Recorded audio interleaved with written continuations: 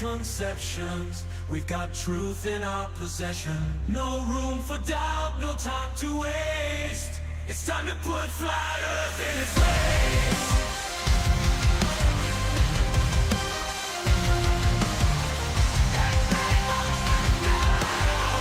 Here comes the Smackdown.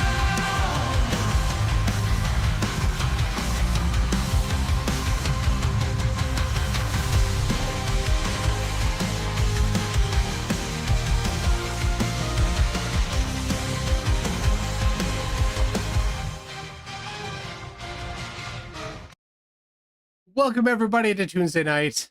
I'm your host MCToon for this wild ride we're about to have through a flat Earth Discord server. About 6 months ago, I went to Antarctica, and I have, before I went, had some conversations with them, and haven't had a whole lot of conversations since I got back. And this hopefully is going to be something that is quite interesting for us all. The link to the Discord server is in the description. It's called Earth Awakenings. It is run by a guy who calls himself Geo. And here is the Discord server. And I'm going to just pop in right now and see how they do.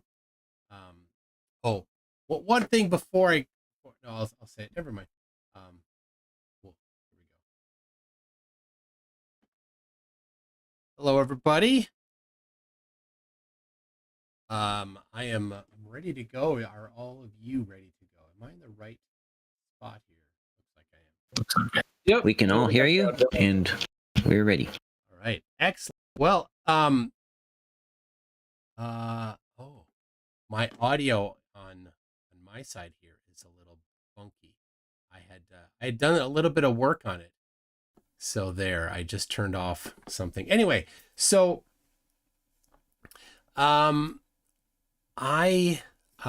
before I went to Antarctica, I came on this server here twice, specifically to ask about the trip. The first time I asked if anybody had any ideas or thoughts or suggestions for experiments that I could do when I was there. I did not get much feedback. One guy named Napalm suggested that I just walk straight south for a while. Which would certainly end up as a toon-sickle, if you will. They would have had to fly me back in a box. So that would not have been very fun. Then a bit after that, I had put together a list of, I think, 16 experiments that I was planning to do on the trip. I presented several of them and asked for feedback, asked for specifically, am I getting the flat Earth position correct? And nobody had any feedback on me. Nobody sent me any information about how I got it wrong, how I got it right, or anything. So I take it that they were fine with the flat Earth positions that I had done. I had simply taken physics, math, optics, geometry, and applied them to flat Earth. The claims that the flat Earth community has made for the last 150 years. I have a stack of books here. I referenced them, as well as about 10 years of videos on YouTube talking about the position of flat earthers. So the position being, the dominant position being that the Earth is a circle, often referenced the Bible in Isaiah 40:22, saying the word circle, taking it to be literal. And then that the North Pole's in the center and the sun does orbits around the North Pole. It circles around the North Pole, and it increases and decreases the radius of its movement.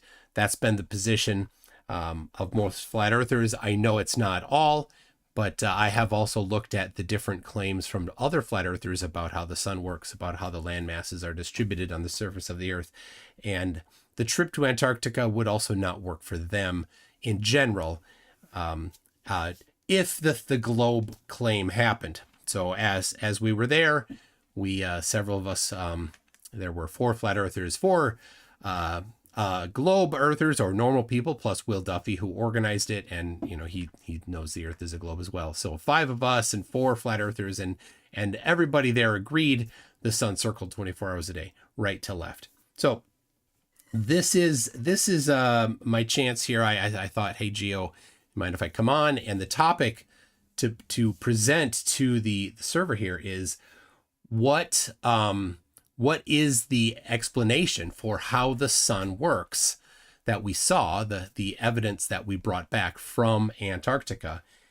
And so that's the topic on the floor here. And I will give you one thing here. What I recorded myself is this link here that I just dropped into the Discord chat and the YouTube chat. That is a Insta360 camera that's following the sun. The full 24 hours, 30 frames a second video is also on my channel there, that very same channel. If anybody's curious, they can look at the full 360. And if they really want, if you're interested, I have the full raw videos. I can get them to you, the ones taken directly off the Insta360. So there's no YouTube compression added to it. So anyway, there's my introduction. So I'm just curious then if any flat earthers have any explanation for how this might work on flat Earth. So, and this is a stage, right? So only people, if you're interested, you didn't need to request to come onto the stage, and Geo will help you to get in so that you can ask or present what you think is the how it works on flat Earth. Oh, and Brenda is asking to be unbanned. I think, I don't know what happened, but you know, I know Geo, you like to be fair. So just, moving that request on for you, Geo. I do see somebody said we need QOP, QOP. I have spoken with QOP, and, I don't know. I don't know how serious QOP is. People think that QOP might be faking it. So Matthias says the sun did exactly what was presented in the Duffy versus Sean debate when Sean presented the model. Well, if you have that, Matthias, if that's how to pronounce it, you feel free to pop in and ask Geo for the floor, and we can talk about it. Let's see. Duke Nukem, no, don't do that. Anybody? Well, we got nothing so far, but we do have, oh wait, we have Allie. I don't know who Allie is, ALI, and then I also see Jesse. So Jesse and I could have a little chat, or Allie and I, while we're waiting. Yes, yes. All right, Allie, is that the way to say your name? I am Arabian, Arabic, Muslim. Okay. So basically, I'm a flat earther by nature. Okay. Yes. So basically, who funds you actually? Mr. What's your name? MCToon. You can call me. Who funds you? Who funds me? Well, I have a full-time job. I write software, and YouTube does give me ad revenue and things like that, so I do get a little bit of money there. Interesting.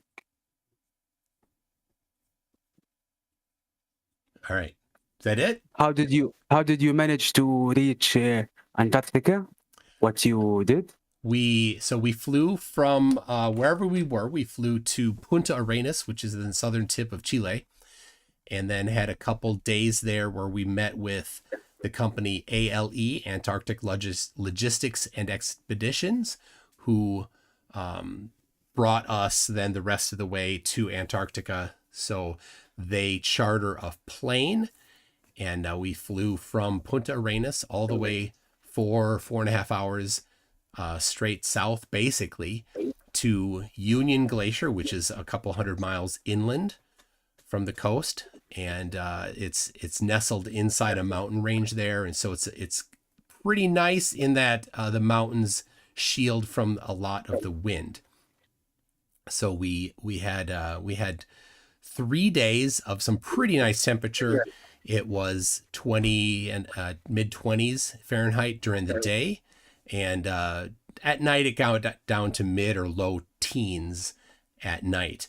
but at night it's still, the sun's up the whole time. You go outside, you get sunburn. So I'm putting sunscreen on at 2 a.m. to go outside. So, yeah, that's how we got there. It's anybody can go if they want. ALE, you just Google Antarctic Logistics and Expeditions, and you can find their website, and they'll bring you. Yes.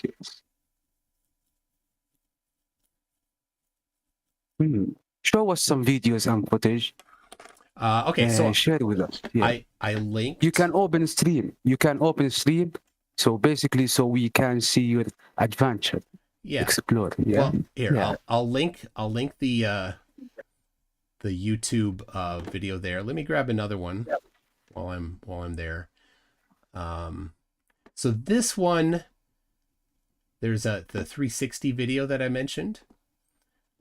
So I'll grab this. This is a little harder to do. I can't stream this. You have to pull it up on a desktop computer, or maybe I think you can do it on mobile as well, and then like look at it in 360 degrees. So there you go. I can. So Al, yeah, Gio? no, go ahead. Okay. So there's that particular thing. So a couple videos there that you can look at. Several others have posted videos as well. Dave McKeegan has, if you want to look at some of his that he's put out. I have several on my webpage, or sorry, on my Conspiracy Tunes channel as well. So this isn't really a let me just show you everything about the trip. That's not what this is about. Yeah. So as I remember, and sorry if my English is very bad since I'm Arabian. Okay. As I remember, you need permissions to visit, to explore, to make adventure. Nope. And I also read some articles. It says that you need permission and you need to be allowed, since the human being, they cannot go to these places for ecosystems, for safety. Is that true? That is incorrect. That's incorrect. That is incorrect. You can go, and the Antarctic Treaty says that if you're going to go, the rules are that you need to tell the other signatories of the treaty who is going. That's it. You don't ask. You don't ask for permission. You tell the other signatories that you're going. And so the point of it is that it's all open, so that people don't just show up unannounced, and people don't mistreat it. So the rules are also like you don't litter. So when we were there, even though it's snow all around, and you might want to cut a whiz on the snow or the ice, you don't. They say don't do that. They have bathrooms there that we went in, and even somebody spilled a can of pop, and one of the employees of ALE is like, oh, I'll clean that up for you. And he went and he got a scoop of some sort, and he scooped the pop out of the ice. It's we call it snow, but it's really just ice crystals, and scooped it all out until he got down below where the pop was, and then he disposed of that. He might have put that right into the urinal. So interesting story, interesting adventure. But the question is, my lovely friend, that you guys care about the species and care about the animals in Antarctica. At the same time, you don't care about the people that you are bombing in other countries. So that's a double standard. That's a big lie. I wasn't bombing anybody. So you're a Zionist. By your face, I can see it in your face. You're a Zionist. You're lying. Oh, anyways, turns out I'm not a Zionist. But anyway, Yeah, let's not. Yeah, let's maybe try to keep it on topic. Well, Ali, what is your position on the 24-hour sun in Antarctica? Did you think there was one? Is not one? What is your position on it? I want the scientist who been to Antarctica to show us a video about the 24/7 sun. Yeah, I there is no any evidence. There is no any video about it.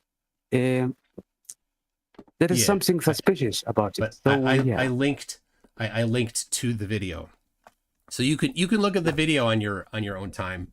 Where did you drop that link?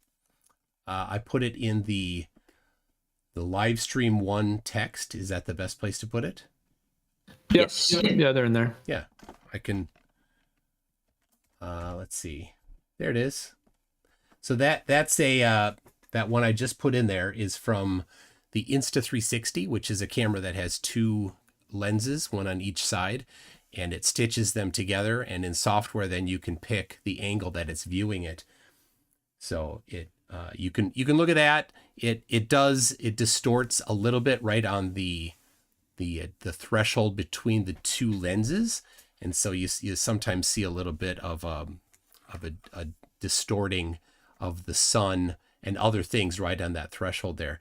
But to counter that, we had a total of 3 of these cameras running simultaneously. This is one that ran later, but for the main portion of the time we were there, we had 3 of them, and 2 of them were specifically offset, rotated from each other, so that the stitch line where the cameras would stitch was 90 degrees offset from each other. So there was never a moment where the sun was on a stitch for both cameras.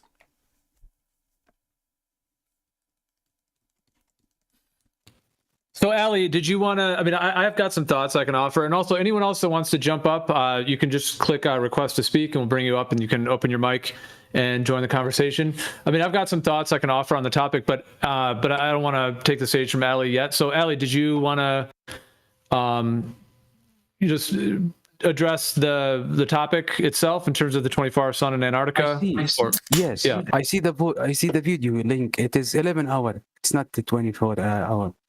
So you say 24 hours sun, but at the same time there is 11 hours. YouTube only allows you to upload a single video that's 12 hours long, and my video was over 24. It was like 25 or 26 hours, so I split it into 3 parts. So if you go onto my channel, you can find the other 2 portions of that video.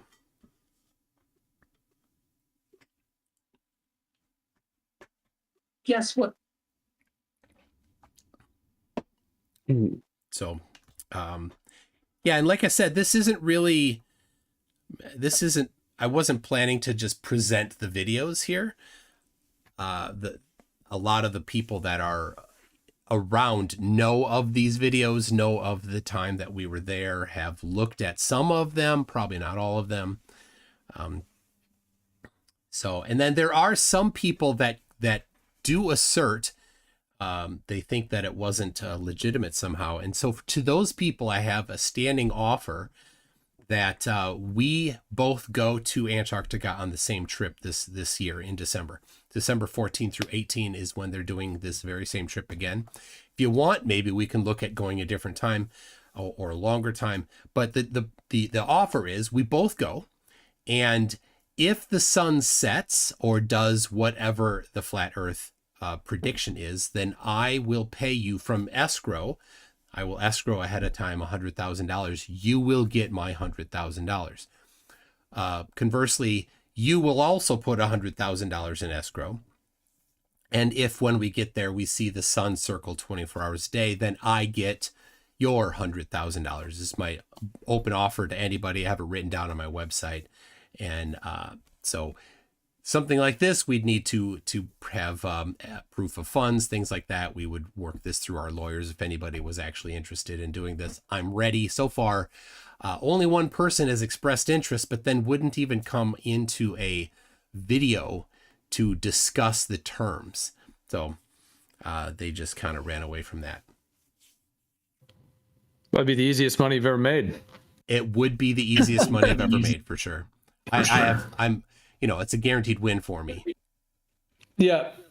Are you planning to go back? Is that the plan? Or well, this is my sly attempt to go back.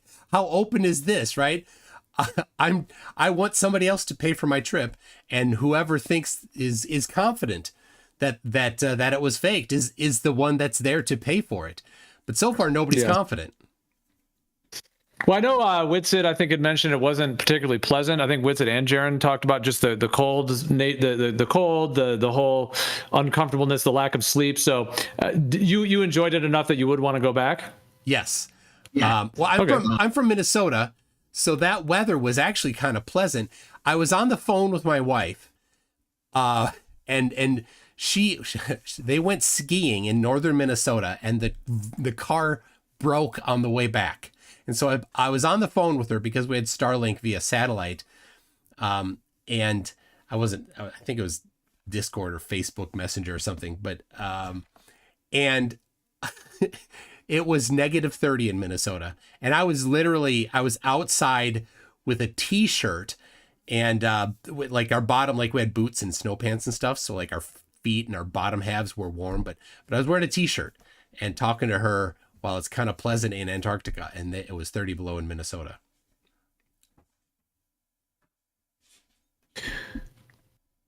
Gotcha. Well, yeah, it'd be interesting if you end up going back. There's also Mount Vinson. I don't know if you'd ever want to, there's a trip, I think, where they take you up to Mount Vinson. You climb up. That looks beautiful, going to the peak. Yeah. There was a crew of people on our second day that returned from that trip. I think it's Mount Vinton with a T. I'm not certain though. Anyway, yeah, a group of people, like 30 or 40, that had gone to summit that. So they actually fly from Union Glacier up to a base camp that's like 6,000 feet up, and then they climb the rest of the way up to the top with guides and stuff. Yeah, because I've seen a lot of footage from up there. Because when I was first looking into all this, I was looking at footage up at that campsite and, trying to see the position of the sun. And I was able to find it in northeast, southwest, in all four positions. So, yeah, when I was looking over all the footage. But, so let me ask you, what have you looked into what do you think about the two-pole planar Earth maps and projections? Because... Well, let me just say, I'd like to hear your thoughts, but I'll just say real quick. So, the whole azimuthal equidistant map, that's centered at the North Pole, it's like an AE projection from the North Pole and then goes out, obviously, in the concentric circles. And that is kind of what's been presented as, the flat Earth, quote unquote, and the Gleason's map and all of that. But that is a projection from the North Pole. There are other projections where they project it like these equal area projections from the equator that basically projected from the equator, where you end up having essentially it's like you have two AE maps. You have one for the North Pole, one for the South Pole. And from the South Pole, you would have the concentric circles going out, and then it would meet at the equator. The line and everything would be straight there. And then the North Pole concentric circles would come out and also meet at the equator, which is similar like the way an electric field functions, like the actual field lines of an electric field. So yeah, I was just wondering what you have, if people have brought that up to you or what, because when you have two poles in the sky, the North Pole and South Pole, and the straight line at the equator, and then the two 24-hour suns 6 months apart, if you have consistent GPs, ground positions of stars, you could put little flags in the ground for every GP of every star, and you could put one for the sun, as well. That would make two vortices, the clockwise and counterclockwise rotation, on the ground. So that would then imply that the ground would match what the sky is in terms of the two poles. So I just wondered, what your thoughts were on that. Yeah. So I saw that map back in 2018 when I was on the Flat Earth Society forums. They like that map a bit. A couple people on there. In fact, here's a map that was from a guy named on the Flat Earth Society server called Sandokan. That was the map that he did. So that's a bipolar map, like you mentioned there. And there's another one I'm looking for that I'm not finding at the moment. But this one I just posted is one of them. This is there you go. Yep, that's the one I was looking for. So that one, of course, you got a couple problems with that. As soon as you do that, now you need the sun to teleport across, to Pac-Man from one side to the other. The flight from Santiago to Sydney that Critical Think took doesn't. I don't know how that would work on this particular map. That doesn't work at all. So you do get a little bit of a, like, maybe you could sort of say that the sun would circle you in Antarctica, but you get a lot of other things that suddenly don't work at all. So the sun position from everywhere else is even worse than on the AE map, and travel distances don't work. And then either the water falls off the edge like the old mythology flat Earth, or you have to have the Pac-Manning from one side to the other with magic portals of some sort. So, I mean, if anybody thinks that is more reasonable than something else, good luck with that. Well, I was just asking what your feedback or thoughts were on it. The biggest issue, one of the biggest ones, is that when you're traveling west on the equator, like if you were to go be in Ecuador and you went straight west, what would happen? You know, would you would you loop around or teleport to the other side? Would you? Some have said that there's another ice wall that surrounds that hole, like that 2-pole layout. And then you would have another ice wall that would not be Antarctica, but would be another ice ring around the whole thing. Well, then, that would hold the waters in. Then how did Japan bomb Pearl Harbor if there's an ice wall around it? Right? There's no way to go from Hawaii to Japan on this map in any sensible manner, because you've got Hawaii on the top left of this map, somehow farther away from the equator. Hawaii is farther away from the equator than Minnesota on this map, by the way. And then Japan is over on the right side here. So you wouldn't go west from Hawaii. You would go east from Hawaii to get to Japan. You would fly over Canada, over the North Pole, over a big slice of Russia. So that doesn't work at all. I mean, if you want something that has less problems than the AE map, not more, and I think this just gives you a lot more. Yeah, and if you traveled west on the equator like that, obviously on the globe you would end up in Indonesia, whereas on that you would, if somebody says there's an ice wall around it, you would hit an ice wall, or there would be some kind of a Pac-Man effect, which is unlike anything in reality we know to exist. So if that did exist, it would be of another nature, of some other type of physics or something that would. I know Arwen's referred to like a looping idea, like maybe not as much of a Pac-Man, but like an infinite loop, which I think is interesting as like a concept. I'm not trying to disparage when he's mentioned that, but I mean, it has a bit of a science fiction quality in my mind to it, like an infinitely looping kind of realm or something. So yeah, I'm not putting that forth. I'm just saying those are, that is what's implied with that type of a layout, is there would have to be something with that east-west circumnavigation. I just put my favorite one in there from Daz Nez, or Darren Nesbitt, and it's the diamond map there with the Earth on literal pillars. It's also got a Pac-Manning issue. Yeah, there's it's almost like a Mercator, but a little bit similar. But yeah, I've seen some of the projections that are similar to that. I have a question. Jesse. If you don't mind, sorry, go ahead. It's quick. On the dual pole map, wouldn't there be a variation in distance between the equator and, say, the next line of latitude, depending on your longitude, which obviously we don't measure?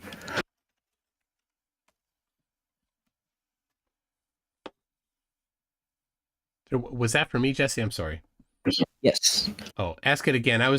Allie had posted a manipulated picture from the moon that's got that some flat earther appears to have put the Earth in the background there fraudulently. So anyway, ask it again. I'm sorry.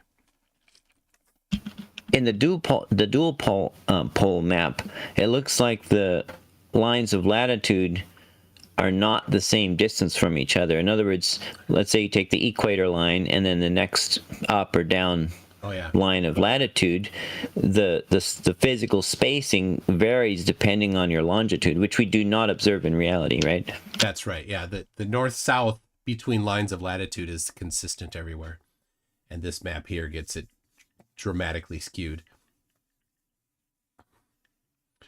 Okay, if you don't mind, you say like the Pac-Manning, it's you're like dismissing it so readily. My question is why? Why like this infinite looping, this wraparound effect? Why is it being dismissed so freely? Well, I mean, if there's any evidence for it, that'd be great. But since there's no evidence for it, I can freely dismiss it. It seems to be quite a comedy. If anybody actually has any blind faith in that, you go ahead. Yeah, it's a pretty, I think it's kind of a funny position for people to take, and I don't know. It's hard to tell the people that take that position because they're serious, or the people that take that position because they're just poing, pretending to be flat earthers and just trying to make flat Earth look silly. Okay. If there's an optical illusion, but you don't have the means to detect the optical illusion, how do you know if there's an optical illusion? I don't know. I don't know what that has to do with the topic, though. Well, the topic is like if there's this wraparound effect wherein you have the ends of the Earth, merging in under that's undetectable to our senses, right? It would be an optical illusion. It would be not just an optical illusion, it'd be an illusion of every one of our physical senses. But if we can't detect it, we can't discard it, right? So for you to discard it without the means to detect it is a little presumptuous. No, it's this called that which is asserted without evidence is dismissed without evidence. So if you think it's the case, then present evidence for it. But if you just have a blind faith in it, that's fine. You can have a religion about the physical reality, but it's a silly thing, I think, to have a religion about physical reality. I disagree with you. I don't think it's silly at all, because the reality comes from this like supernatural entity, the prime mover, the creator that created it. So to take what he said is not silly at all. It's just like going straight to the source. But we can disagree on that. That's fine. But he didn't say. Gnostic or whatever. To my knowledge, there's no evidence of he, the creator, whatever you're talking about. It's certainly not in any of the holy books I've read about a magical portal in any of those holy books. So maybe you have a different holy book than the ones It's in the book of Enoch. It's in the book of Enoch right there. Magical portals. Yeah, it is mentioned in the book of Enoch, like the 8 or 9 gates, what have you. But that's not what is being discussed here. It's not a magical portal, right? If it was a magical portal, it would be this thing that's like magical portals have like physical manifestations, right? There's phenomena attached to them to say that this is a portal, right? But if it's just like this blending, this like inscrutable, ubiquitous blending of reality, then it wouldn't be a magical portal per se, especially if it's along the entire edge of the Earth, right?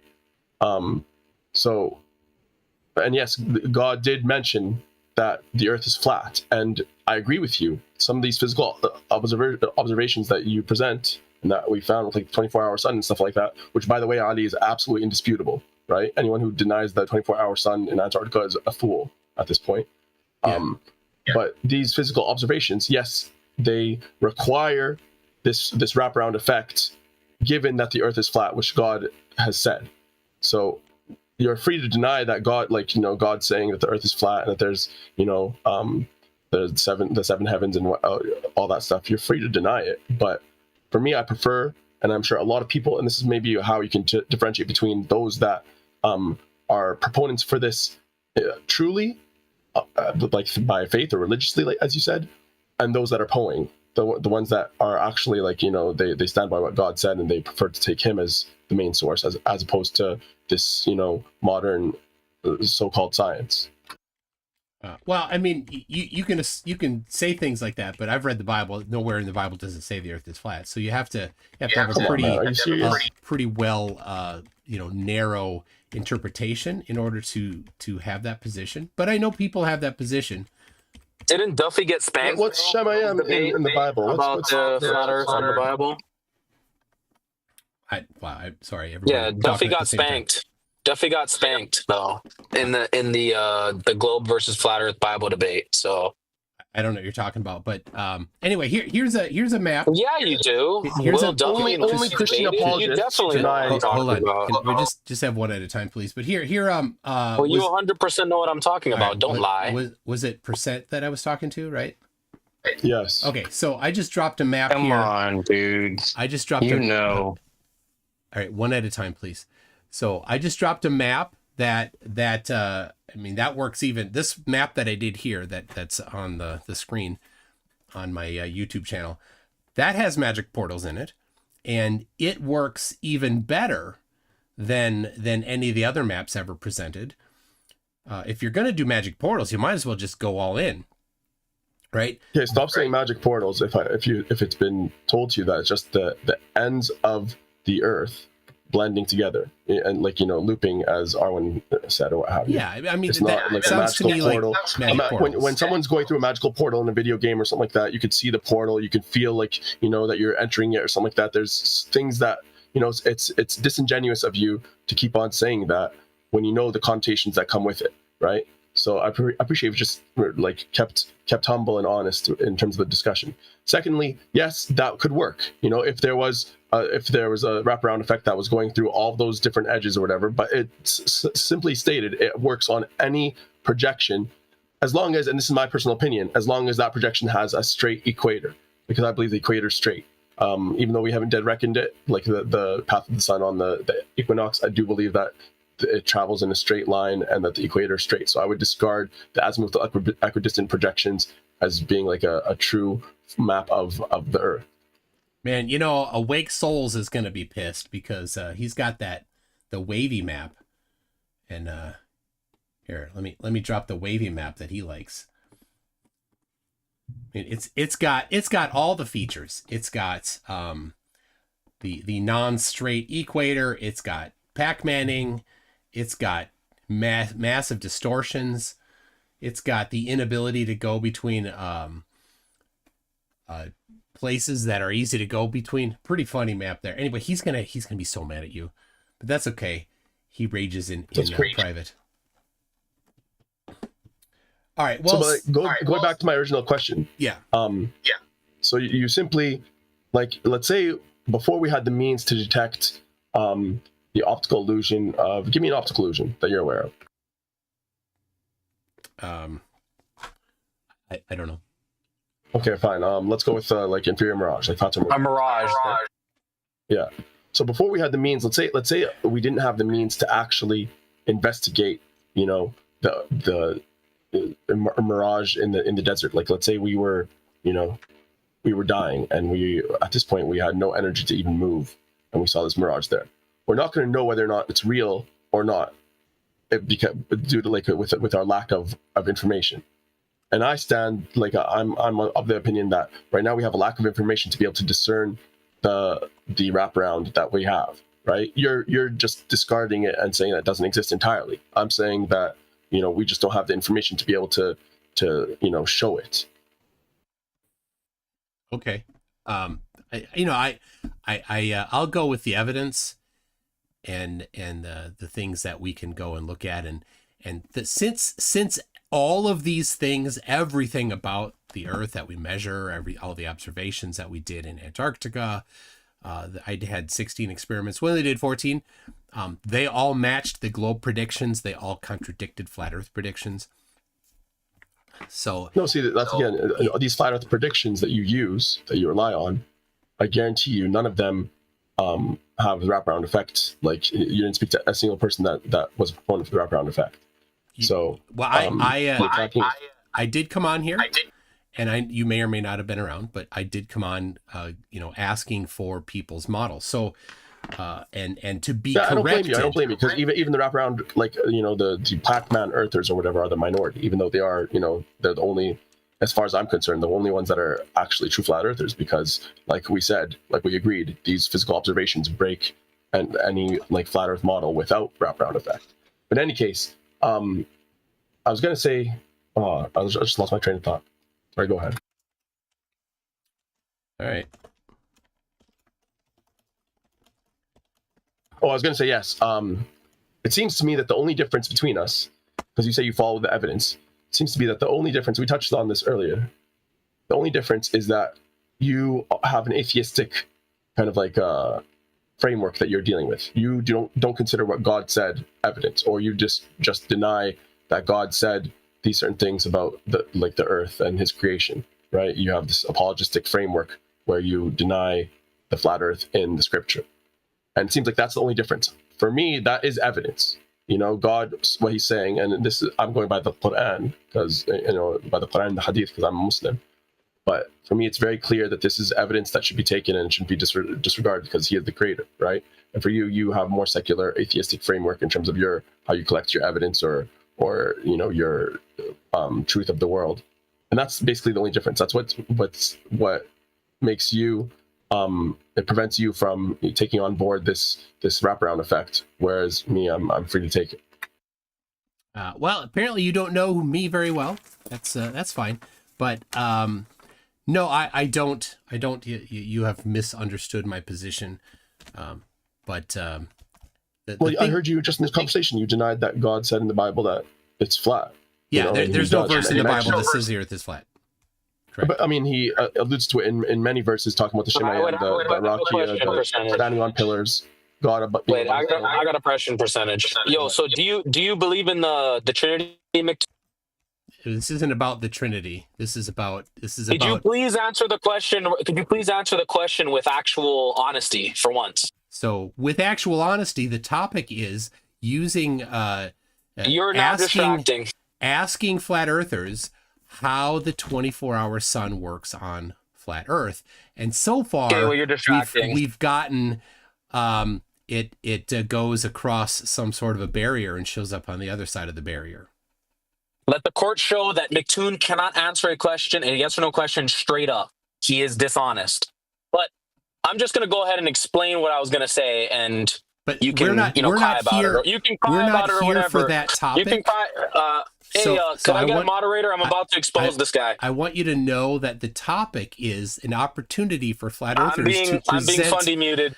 Present how the flat Earth model explains the 24-hour sun, and you seem not able. You don't seem able to address the topic. That's fine. Maybe you want to come back when the topic is something else. Enough filibustering. Can I finish my statement? If you don't mind, I'd like to see where he goes. Finish my statement. Yeah, can I finish my statement? No, I'm here to ask you. Let the court show he's dishonest. He will not let me. Hold on. I reckon that I'm going to be disagreeing with him, so just please allow him to finish. Yeah, just hold on. No, I muted you. You're being really disruptive and attacking and kind of belligerent. Please don't do that. If you want to have a chance to join the convo, you can do so. But I think Percentage was actually talking with him, so if you can chill for a sec. And we can go one at a time at the very least. I'll unmute you, but come on, man. We got to go one at a time and have a cohesive. Okay, so here's the thing is, Percentage let me go. I said, can I speak to MCToon? MCToon was actually interrupting me. I was in the middle of my statement. He began to funny mute me. So you're incorrect about what just happened. But it's neither here nor there. I don't really care. I'm not going to hold a vengeful grudge. But I'm assuming MCToon does believe in the Trinity, which is not outright stated in the Bible.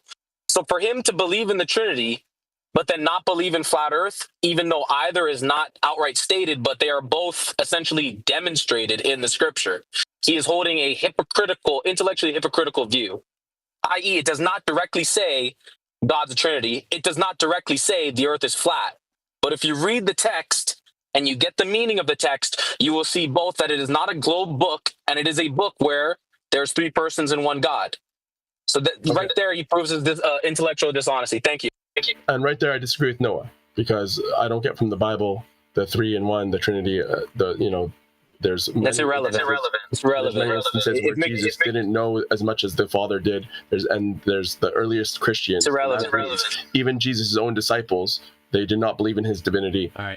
That's irrelevant to MCToon. That is irrelevant to MCToon. Oh my God. It's irrelevant to what MCToon believes. No, but you're saying it goes with the scripture. I'm disagreeing with that. I think it's a false analogy.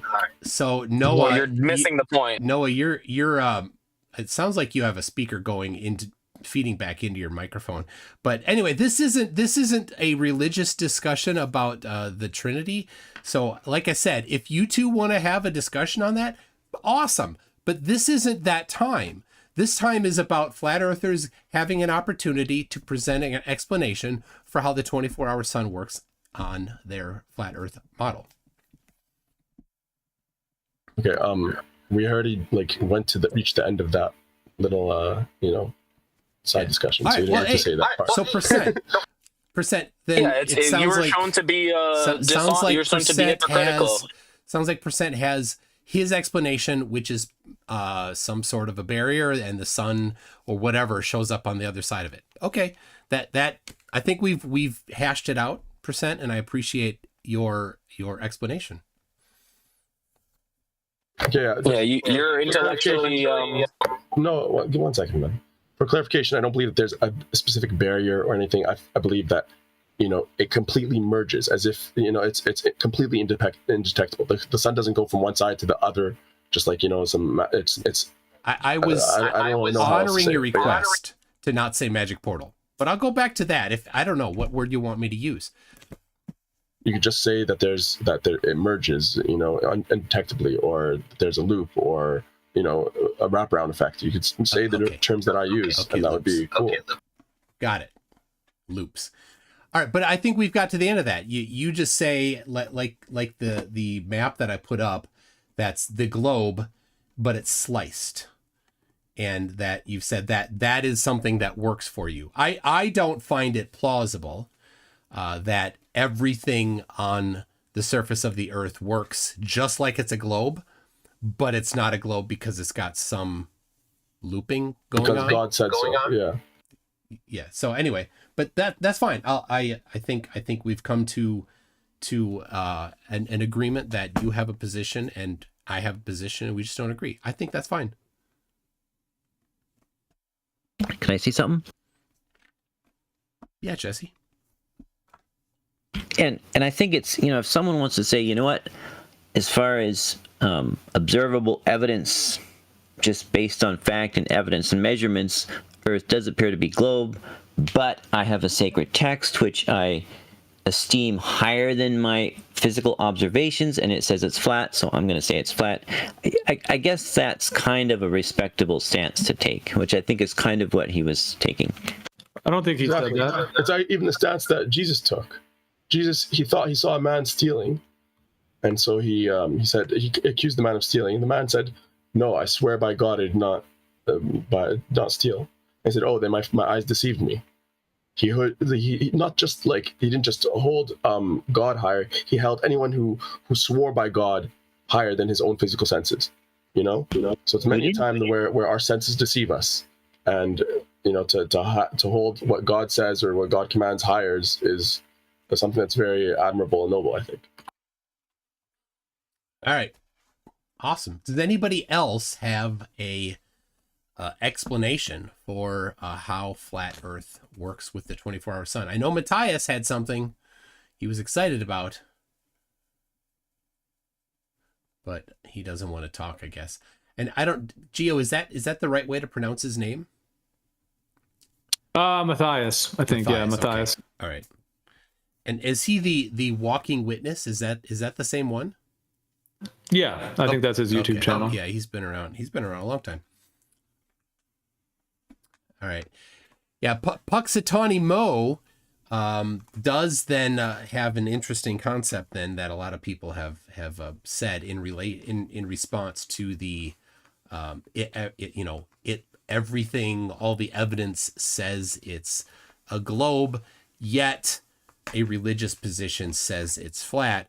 Then what the next conclusion is, then God must be lying and deceiving people into making it look like a globe, even though it is flat.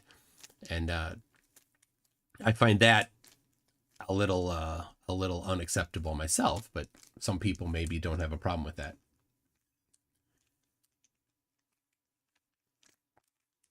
I think the problem you're having with participation is that for like the last 10 years that I've been in the community, that I didn't really see a high demand of people saying that the counter-rotating sun or any kind of observation in supposed Antarctica, like the flat Earth was contingent on a specific observation. So like it's kind of like you're fulfilling your own demand when that's not really what most people thought anyway. Like they didn't have the information, and they didn't have any kind of like expectation about the information. Like we don't have independent exploration over so much of the Earth, or the means in collaboration within each other thus far to really, give you some kind of like fleshed out answer. It's not something I think anybody or most of the people that are in this community would even want to take on. Like it's a larger question than like you're kind of putting forth. Like I don't know anyone here in this room, well, except maybe one or two, I guess, that would even say that flat Earth is, is contingent upon X observation in some like a location that very few people have been to at particular times of the year, supposedly. I get what you're saying there, but I have 150 years of writings from flat earthers making very specific claims about Antarctica, and 150 years of literature from flat earthers says that that's fine. Claims that the sun does not do circles around your head while you're there. It claims that the sun does set. So it's very fair for me to take 150 years of flat earthers' positions and say, okay, that was shown to be wrong. Now, I don't care whether or not it's contingent for any particular flat earthers' belief system. I see that. The thing is, if you make a claim, then it needs to match reality.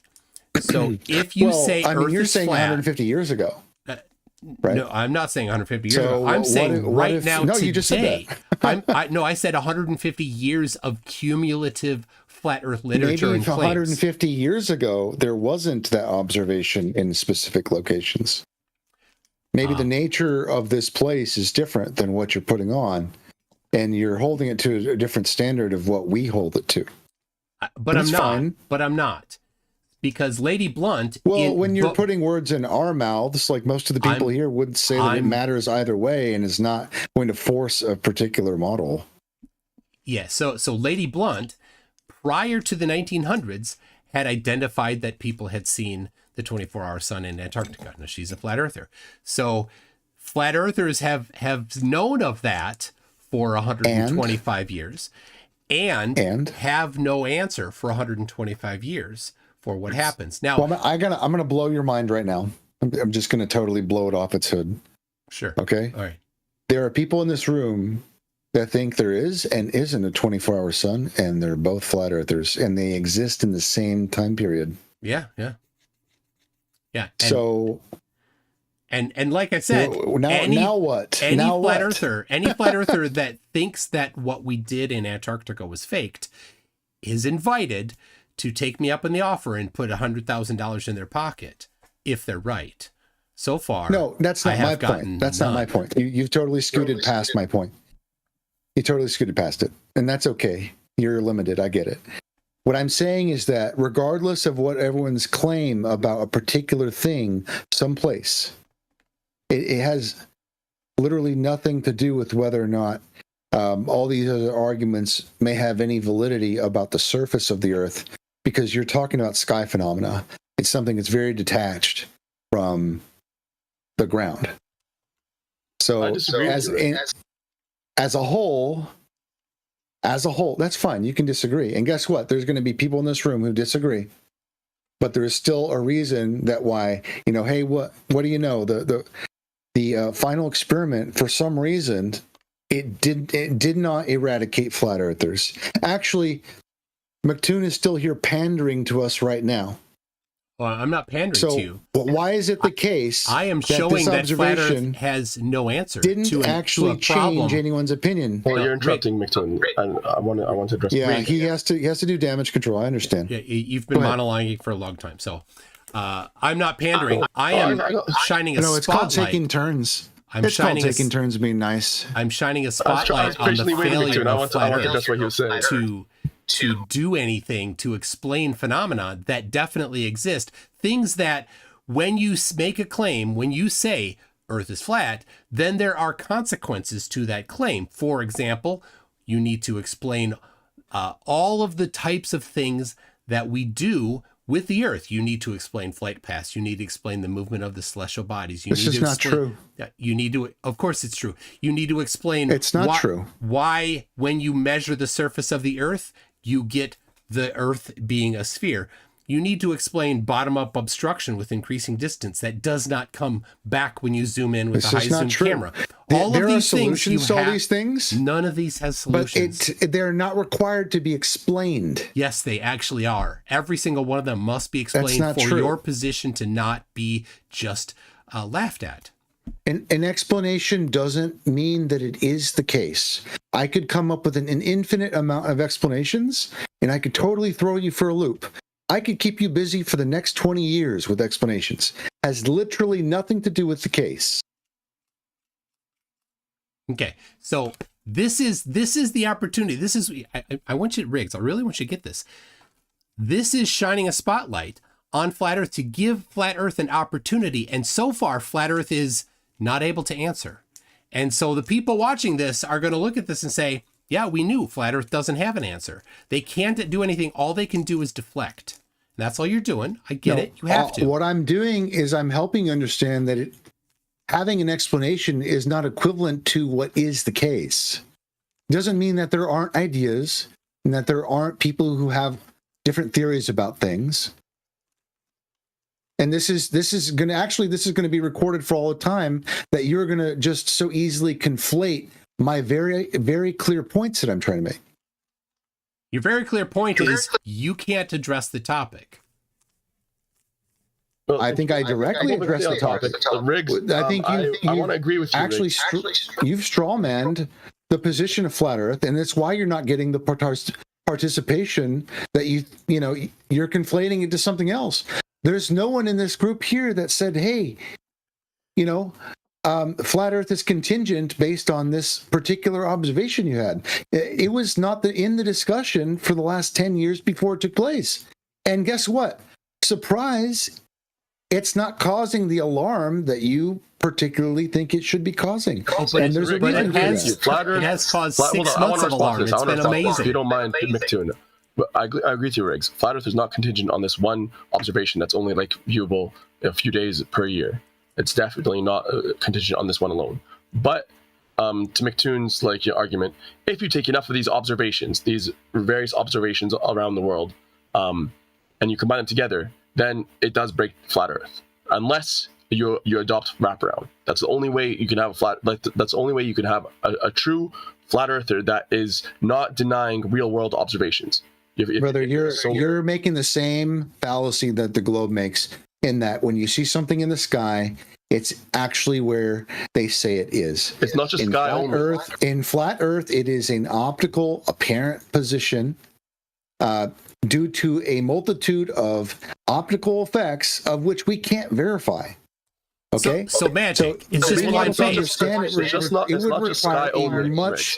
If you have a dipole with any sort of projection, any map that's flat Earth map with a straight equator, you have shapes that are like freight liners and stuff like that go across the Pacific Ocean, and they would be popping out the other side of this flat Earth. If you don't so you have to adopt the wraparound effect. If you don't have a straight equator and you have a curved equator with the azimuth equidistant type of projection, then you have people can be going on expedition. They could be going south from different parts of Antarctica, and they would get closer and closer to each other. Right, you would see that if they recorded the sun in the same position per day, they would see that it is getting more and more even as it settles on the Tropic of Capricorn or Tropic of Cancer or what have you. So it's not just you're doubting your optical observations, just things in the sky and stuff like that. No, it actually translates to real world, on the ground data. Well, thank you. Yeah, I disagree with you. Now, when we were there, we didn't just see the sun. We actually measured the surface of the Earth. And it was one of the things that I covered when I was in here before we went. And Jesse is here. It was actually his idea to measure the distance between lines of longitude. And I did that in 2 spots, in both Punta Arenas and in Antarctica. And it was it's a pretty cool idea he had, and a pretty cool experiment that we did. It didn't. I'll tell you, it didn't match flat Earth. Or it did with wraparound effect. Well, yeah, But, if you're gonna go with that doesn't crap argue on it, against yeah. what Riggs was saying exactly, because a line of longitude based off of based off of sky, like observations, like optical observations, I should say. Yeah, but it's across the surface of the Earth. We actually used a trundle wheel. We measured the right along the ground there, and we measured a percentage of the circumference of that line of longitude. That's what we did. So you can make excuses for how that line of longitude was determined, but it's not going to get you anywhere, because people looking at it say, well, yeah, that definitely works. You can't run away from the fact that we can get our position on the surface of the Earth accurately. However we do it, we know for certain where we are on the surface of the Earth.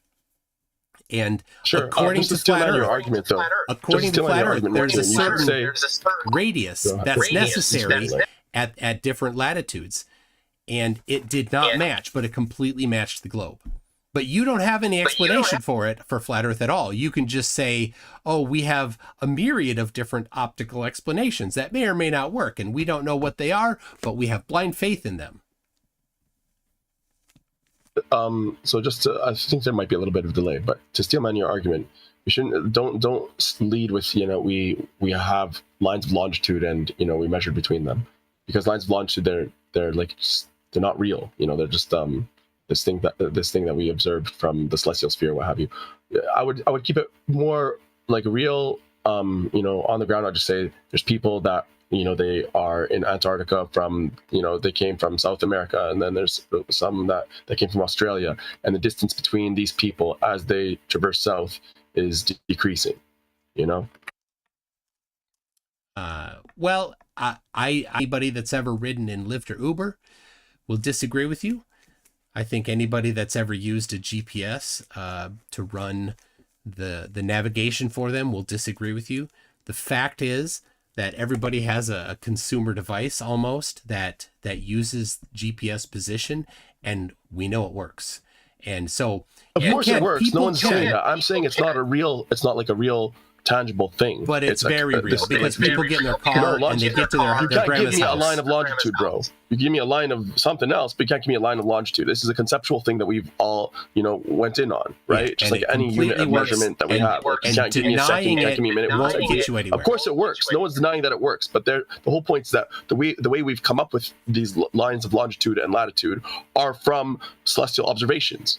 And Riggs was he was rejecting celestial observations. So I'm saying, to steelman your argument, it's better to just keep it on the ground and don't refer to latitude and longitude. Just talk about how the distance between different people that came from different places is decreasing as they travel south. All right. Well, thank you for your suggestion there. Unless you can show me how we came up with latitude and longitude without the celestial observations. Like, did we look at something on Earth or something and find latitude and longitude? No, it's from the celestial sphere. It's definitely from celestial observations and completely reliant on the Earth being a globe. No, that last part is Slytherin. Oh, it's absolutely. I've had a $10,000 challenge to flat earthers to do celestial navigation using only flat Earth, and nobody can do it. For $10,000, do it with flat Earth and wraparound. Entry is free to enter, and nobody can do it.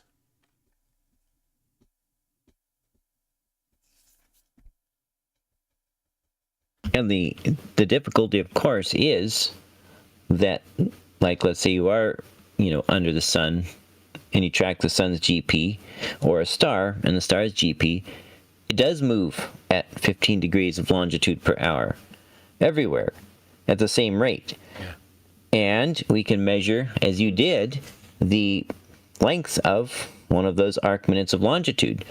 So the sun would have to be like speeding up and slowing down to try to make compacted spots and stretched out spots, which makes no sense, because at every moment, at 24 hours a day, somebody somewhere could be measuring the angular rate of the sun, and it's always the same. It is not changing. So because it does not change, the lines of longitude are evenly spaced all the way around. Yeah, let's talk about that, actually. That's a perfect thing for what I wanted to talk about. Sunrise and sunset times in Antarctica. They actually don't match the globe model. I posted all the appropriate information in the chat. It's from a Quora post by Michael Brenner. I can go over one real quick here, just to give you an idea what we're talking about. So it's at a place called Sine 4 and Troll Station. For starters, Troll still experiences a midnight sun, while Sine 4 close by seems to have already a limited day length of 22 hours and 37 minutes and 1 second. So where It gets really out of whack where did you post when this? you look at solar noon, sunrise and sunsets. Solar noon on February 2nd is 6 hours and 22 minutes later at Sine compared to Troll, allegedly just 119 miles away. Where did you post So this there's so I can multiple look at discrepancies like that. it? Can you Those are from timeanddate.com, inappropriate, places where you'd look that stuff up. can you just post Yeah, I just them for me, reposted. please? Yeah, I think he posted it before. I just reposted it. Is it? I think that's the one, right? The article you're referring to. What do flat earthers think about Antarctica from Quora? Yep, there you go. Yep. All right, so you're saying, all right. Oh my gosh, this is a wall of text here. I'm not disputing what you guys saw. I totally believe what you guys saw, you and Whitsitt and Jared and everybody that went there. Yeah, I don't doubt that at all. It's just interesting how there are other locations in Antarctica that don't support the idea, and that there's places that have 24-hour sun that are just 119 miles away from places that don't. Okay, and so did you look at the globe prediction for that latitude longitude? Yeah, all that stuff is in with the should be in there on that post, I guess. All right, well, I'll take it and look at it. It's very significant in size. Can't address it right now, and since you don't seem to have the details handy when I query on the specifics, then we won't be able to look at it right now. And you should always do your own math and checks, because Brenner is well known for being wrong all the time. Is Brenner the one that did that documentary? That's the claim documentary. I don't know, but he puts tons of flat Earth stuff on Quora. Yeah, I think I've seen him before on there, and he struggles a little bit. So anyway, I don't think, but looking at this doesn't seem to be an explanation for how it does work on flat Earth, though. It looks to me like he's just trying to find things that don't work for the globe. And what I've found in all the years I've been doing this, that when flat earthers make claims that this doesn't work on a globe, they've not correctly predicted what happens on the globe. So, but since we don't have the details, we'll have to look at that, and maybe we can bring it up a different time. Maybe I'll do a video on that particular thing there. Sure, yeah, I realized that you were asking for, explanations. I just figured I'd start with the premise that it works on the globe, and I think this is accurate, but I've never been to Antarctica, so I don't know, and it's a giant place, so. Yep. Well, it seems that Matthias is still not interested in popping in here, so I'll address, if I would, just for a minute here. Matthias had referenced. Okay. So basically, you've been talking 1 hour, man. So it's my turn to talk to you. Can I hear the name? What's your name? Mike? How can I pronounce your name? Mike. Okay, Mike, listen, I'm gonna link to you some pictures and I'm gonna ask you, okay? Question. Are you ready? Okay. Are you ready, Mike? Okay. Okay. 1 second. Is this on topic though? This is on Yes, topic. yeah, of course. All right. You better be ready, Mike. Yeah, I'm trembling. Hold on.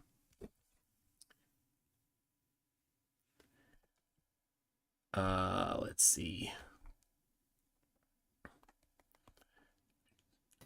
Are you linking them, or I just want to make sure you're putting them in the right spot? Yes, it's loading. Don't worry. All right. So is Morvis? I don't know if Morvis is in the chat or not. If So I was basically, talking with Mike, Morvis if you earlier. Anyway, basically, Mike, if Morvis, you are if you're here, traveling, yes. pop up. Okay, go ahead, Ollie. Okay. If you are traveling, which one of these maps you're gonna use?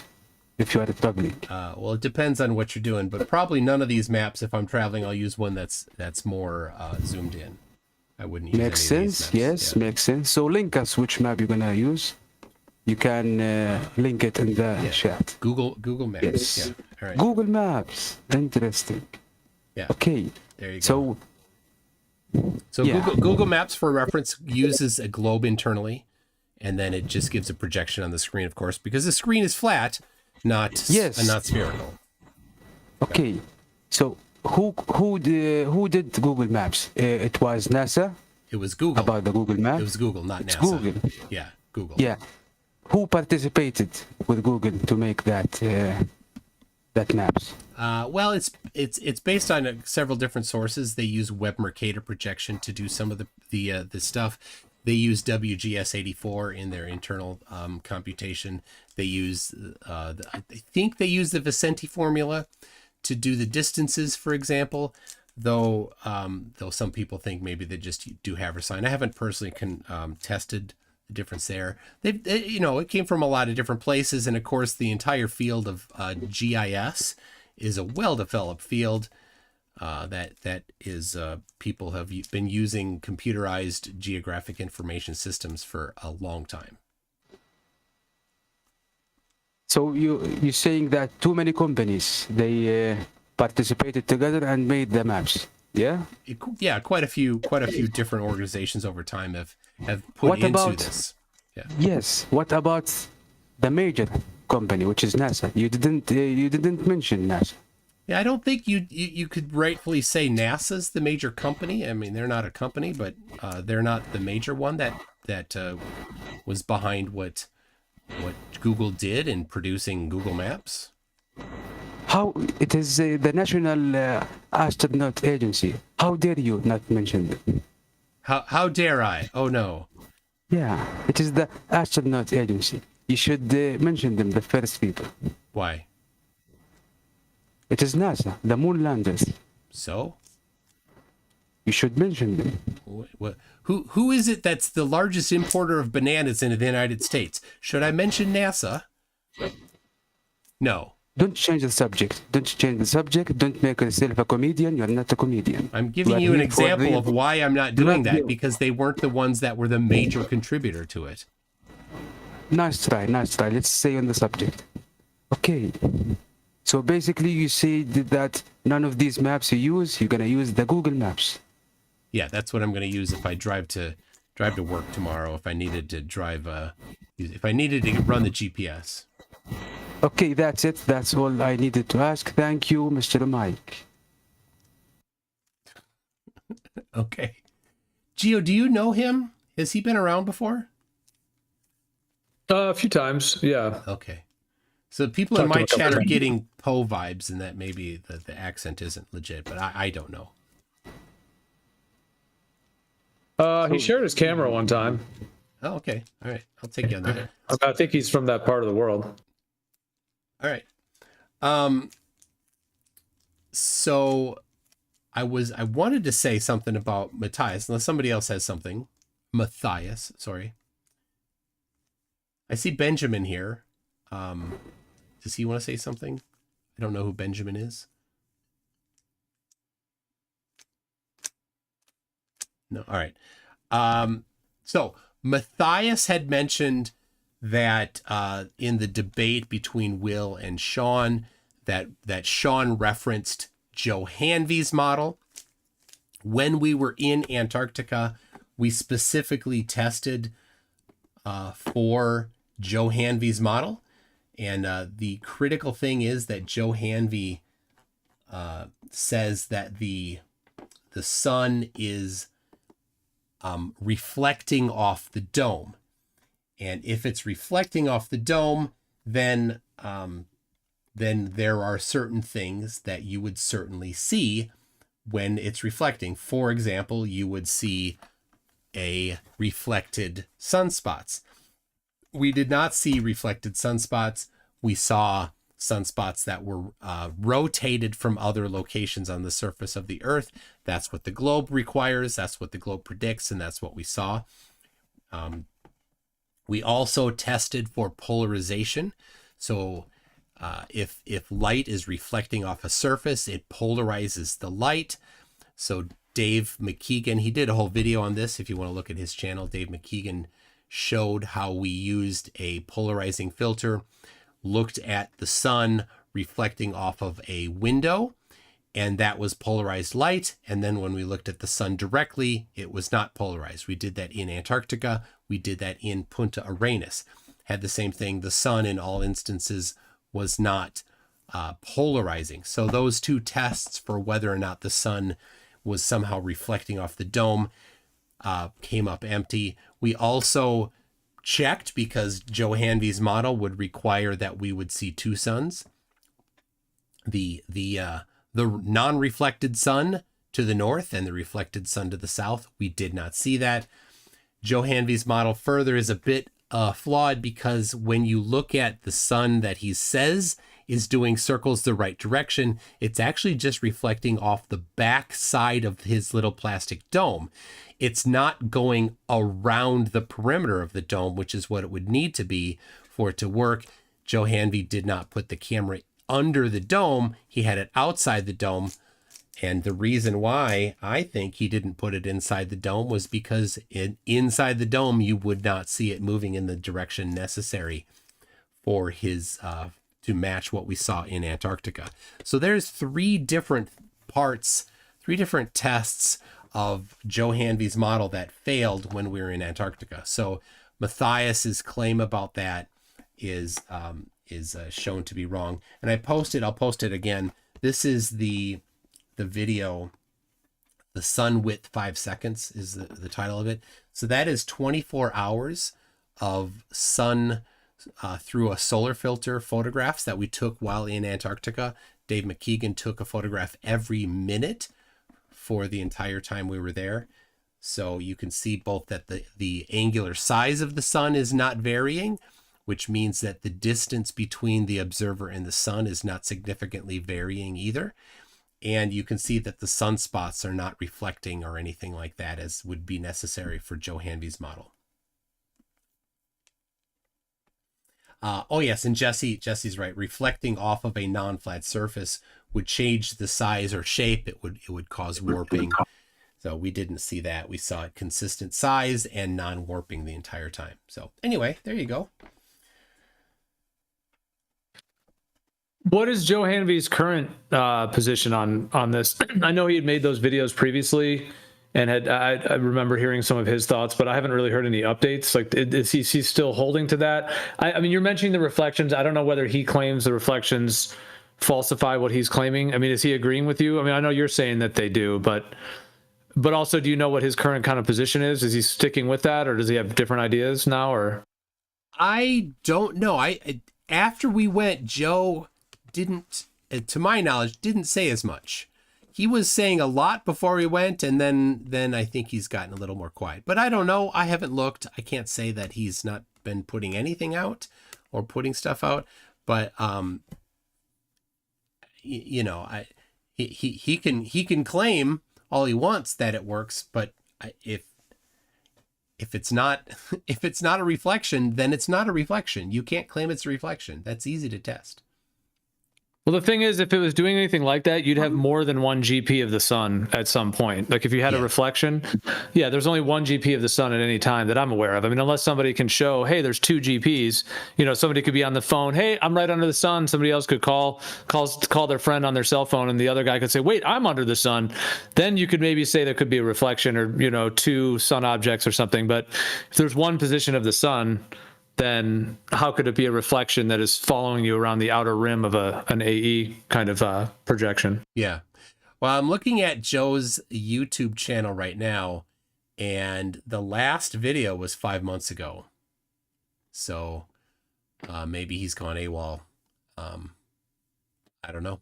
Maybe he's done stuff on Facebook. He also has posted things on Facebook, but he was super brave and blocked me. So, well, one thing I'll say just on this whole topic, I mean, unless you have more on that. No, that's it. But, well, I just wanted to say real quick, I'm going to post in the chat here. I guess I'll tag you in the. So just this image here, and then I'm going to post a second one real quick. I mean, I have not mapped the entire Earth myself. I mean, there's certainly authoritative information out there that one can find about the Earth, obviously, on the internet and so on. But I mean, none of us in here have gone around the entire Earth to map the whole thing. So, I mean, that's a whole discussion and debate of what the whole Earth is and all those questions. I'm just saying, being honest with myself and obviously just intellectually honest in the discussion, I have not mapped the entire Earth. I mean, I have been to the southern hemisphere, as it were, the southern region, but I have not like explored it extensively. I have traveled certain places, but not in any extensive way to where I could know to map the entire Earth. But I posted those images. The first one that I tagged you on basically shows just the coordinate projections, and you have a sphere in the middle there. And then if you map, like in that case, it's like the southern hemisphere of that sphere, you can map the coordinates down to an azimuthal projection of the sphere. And then horizontally, it shows a stereographic projection of a sphere. So that's on the flat wall there. This is at 21 minutes after the hour. I posted it there. So on the vertical wall shows like a stereographic projection of a sphere. And that essentially is what the sky looks like from the ground. You have the two, the northern rotation, the southern rotation, the two 24-hour suns, 6 months apart, and then the straight line at the equator. And so in terms of the idea of the sky being a celestial sphere, it doesn't have to actually be an actual sphere. It can have the coordinates of that stereographic projection above a planar surface. And so my thing on this is that, yes, I have not mapped the entire Earth, so I can't say what, all the layout of the land is and the distances between continents and all of that. I don't have any reason to really question the general layout of like the United States, Australia, South America, and so on. Now, some of the distances would be interesting to validate, but, the way the continents are laid out, obviously flight paths and so on. But I'm just saying that it is interesting that when you take that stereographic projection, you get what we see in the sky, essentially the two rotations and the straight line at the equator. And then I also posted 2 posts later, I posted what an electric field looks like, the field lines of an electric circuit, which match that as well, that stereographic projection. And then on the one on the left there shows just the field lines. The one on the right shows a ferrocell, which uses ferrofluid and shows the magnetic field lines. So I do find it very interesting that the sky seems to match what an electric field line pattern looks like, and how the electric field lines will flow. But none of the sky stuff matches that projection. The sky matches a sphere. Well, it's the coordinates of a celestial sphere, which can also be mapped as a stereographic projection like that. Not mapped, warped to a stereographic projection. But when we do celestial navigation, or when we do the things like that astronomers do, they don't use a projection. They just point it at the 3-dimensional coordinates of the position of the star or whatever object in the sphere. So that field line one that you did there, that top one, that's not what the sky actually looks like. That's not what astronomers use. I mean, if somebody really wanted to, they could, but it's just a projection. It's a warping. And like this one is like the stars at the equator, which would show the two rotations in the straight line. Then I actually just played around on paint and just it's very basic, but I just threw 2 little circles on it. Yeah. So I mean, the sky does have that stereographic appearance. Well, let me see. Sometimes this one isn't terribly bad, but a lot of these pictures where you see both of the poles, that's a severely distorted lens, and so again you have this projection happening or this distorting happening. It's not a rectilinear lens that does that. But yeah, I get what you're doing there, but it doesn't. That's not how we map it. And then I want to say the one that's the magnetic field lines in the ferrofluid. Typically, those happen because there's a ring of lights around the outside. That's why you see that. That's what those lines are actually from. They're not like a single light. It's a ring of lights that's making those lines happen. Well, but the fluid is forming to the magnetic field, and the lights are illuminating the fluid to allow it to be visible. Yeah. Because you're not contesting those are the field lines of a magnetic field, right? No, but I'm saying it doesn't match any flat Earth claim. I mean, you're not actually making this claim because you don't think, to my knowledge, that there's the magic portal Earth. Sorry for using that term, but it makes it clear what I'm talking about. And I don't think you think that there's an ice wall around the bipolar map, right? That's not your actual position, is it? No, I'm not claiming that that's the map of the Earth. Okay. I guess what I'm just putting forth here is not necessarily like a full-blown map and layout of the entire realm to where I could say, hey, here's the full explanation. I guess what I'm just saying is that the observation of the stars seem to fit the same on the micro to the macro, the micro scale, the electric field lines of an electric field, and that stereographic quality of a magnetic field where you have the north and the south, and then the two, like the clockwise and counterclockwise, the two vortices, then the straight line at the center. So I'm just saying that the sky seems to match what an electric field lines can be replicated on Earth.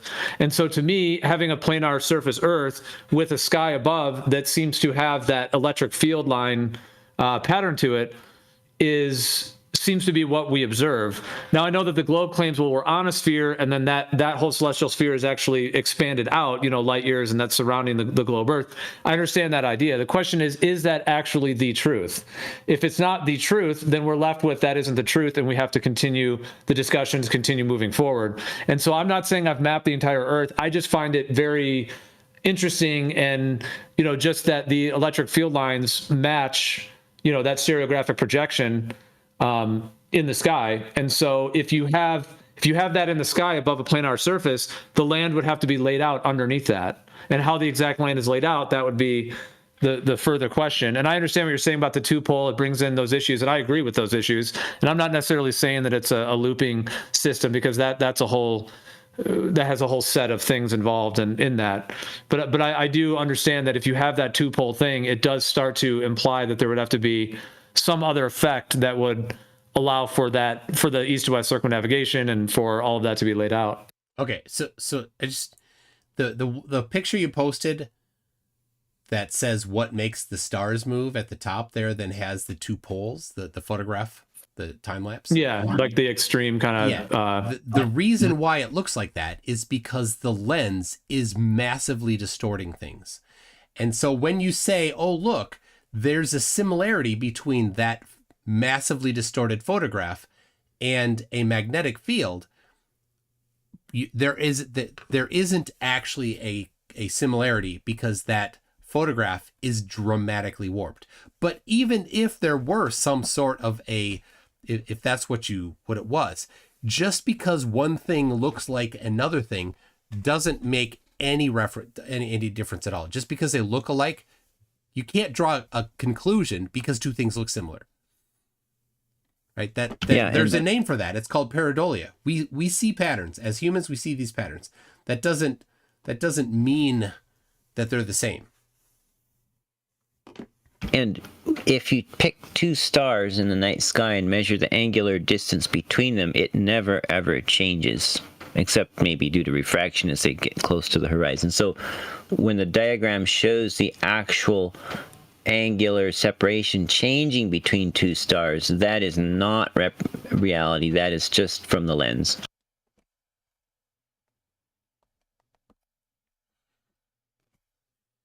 Well, you have sort of two basically hemispheres, if you want to call it that, or two regions of stars. You have the northern rotation, which, like I said, if you view it as a sphere, you could view that in terms of the stars projected from the sphere the way the globe Earth does. Or if you have an AE projection from the north, the stars would be above that. And then if you have another AE projection from the south, so you have two AEs, which I do think is interesting, like it's the way a toroidal field flux lines of a toroidal field. We have, two eyes are two eyeballs. You have that same shape, like the face of an owl. There's so many things in nature that have that polarity to it, and that structure.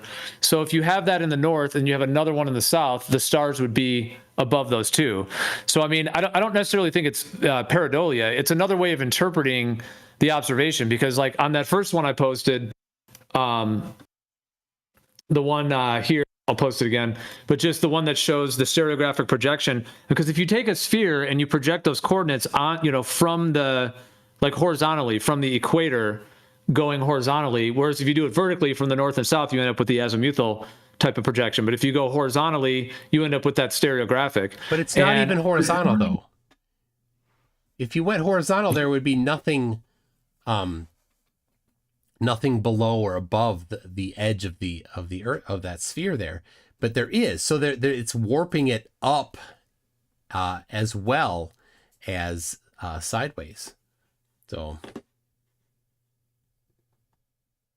I don't know what you mean by warping, because if you take a sphere and you project all those coordinates from the equator onto a flat surface, you end up with that stereographic projection. Well, there's many ways to project a sphere onto a flat surface. Right. There's but I'm just saying, if we're on a planar surface Earth, and let's just say the sky is planar, just for the moment, let's just say it is, instead of getting into, I mean, we may see in a hemispherical region, and there's further discussion on that, but I'm just saying, if you were to take that stereographic projection and put it above a planar Earth, then you would end up with something pretty close to what we see in terms of the two rotations in the straight line at the equator, in terms of the coordinates. So whether that's what we're seeing, or whether we're seeing out into a massive sphere around us, like they did claim on the globe, those would be pretty indistinguishable from each other in terms of the actual ways that the stars move and how we observe them. You'd get the two rotations in the straight line at the equator. I hear you though, in terms of the map for that, yes, there is challenges with the east-west, how the east-west circumnavigation and those other things. So yeah, I'm not, like I said, I have not mapped the entire Earth, so I would have no way to give, an exact map.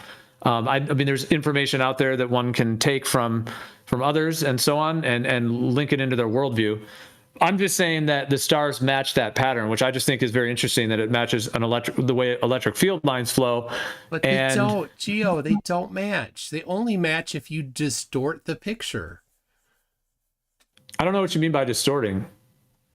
Because like there's this too, they call it there's a electric Coriolis effect, some people have called it, but this shows where you put a magnet underneath, this water, you put little pepper flakes in there, and then you put the two electric nodes, and it creates the clockwise and counterclockwise. So I mean, that water is flat there, that's flat water, and it's showing the clockwise and counterclockwise rotation, and then essentially be straight at the equator. So I mean, this can be replicated on a flat surface. You don't have to have a sphere that surrounds you to have that observation. Gosh. So, all right. You've said multiple times that you haven't personally mapped things, but people have been doing it for centuries. And it's very important to get positions on the surface of the Earth correct, because country borders are very important to the people that own or run those countries. So, a great deal of effort has been put into measuring the surface of the Earth. And these surveys start with a baseline, typically that's measured using either chains or rods of some sort that are pushed end to end. And they don't just take any old rod either. They take a rod that's specifically made out of a particular material that is resistant to thermal expansion, but they do know the coefficient of expansion for that. So when they do these measurements, they take the temperature measurements of it as well. So they know to better than a millimeter how much that the length of that rod has varied from from morning to mid-afternoon. So people have done this. So we don't need to say, well, I haven't done it, because people have done it, and we can just look at their work, and a lot of their work is publicly available. I've got a large list of them on my website, mctoon.net/r, where it documents their publications. I think I have over 15 different publications on that page there of people doing this for centuries. So in America, we've heard of the Mason-Dixon line. Well, that was a survey. I got that linked on that page. I hear you. I mean, we could go into that whole topic. I mean, I think the one thing that does seem to be the case is we're both still very interested in these discussions, and that doesn't seem to be fading. So we'll continue the journey. I hear you, though. I mean, we could go into those factors, and I mean, that we could open up into that discussion if you wanted. But yeah, man, I mean, it's a huge topic. I mean, I think that, well, I don't want to attack you in any way, but it's like, if you were really confident it was the globe, would you still be hosting these discussions? Yeah. It seems like, was there some part of you, well, what's the purpose? Just to continue telling people you think they're wrong? Or I guess what I'm getting at, I'm not trying to like psychoanalyze you. I'm just saying, like, there must be something that is interesting to you to continue, in terms of like I think you've even said before, like, could the earth be flat kind of thing? And you've said, well, there's a percentage, whether maybe it's for you, I don't know what the percentage would be. So, I mean, that percentage must be keeping you coming back in a way, or keeping you interested to hear the ideas, to ask for explanations, to try to continue inquiring, which, I mean, shows that you're a truth seeker in that sense. You're not completely closed off. So, I mean, with that being the case, it sounds like you're still open to the unfolding as this is unfolding.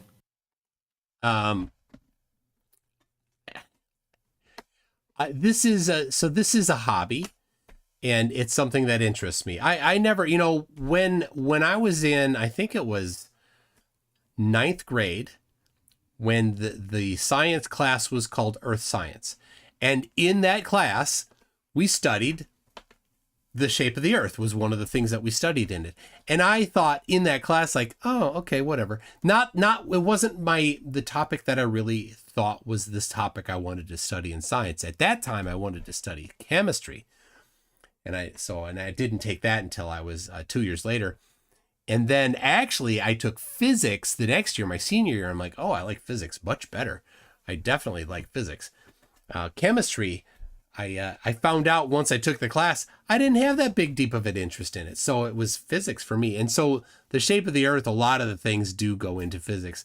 But I having taken the class that I took in 9th grade called Earth Science and talking about the shape of the earth, I'm like, no chance would I ever get to be as well versed on that topic as I am right now. So I like the discussion, but I don't think it's as popular as it used to be. I've noticed a change in how many views I get and things like that.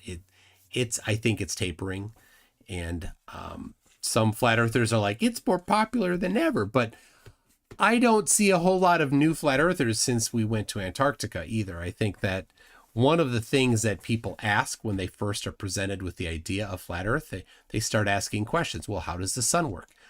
And you know what the flat earthers say on that? They all say the same thing when you ask them, how does the sun work? They say it does circles around the North Pole. Because if somebody's curious, they're not just going to accept, we don't know, right? Nobody would take that. We'll say, well, we want an answer. And Eric Dubay and Flat Earth Dave and all of the Facebook flat earthers and all of the TikTok flat earthers, they all as a group give the same answer. Sun does circles around the North Pole. They give the AE map. And so when then the next question is, well, what would the sun do in Antarctica? The previous answer was, oh, well, nobody's ever been there. But that's not the case. Of course, that was never true anyway. But now people have gone there from the community, and you can't just deny it. And I think the people that say it was fake are the people that are invested in it, and people coming from the outside don't have that investment. So they're not going to go for the it was fake answer. So I don't think that it's been super, I don't think that it's been growing. I think it's been on the wane since then. Well, it's pretty difficult to really put one's finger on. I mean, it doesn't seem like very many people went back to the globe, as it were, from the Antarctica discussions. I mean, even Jaron is kind of one of few, and I know he's kind of was thinking he would get a bunch of other people maybe to jump on board, but really just isn't happening. Well, and most of us that have been in this for years really haven't been shifted by this. Yeah, 10 or 12 people. Yeah, I mean, there's a few people, but and people that have made channels that want to make a name and they want to say they did something. But I'm just saying, from everyone I've known in this community for many years, like virtually nobody has shifted from this. Well, I didn't expect that, because the people that are in it are committed, and they will accept the "we don't know" or the "it was faked" excuse. But people that are not in it won't take that. They'll say, well, we want to know what the sun does in the south, right? People that are being presented with it fresh. So I never thought that massive numbers of people would just leave. So I posted a list of escapees that is it's partial, and the ones that choose to be anonymous aren't on there. I just got an email a day or 2 days ago, maybe, of a lady and her husband have said that they have left Flat Earth and want to remain anonymous. So. Yeah, but you know that there's a quote that it's something to the effect of, "It's not who is right that matters, but what is right." So, or it's like it's not who is right, but what is right that matters. So it doesn't really matter who is right or wrong. If this guy said he left or this guy has an opinion, that's, of course, we all have our viewpoints, and whether there's numbers also is not really relevant. It's what is true that really matters at the end of the day. So if we're not on a sphere, and in the mainstream model that's rotating, then it doesn't really matter who flipped or who didn't flip, or which YouTuber said this, or whose opinions are changing. You know what I mean? It's just what the actual truth is. So that's what is continuing, and that's what seems that the fire is still burning strong of what the actual truth is. Whether there's more people coming on board or less, that is kind of a sociological, component. And so, yeah, I mean, it's just, at the end of the day, there is the question of, are we being deceived about what the Earth is? Are we actually on the sphere? There's this whole claim of the Copernican revolution and these, claimed kind of giants that we're supposed to be standing on the shoulders of, that claim that they, over these years, have, kind of blown our minds that we're actually on a huge sphere. And then you have the NASA. I mean, there's just so many holes in the NASA organization, everything going on there, which I know it's not necessarily the whole topic. And I do hear you. There's a lot to this, like the surveying, like you brought up earlier, the measurements, all of these different components that come together. But it obviously, for many, is not just a shut and close case. And I would even say for yourself, it maybe is not even a shut and close case, even though you run your channel and have the kind of aura of confidence that you put forth in the information. But like I said before, like what I said, I have not mapped the whole Earth. I mean, you would probably say you have not either. So there's a certain dependency on others that has to be brought into consideration. And I'm not saying everybody's lying, but I do think things can be compartmentalized. And when you look into the fields of like planar surveying versus, geodetic surveying and all of these different components that, we've discussed for many, many hours, many years in these discussions. So let me ask you, Gio, you don't think that the observations were faked. You don't think that there was any funny business there. So when you're just thinking about it, right? What do you think about the 24-hour sun in Antarctica? Like, what happened? How does that work for you? Yeah, well, I definitely don't think that your trip was faked at all. I mean, there's what a lot of people don't even know is, I've even brought up recently all the other videos and footage of Union Glacier, like the solar eclipse from 2021. And a lot of people don't even know that exists. Like they think that you guys going was like the first time people went to Union Glacier. Some people, it's like amazing. They don't even know like how there's a whole history to that site and other trips and all kinds of other history, people that gone there, skydiving companies and so on. So yeah, I don't think it's faked at all. And in fact, before you guys went, I was already telling Witz that you guys are going to see the 24-hour sun. And I was already showing all the footage on here that I had been finding and so on. So yeah, I don't think it's fake. I never necessarily like attributed my view of the world on the AE map fully. I mean, I did think it was a very useful blueprint for the North, and it seems to have certain usefulness and so on in the northern region. But clearly in the South, there's problems when it comes to the distortions. The great distances between the southern continents is a challenge, to incorporate. And just the other distortions, and like the fact that the stars and the sun go straight at the equator, whereas on the AE map it's circular. Of course, the path of the sun when it goes to the Tropic of Capricorn does not match the concentric circles of the AE map. So I mean, I've known about those things for years. I always kind of thought of it as like a blueprint, a general blueprint. And you guys going, I mean, it did, maybe for me, it's like the evidence of the 24-hour sun there was up to about a 7 out of 10, 7.5 out of 10. And then you guys going boosted it up, more just because, I know it's it. And you guys got a bunch of great footage, and I've known you guys, at least remotely in these ways. I have met Jaron in person. He's the only one that went that I have met in person. Were you were at the 2018 interesting experiment, right? Yeah. Okay. I was at the behind the curve thing. Yeah, Jaron, just a quick story on that. Jaron put up a video on his channel saying, "Hey, we're going to do this laser test. Anyone who wants to come." And so I just decided to show up. So yeah, I just showed up to it. That's you were in I'm in the movie technically. You're like in if you know 11 frames, right? Did you count the frames?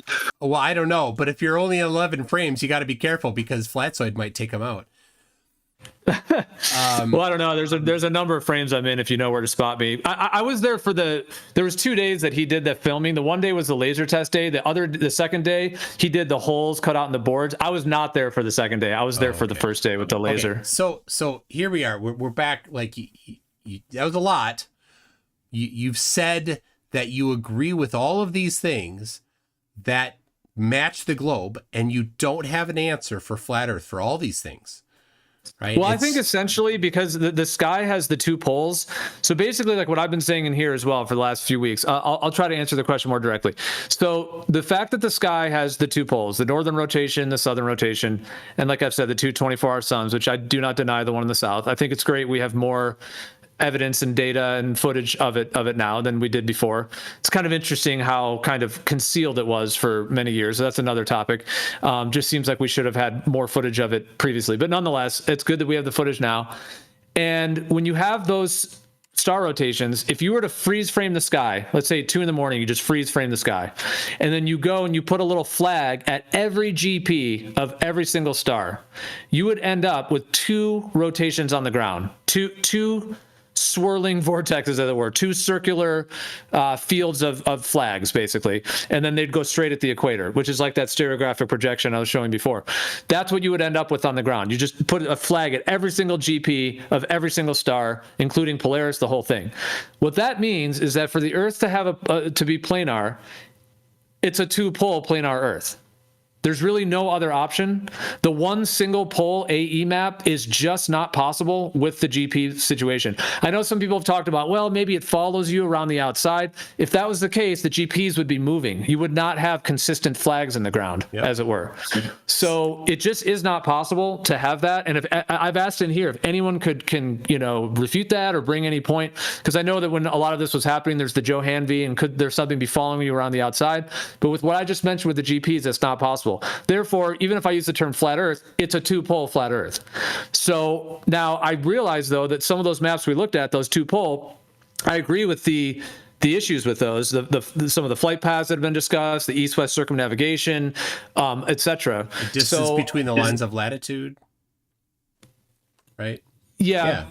Okay, so that's again, you said a lot, but how do you, when you're done, how do you rectify all this that match the globe but doesn't match flat Earth? How is it that you still come back to saying the Earth is flat?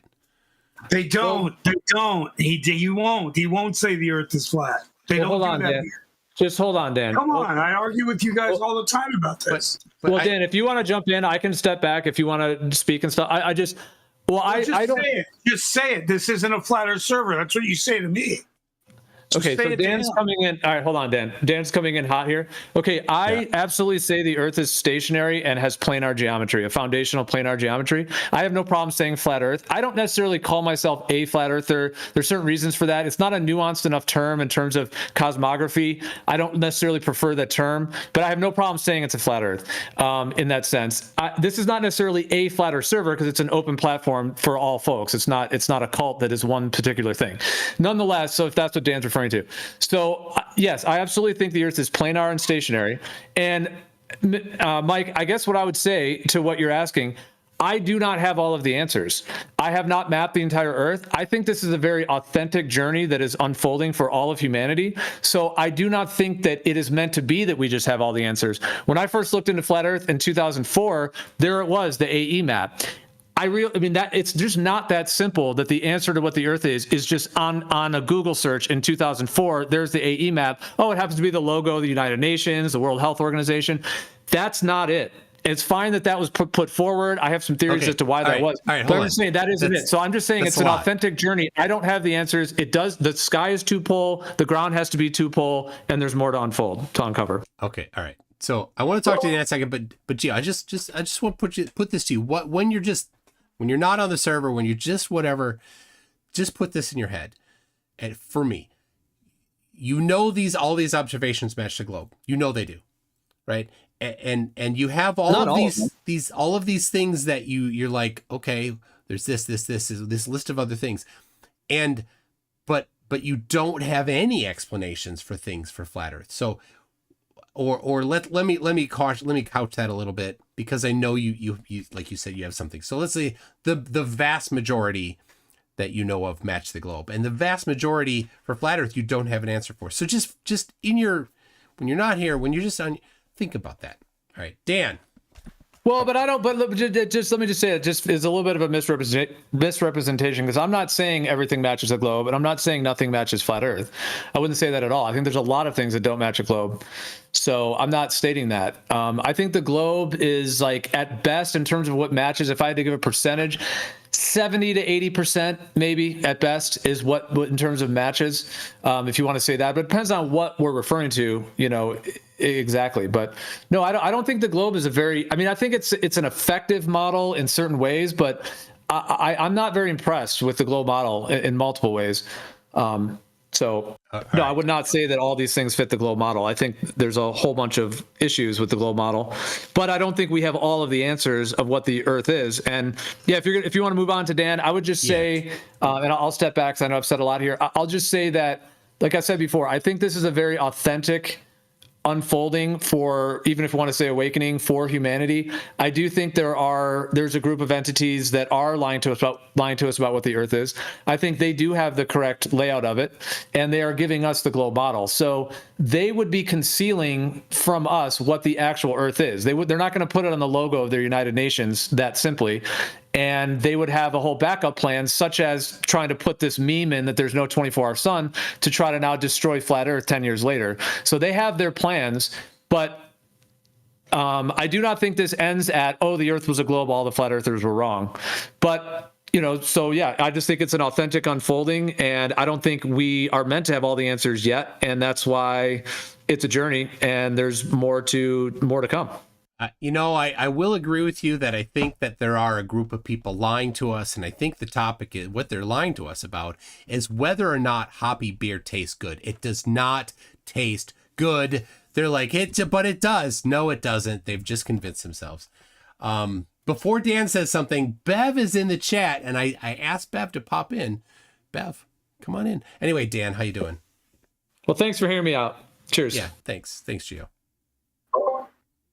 Well, I'm struggling to get anyone to talk, for real about, just as you did. How do you really feel? All these people with faith are cute. They're really cute. Yeah. You're on a stage. There's expectations. I get that. But I mean, the people that are just saying, God said so, don't have anything to offer. I'm one of the few flat earthers left that have anything to offer. Ex-flat earther. He'll never say he's an ex-flat earther. Please, because I can't take it away. And I still have unanswered questions in the work that we've done. I'd appreciate it if you take the time. I can't get Jaron to fucking do it. I can't, and it's just time you guys, in your time of gloating, start to answer some of the questions flat earthers had in the minutia of their what little they have. I'd like to present. In fact, you're into physics, so therefore I'd like you to show how the physics we have demonstrations breaking down the physics of the globe, and the demonstrations haven't been challenged, much less repeated or rebutted. They've been ignored. So it's documented well. I'd like to go over that with you in terms of flat Earth. And when we're done with flat Earth, I'd like to bring back the qualities flat earthers had in their research elsewhere, particularly in space, in the question of where we live and in the direction of mankind. All right, so people don't know, Dan, what you're talking about, maybe. So let me explain to my understanding what you're talking about. Dan has a group of observations across water at low elevation that he's curious about. He thinks doesn't work for the globe. Thinks that they're maybe better for flat Earth, and even though he is intellectually aware that the Earth could not be flat, he still has this hanging on stuff because he's emotionally invested in it, in these observations. It's a path to our other things. In other words, if they're lying about this, they're lying about that. Right, I just watched the whole thing on Teflon today. It's really common for lies to be what is told to the public, like that hoppy beer, right? That hoppy beer, people. Jeez. Anyway, so, I was almost done, Dan.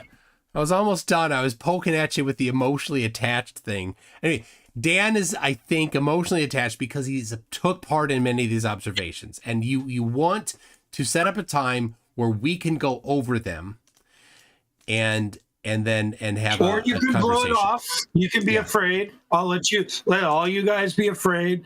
By the way, you guys includes Dr. Parks, PhD Tony, and FTFE, all you guys gloat, but you'll have no answers. All right. You'll have no answers for Nat Geo. And if you want to avoid it, because I've let it happen, I've been real calm about this, but I have to get it out my system whenever you're ready. Yeah. Okay. Well, all right. And here's what I'll ask. And when we're done with that, I need to go after space. If you'll give me that platform instead, I'll take that. But if you're going to avoid me on all, I'm going to be bummed. So because wait, what's the space one? I got plenty of fight in. I have plenty of fight in me left. What's the space one? They're not telling. Well, they're not. I don't believe the ISS is manned, and I think I could prove that. Okay. That's okay.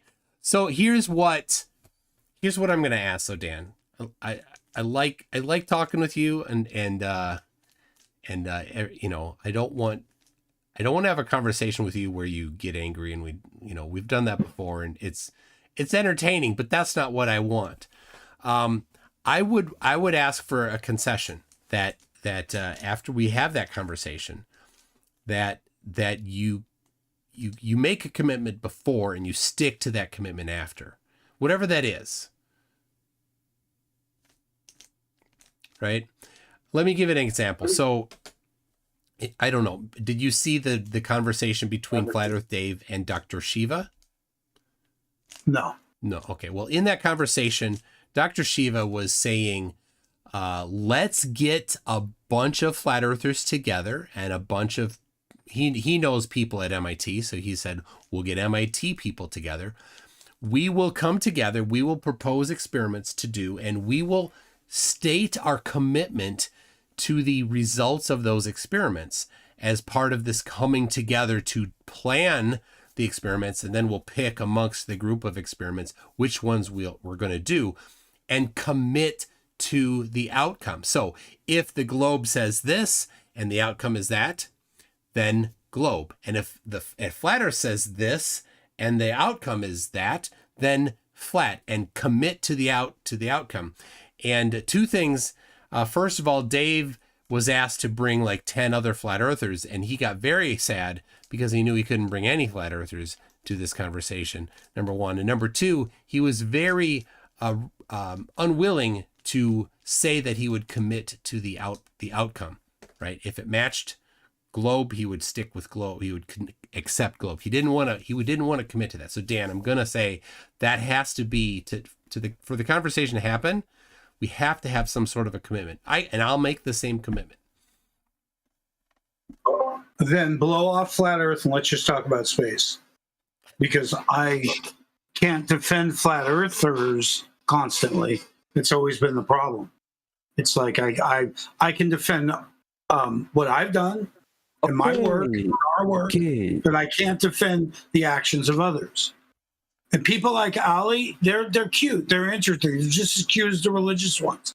You know, he's got questions. You're all very patient, letting him come in blind like this, and he thinks he's part of the conversation.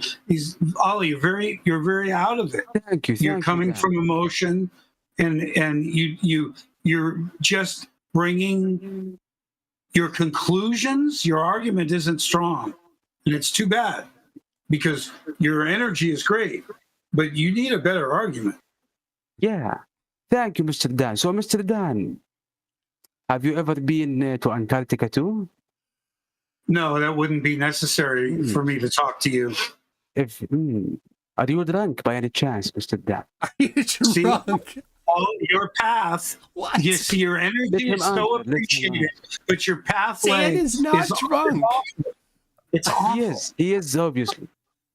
Oh my God. Well, then you win again, just like you destroyed MCToon earlier. You're just killing it here, Ollie.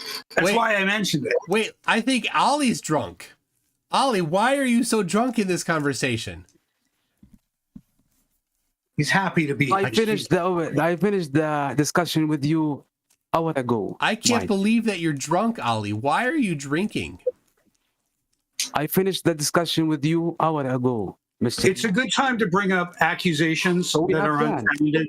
It's a great time to bring up accusations that are unfounded. Also, a common flat Earth mistake is something's wrong, therefore the Earth is flat. We don't understand. Therefore, our conclusions have been bizarre at best. And just because I can prove, let's say ISS is a lie, I can't prove that we're of alien, descent. I can't just carry it straight forward. But I could start with Nat Geo. I could get to space. We could talk about what's happening with the space program and how really in the dark we really are about what technology has done, what the Dows, the Monsantos, and the Cargills, and the few people that are keeping us in growth mode is because they profit from it. And you're looking at America for the first time in a generation that's not in growth. And now you're looking at flat Earth, as you described so eloquently. It's not in growth anymore. There's no way to bring people around any longer. There's no way to say, look, here it is, man. And that's a bummer. That's a bummer, because flat Earth was a great tool to get people to stop and start explaining their inner collaborate fears. And listen. Also, their fears, they reacted hard. A lot of fucking triggering. So flat Earth was fun because you get to watch people get triggered. Then they bring their emotions and their religions and their fears and their past experiences. And it's hard to ever have an honest conversation. Anyway, take a breath. Shout out to Geo for trying so hard to have a balanced platform ever for anyone, because people aren't balanced. All right, people are out of it. All right, Dan. Thank you. You gotta give a break for a second. I'm trying to get Beth. I'm trying to get Beth to get in here. You're kicking a dead horse, and you're thinking, all right. Well, I'm saying, well, what about the challenges we do have? you know, and But it's like, but I gave you an opportunity, right? We'll both commit to an outcome. commit to But an you outcome. didn't want to do that. You're like, oh, let's not do that then. Let's talk about space. So Well, I'd rather go onto neutral ground for you and I, is what I'd rather do. oh, all right. Well, I mean, okay. So Dan, that's my offer. I told you, And you so- can't represent. And so to come back to me, I'm going to say, if you're going to come back to me and say that you want to have that conversation, I'm open to it. But that's my condition. Okay. So I have to commit to your summary. No, we will both make a commitment. We'll both make a commitment. We'll figure out what that is. But we'll say, you know, if the evidence goes this way, we're going to follow the evidence. If the evidence goes this way, a different way, we're going to follow the evidence. Both of us together. It won't make the Earth flat. It won't make the Earth flat. Well, of course not. It's not flat. But you know, I'm playing along because I like you. All right. Fair enough. Let's do that. Let's do the work that I was privy to and the stuff that I have that people haven't seen. Let's give Flat Earth that chance. Okay. Well, let's DM me and let's see if we can make it happen. So, Okay. All right. Where is Bev? How come we don't have Bev? I don't get it. Dan, tell Bev to pop in. Bev is such an enigma.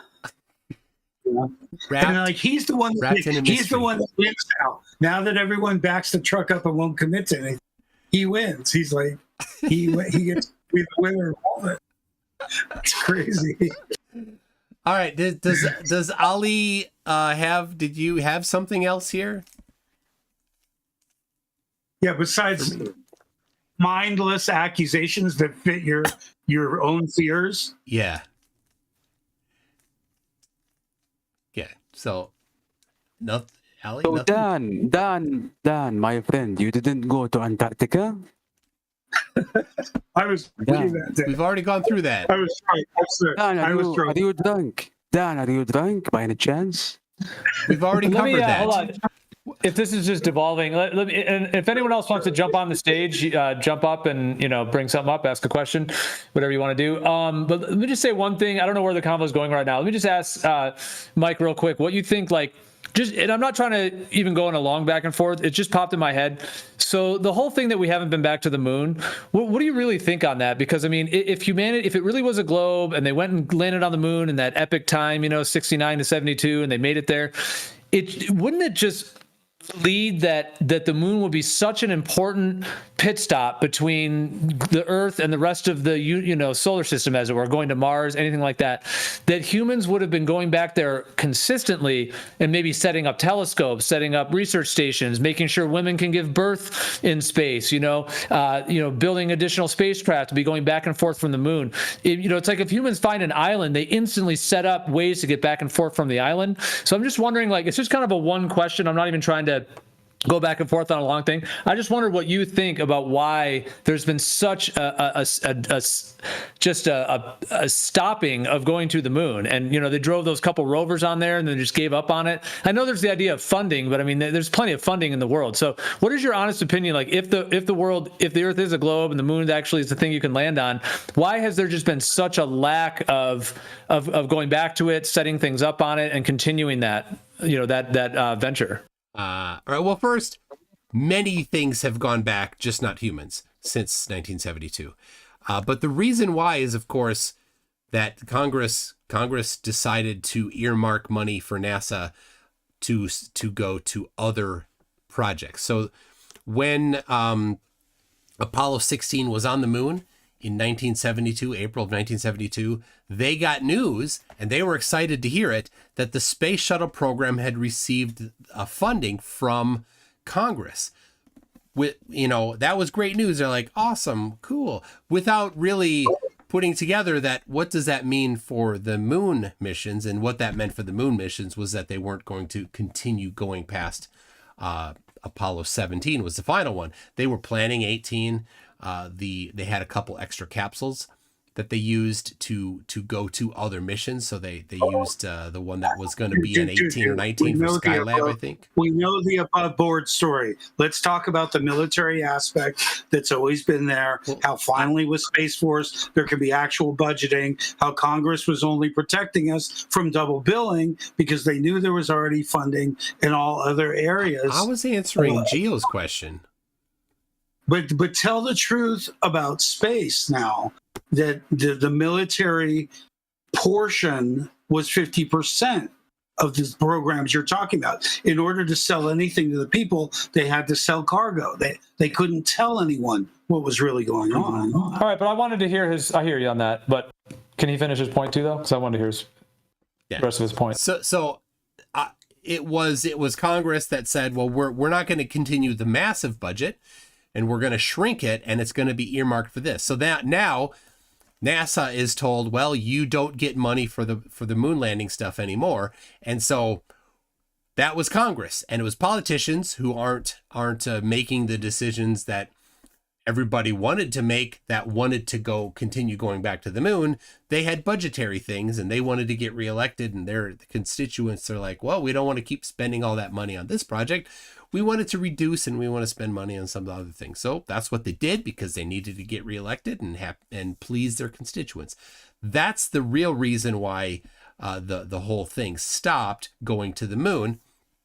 And now, so put yourself in the shoes of the NASA director. You were super excited. You'd love to continue, and you'd want Apollo 18 through 753 to go to the moon and set up a base and improve the technology. But your budget said, nope, you don't get that anymore. You have to stop. So what do? Well, you say, well, we need to park it all and do something with it. And that's what they did. They took the next rocket that they were working on, and now it's in Cape Canaveral. You can go look at it. And they sent up the last couple capsules for Skylab, and they're back. They came back, and if you want, you can go to Cleveland, Ohio, and you can see the one that went up to, that was, I think, going to be Apollo 18. So that's what happened. And so then we spent the next several decades on the space shuttle from 1972 until they wrapped it up in 2011. That's what they did. I think it was 2011. It was just the space shuttle. It was low Earth orbit for most things, for all human stuff, but they did send other things back to the moon. So it wasn't a complete stoppage of sending things to the moon, just not people. So all right. I mean, I hear you. Yeah, I've heard that kind of that level of explanation kind of thing, and yeah, I mean, there's the politics and the financial kind of claims of that, but it doesn't seem odd to you, though. I mean, it does make sense, just in terms of people saying that they faked it. Obviously, from that perspective, it's like, oh, they haven't gone back because they can't, and then to fake it again, it would be a whole nother thing, and then the level of fakery that they would have to use would be much more maybe difficult to do, and more people would be able to spot it. So I mean, you can't agree that it does seem like there's a bit of an empty gap there, and for people that are skeptical that they haven't been to the moon, that it does sort of align stronger, like that they stopped going because they never went in the first place. Well, like, do you agree? No, there's nothing. I don't find anything odd about it. I find something, maybe you could say, sad about it, because looking back, people from 1972 through the next couple, maybe the next decade, are like, oh well, awesome, we're focusing on the shuttle. Okay, now the shuttle's up. Okay, we're going back. Well, no, we're not. And so then they spent all these all this time not sending humans back to the moon, and it's like, well, why? So I look at that, I'm like, that's kind of a letdown to me. But odd does not. I don't think it's odd, but even so, odd doesn't make it fake. Odd would be, well, there's something going on, but there's no shortage of evidence that we did go to the moon, and there's a complete shortage of explanations for the evidence. So, for example, photographs. You're killing me, dude. You are killing me. Right? You're forgetting the entire Antares program, why ULA had to be developed, how NASA's been asleep the whole time, why they bought Russian engines, why shit was blowing up, why they had to be sued, how Musk emerged from that. I mean, you're just like so out of touch. It's weird. I don't know that none of those are on topic. That's not what we're. No, you I'm not skipped. I'm not trying like, to. You just and then you go. A couple of decades went by, and all they did was the shuttle, and it's like, okay, well, so in the meantime, the idea of the Artemis taking off a couple of years ago, circling the Earth, going to the moon, hanging out there, taking another couple of days to come home, and we don't have images of that, is a laughable offense. I'm sorry. But we do have images of it. Well, please, because they don't show rockets in space. Why would you say there's no imagery from that? There is. I didn't say from that. I said of that. You're clever. I don't know what the hell the difference is. I know. You win. Well, thanks. I'm used to it. I'm always winning, I guess. I don't understand, Dan. I'm not trying to play word games. There are, I don't know what you would say is or is not counting for video and photographs from the Artemis mission. Let's just say there was a space station with people on it. And again, this big event going back to the moon, it circled the Earth first before it left. So we'd see it. You mean Artemis? Yeah, so maybe we'd see it coming up, through the clouds, maybe not. But, we're on some path, it's on some path. There's a chance we might have seen it. Seen Artemis? And then, of course, the idea of seeing the moon from ISS, well, that'd be weird because you've never seen that. So the crux of my argument is going to end up in the infrared spectrum.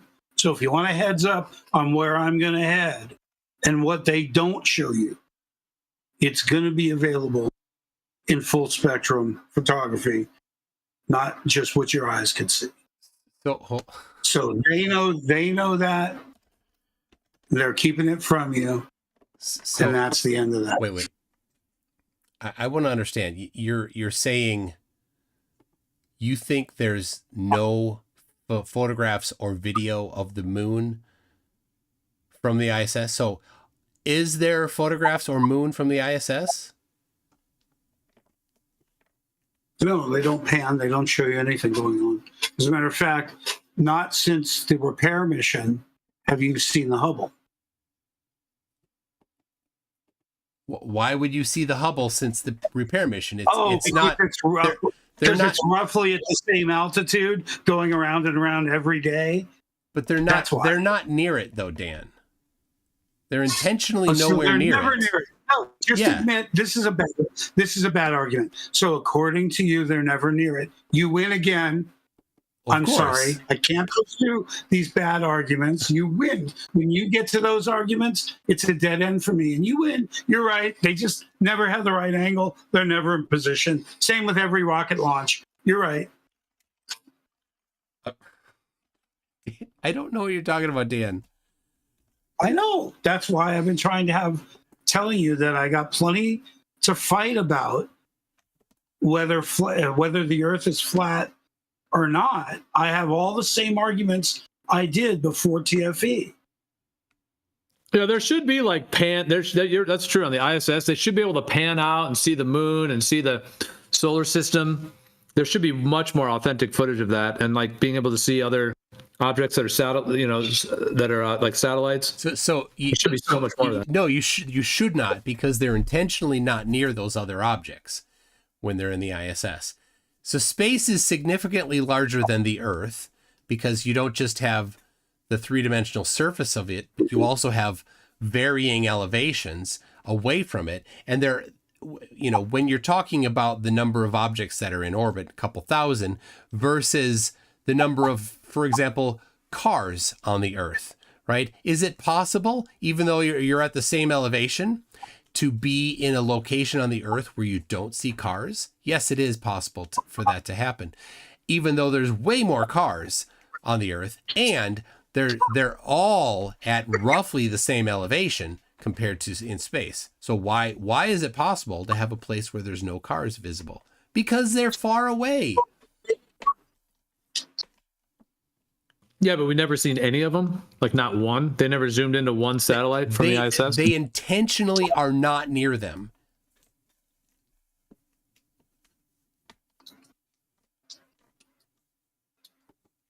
I'm really tired of the Glober move that's happening here.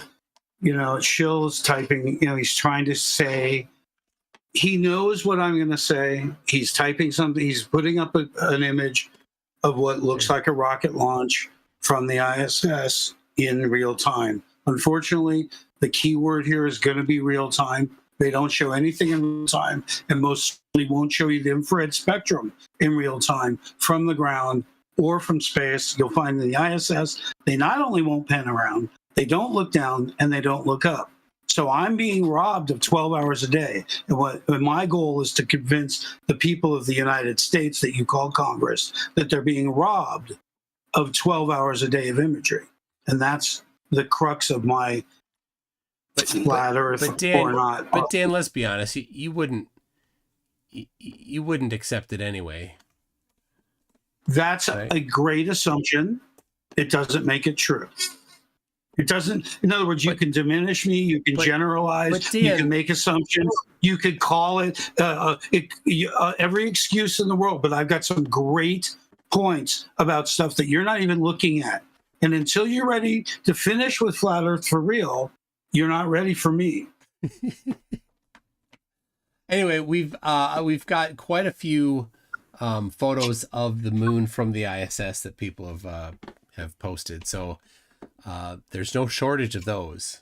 Okay, so you conveniently brought up photos, and what I'm going to need is real time, and I'm not going to argue about what real time means because it's the crux of the argument.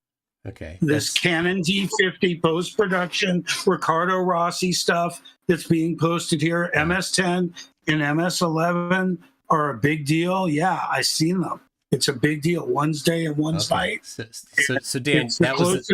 But Dan, you know that's a goalpost shift. You didn't say that from the beginning. Now you're adding real time. Oh no, it's the crux of my argument. That's what I'm trying to tell you. What if it was the crux? You would have said it at the beginning.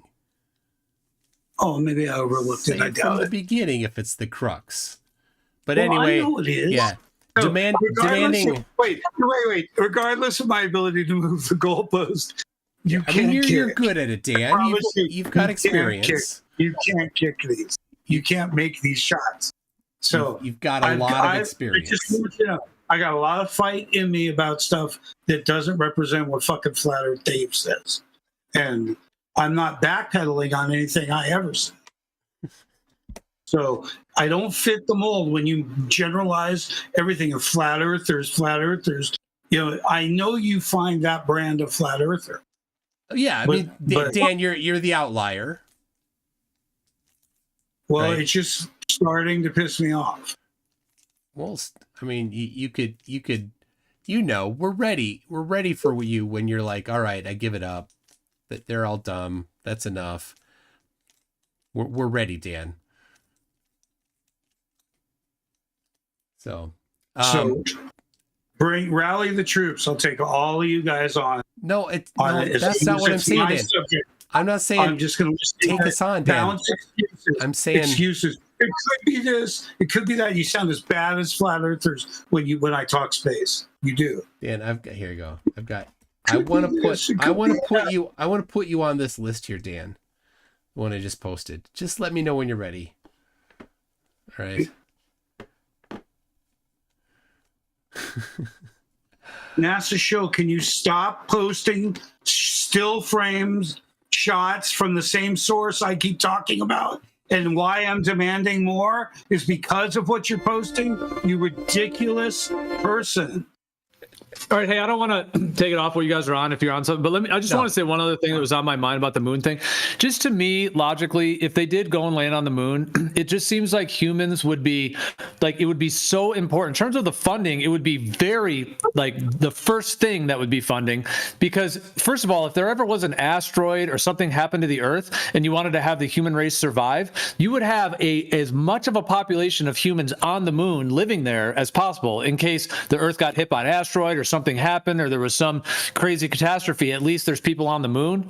And then also, for any idea of going off to Mars or anything else, the moon would be like the #1 pit stop to going to the rest of the solar system. So the idea that like, oh, they just decided not to put the funding there, I mean, just on a basic level of human survival and just sustenance of the human race, let alone like giving birth in space for a woman, growing food, how to live there, it would be like a #1 priority as just a basic for humans if they had gone to the moon to have that there. Let me answer that. So if something happened to the Earth, then the people on the moon would shortly die because you need constant food brought to them and supplies. So moving to the moon wouldn't ensure the survival of humanity.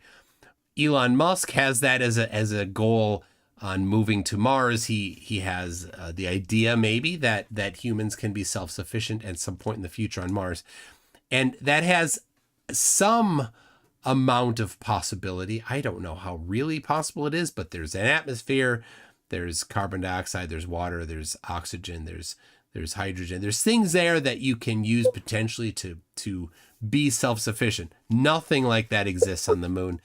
So saving humanity, that's the moon doesn't do that. Number two, as a base for moving from from Earth to Mars, I don't see any benefit myself. And I haven't, maybe somebody does, of having the moon be some sort of a pit stop on the way to Mars. I think it would be much more reasonable to have something orbiting the Earth if you're going to go to Mars, because why go to the moon? That's not on the way to Mars. So those are the two reasons why I don't think those things you've said are really all that important. But maybe somebody actually thinks that going to that the moon would be a pit stop, that you'd have to stop. I don't think that is though. So. All right. Well, I keep asking Bev. Why isn't Bev here? Gio, is he scared of you? Are you keeping him away? Are you blocking Bev from getting up in the stage here? No, he can join if he wants. There's nothing blocked. I was joking. I can click an invite thing, but he has to click accept. Do that. No, he's not. Come on, Bev. I just want to. Bev was talking with Flatsoid the other day, and I couldn't believe it. I was finding myself agreeing with Bev a whole bunch. So I don't know. It's okay if he doesn't want to. I know it's late. I don't know why he's up. Oh, there he is. Bev, you did it. Dude, you got him up here. Awesome. Hey, I know it's late, and so maybe other people are sleeping in your house or something. But I just want to say, I really did enjoy the conversation you had with Flatsoid and Sav, and it was fun. We've been trying to have that conversation, like with these guys as well, you know, Nathan Oakley, and their usual response is to block and ban us, but Flatsoid just recently got a word from God that he had to unban everybody, so I guess that's how we managed to get the chance, right? Oh, did somebody put in a good word for that? Was it you? Somebody must have. Well, okay. No, God woke Flatsoid up at 3 a.m. one morning. Well, told him to unban everyone. Good on him. Yeah. But some good conversations, right? We were talking earlier about Dr. Shiva. We came in here to ask these guys about that Dr. Shiva thing and whether they were actually going to help Dave. Yeah. And they didn't. They weren't going to help him at all. It seemed like that they couldn't come up with any sort of a test. Well, that's the challenge. That's definitely a challenge. And none of the Globe guys could do it either. Oh, I could. But nobody had a test that they could agree on. That's the problem, right? All right. So False dichotomy can't agree on anything. Here's what I've been thinking of, Bev, and everybody. I've been thinking, because that whole thing with Shiva and Dave did not happen. I was thinking, well, let's do it. I'll do a summit. And Shiva's idea was to have it be multi-phase, right? So you have an initial meeting where people come with some sort of a rough idea of an experiment they'd want to do. We'd get a bunch of them together. Then we'd have some, over the next weeks, have a conversation, and then have another summit to hash out maybe the couple that were going to be selected. So I can definitely put together a list of experiments that I would love to do, and I would 100% commit to following the outcome. But would you effectively put a list of top 10 from each side? Top 10, right? That they'd be happy with. Top 10 experiments. 10, the globe guys and the top 10 flat earthers, and the idea of Dr. Shiva was for you to come together. Yep. On something that you could all agree on would be something, Yep. I don't think I would have any trouble putting together 10 people that would say, yep, I'll come to that and I will commit to the outcome. I don't think that'd be a challenge.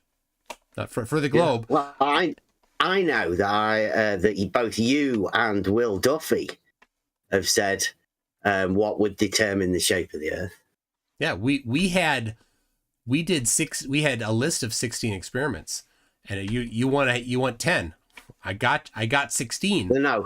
No, he just had one. That was the thing, to come up with one test that all of the people agreed on would be a definitive test. Well, that would be nice, but I when we were there, not just me, but Will participated too. Here.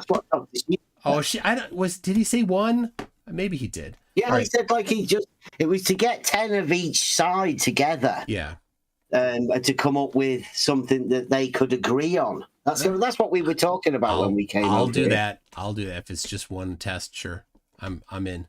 So I just posted the list of the 16 experiments. We only did 14 of them because conditions weren't agreeable. So, and yeah, I committed to every one of these before the trip. Been asking. I asked quite a lot of people whether they could come up with an argument to support the final experiment. Beforehand on your Discord server, I was asking. Nobody had anything. But Bev, the way the way you ask comes off in such a weird way. I don't know. It's like I don't know if you're trying or not. I think you're trying, but like people. No, I said, do you have an argument that would support the final experiment? It's pretty simple, really, isn't it? An argument that would support. Nobody had one. So I don't even know what you're saying when you say it right now. Oh, well, Jaren's made it. Okay. I was going to give props to Jaren. He made it. He based his argument on the black swan.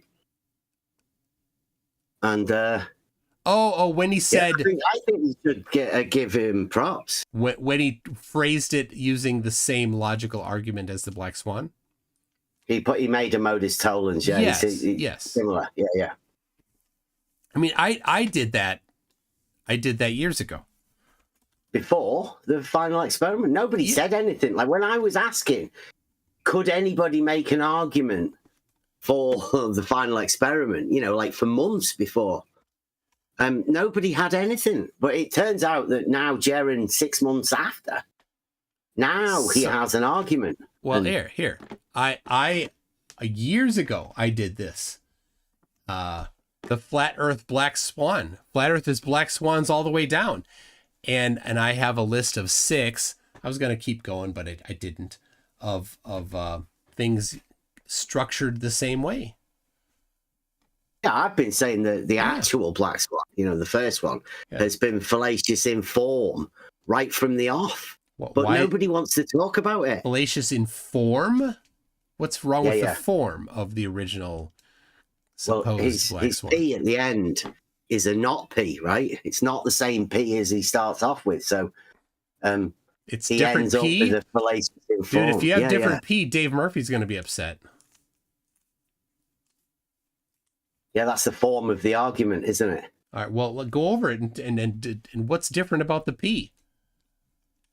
Well, at the beginning P, it has a radius attached to it. Uh-huh. And the end P seems to have just got rid of the radius altogether, right? Because he says it's not a sphere. But that's not what you do when you falsify. You know, the form of the argument is to falsify the original premise. Oh, And he changed that. very well caught. I mean, I've seen that before, that the conclusion can't be not globe. The conclusion following that form can only be if all the other factors are correct. The only form can be, well, radius is different. Yeah, and the radius is quite often different, right? And everybody knows it's not a sphere anyway. So, I mean, it's a bit of a ridiculous argument, all in all. I mean, and that's only the start of it. But the flat earthers, they don't want to talk about that. But so I'm hoping that once Jeran's argument starts coming out, they might want to look back at the form of Jeran's argument and see how closely he's matched the original form of the Black Swan. Because I'm guessing that's what Jeran's got to use as an example. You know, the argument form. Yep. You should look into it. It's interesting. I should look into what?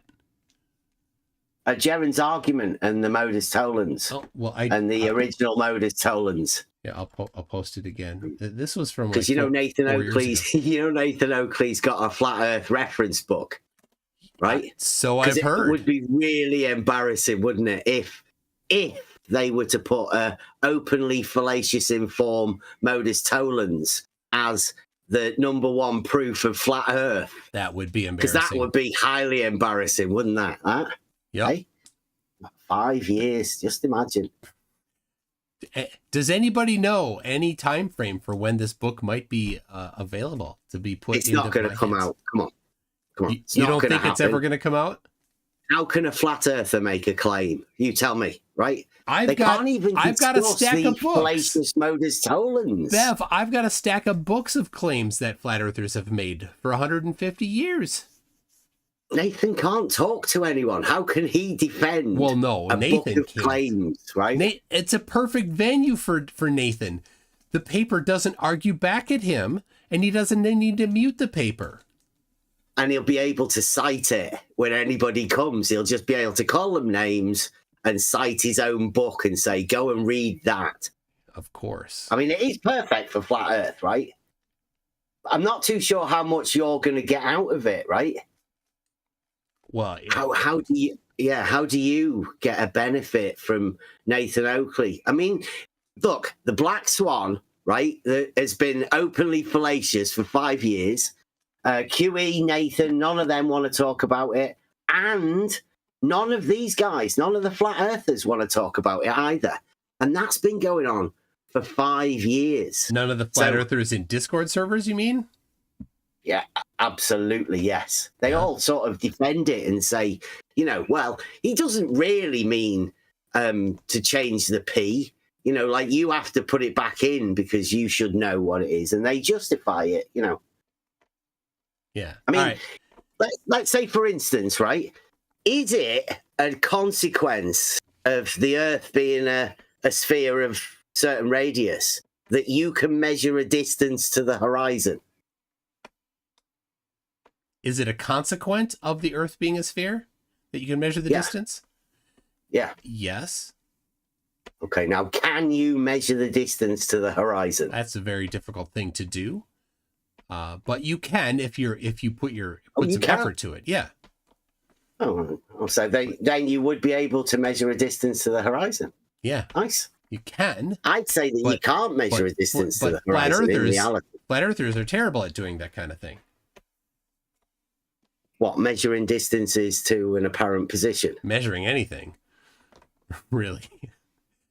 So, Bev, people are asking, what is your actual position? It's his globe. I mean, is that really? I mean, are you saying that sarcastically? No. Can you just make a plain statement? Don't start it with tis. It is globe. How about that? He I think he calls like a planar Earth a globe. It's like he calls it the real globe. Thing is a planar Earth, Geo. He calls it the real globe. He basically thinks it's a planar stationary thing. Just reality. Come on, guys. Let's. He calls it the real globe versus the full globe or something. There's some word games that I think you're still playing. No, we just make arguments about reality, right? That's all we do. Gosh. And the real globe, obviously, I say it's word reality. games. I say it's just word games. You say no, and then you confirm that it's just word games. Yeah, like you just said, the real globe. Okay, so that's reality, right? Well, what you call the real globe, Bev, does that have the 8 inches per mile squared drop? No, that's a mistake in the understanding of straight. Right. So there's no curvature to the Earth. There's no water isn't curving. Yeah, people have been conflating two different geometries, and that's a conclusion that they can come to. Yes. Yeah, but the real globe, right? Reality, not flat. Bev, yes. Topography. Okay. We know you're talking about topography. No, I'm just saying it's not flat. And since the false dichotomy, flat versus spherical, is the thing, right? Or flat versus globe, right? And if it's not flat, then it's got to be globe. So here's a question, Bev. Maybe if you can give a clear answer to this. If somebody were to travel 10,000 kilometers straight ahead, will their orientation of vertical shift by 90 degrees? No, vertical is always vertical. See? There I was right. Flat earther. Got it. Yeah. Okay. Yeah. What? Got it. Do you think vertical changes through 90 degrees? Thank you for clearing that up. Thank you for It's clearing it still up. vertical, Bev. right? Right. People were wondering for a second. Yeah. People were wondering for a second. So can we confirm that when people say vertical is vertical and it's always vertical, that means they're flat earthers? Yeah. So when you're saying that vertical at two spots that are 10,000 kilometers apart from each other is the same, that they're parallel. That's what you're saying, right? No, I didn't say that. I said they're the same. Vertical is vertical. Okay, so let me ask one more time. This is a simple geometry question. If these two people that are 10,000 miles apart from each other on the surface of the Earth, is their vertical vector parallel or orthogonal? What? Vertical's vertical. This is a simple question, you're Bev. confusing yourself. This is not. Vertical, There's no confusion here. Just answer the question, because each person has a vertical vector, and so is the vertical vector for person A and the vertical vector for person B parallel? I think there's some things on your site that can be used as a citation, right? Bev, to say that just they can't be parallel, right? A clear answer to the question. There's no words games I'm trying to do here. There's no trickery. I think you've got some citations from some surveyors. I can give a straight answer to this, and I bet Geo can give a straight answer to this. My answer is that they're orthogonal. Geo, what would your answer be? Wait, plumb lines? No. Vertical. Yeah, are vertical at different. I mean, you could plumb lines, yes, but vertical or orthogonal are two people that are 10,000 kilometers apart from each other on the surface of the Earth. Are their verticals parallel or orthogonal? Parallel. Okay, so Geo can give a straight answer. I can give a straight answer. Bev, can you give a straight answer? The verticals will be vertical. You cannot give a straight answer. Yeah, but they'll be parallel in relation to each other, right? Oh, well, I've never measured an angle between verticals, personally. Okay, so but you're playing word games, Bev. Say. Bev, stop playing word games. Just answer the question like Geo is. Geo had the actual honesty to just give a straight answer that he thinks they are parallel. I have the honesty to give a straight answer that I think they are orthogonal. Can you have the honesty and integrity to answer this very simple question? Well, I think then, right, if we're allowed to do that, what we think, I think that vertical and horizontal are perpendicular. Wasn't the question. The question is, these two different people on the surface of the Earth, they are 10,000 kilometers apart. Are their individual verticals parallel or orthogonal? I wouldn't know how to relate verticals to each other. There it is, the dishonesty. Unless what you'd be doing is you'd be trying to relate them together, like that through you a Euclidean cannot be honest, understanding. Bev. That was, I mean, I had hope for you for a second, maybe, but you've shown that you refuse to be honest. Gio, thank you for being honest, though. I appreciate that. And this is why Bev gets the reputation that he gets as being a dishonest piece of trash. You do have people cited on your website, though, don't you, that claim to have done this? Yes, people have measured that. Yep, they are not parallel. Well, he did say horizontal is perpendicular to vertical, so I mean that is pretty much the same thing. No, it's not, because vertical was perpendicular to vertical. Gio, so here's the that's difference. a little bit ridiculous. Gio, here's the difference. For observer A, vertical and horizontal are orthogonal. But I'm not asking that. I'm asking for the vertical for person A and the vertical for person B, 10,000 kilometers away. What about those two verticals? And he refuses to answer. I said they'd be vertical. They'd definitely be vertical. Are they parallel or orthogonal to each other? Well, vertical isn't any different. Yes, it is. It? If the Earth is a globe, then vertical is different for those two observers. If the Earth is flat, then vertical is parallel for those two observers. Right? It is still vertical. Yes. But Bev, you would say level is horizontal, right, Bev? Level is horizontal? I do this. I've got the law of identity, right? Now, vertical is Bev, vertical, you're just full of crap. and it's not you're just different a than lying vertical. piece of filthy garbage is what you are, Bev. This is why you have the reputation that you have, because you will refuse to answer a very simple geometry question. Because you know that as soon as you answer that question, that we can draw conclusions about your position, and you want to lie to everybody, including yourself, that you don't hold that position. But we all know the actual answer to the question, and the reason why you won't answer it, we also know. Because the real globe is non-geometric. These guys will tell you, but I mean, I don't know whether you've heard this or not. Yeah, just word salad there, Bev. Well, have you heard about conflating different geometries? Yeah, have you heard about answering a straight question, Bev? Answering a straight question.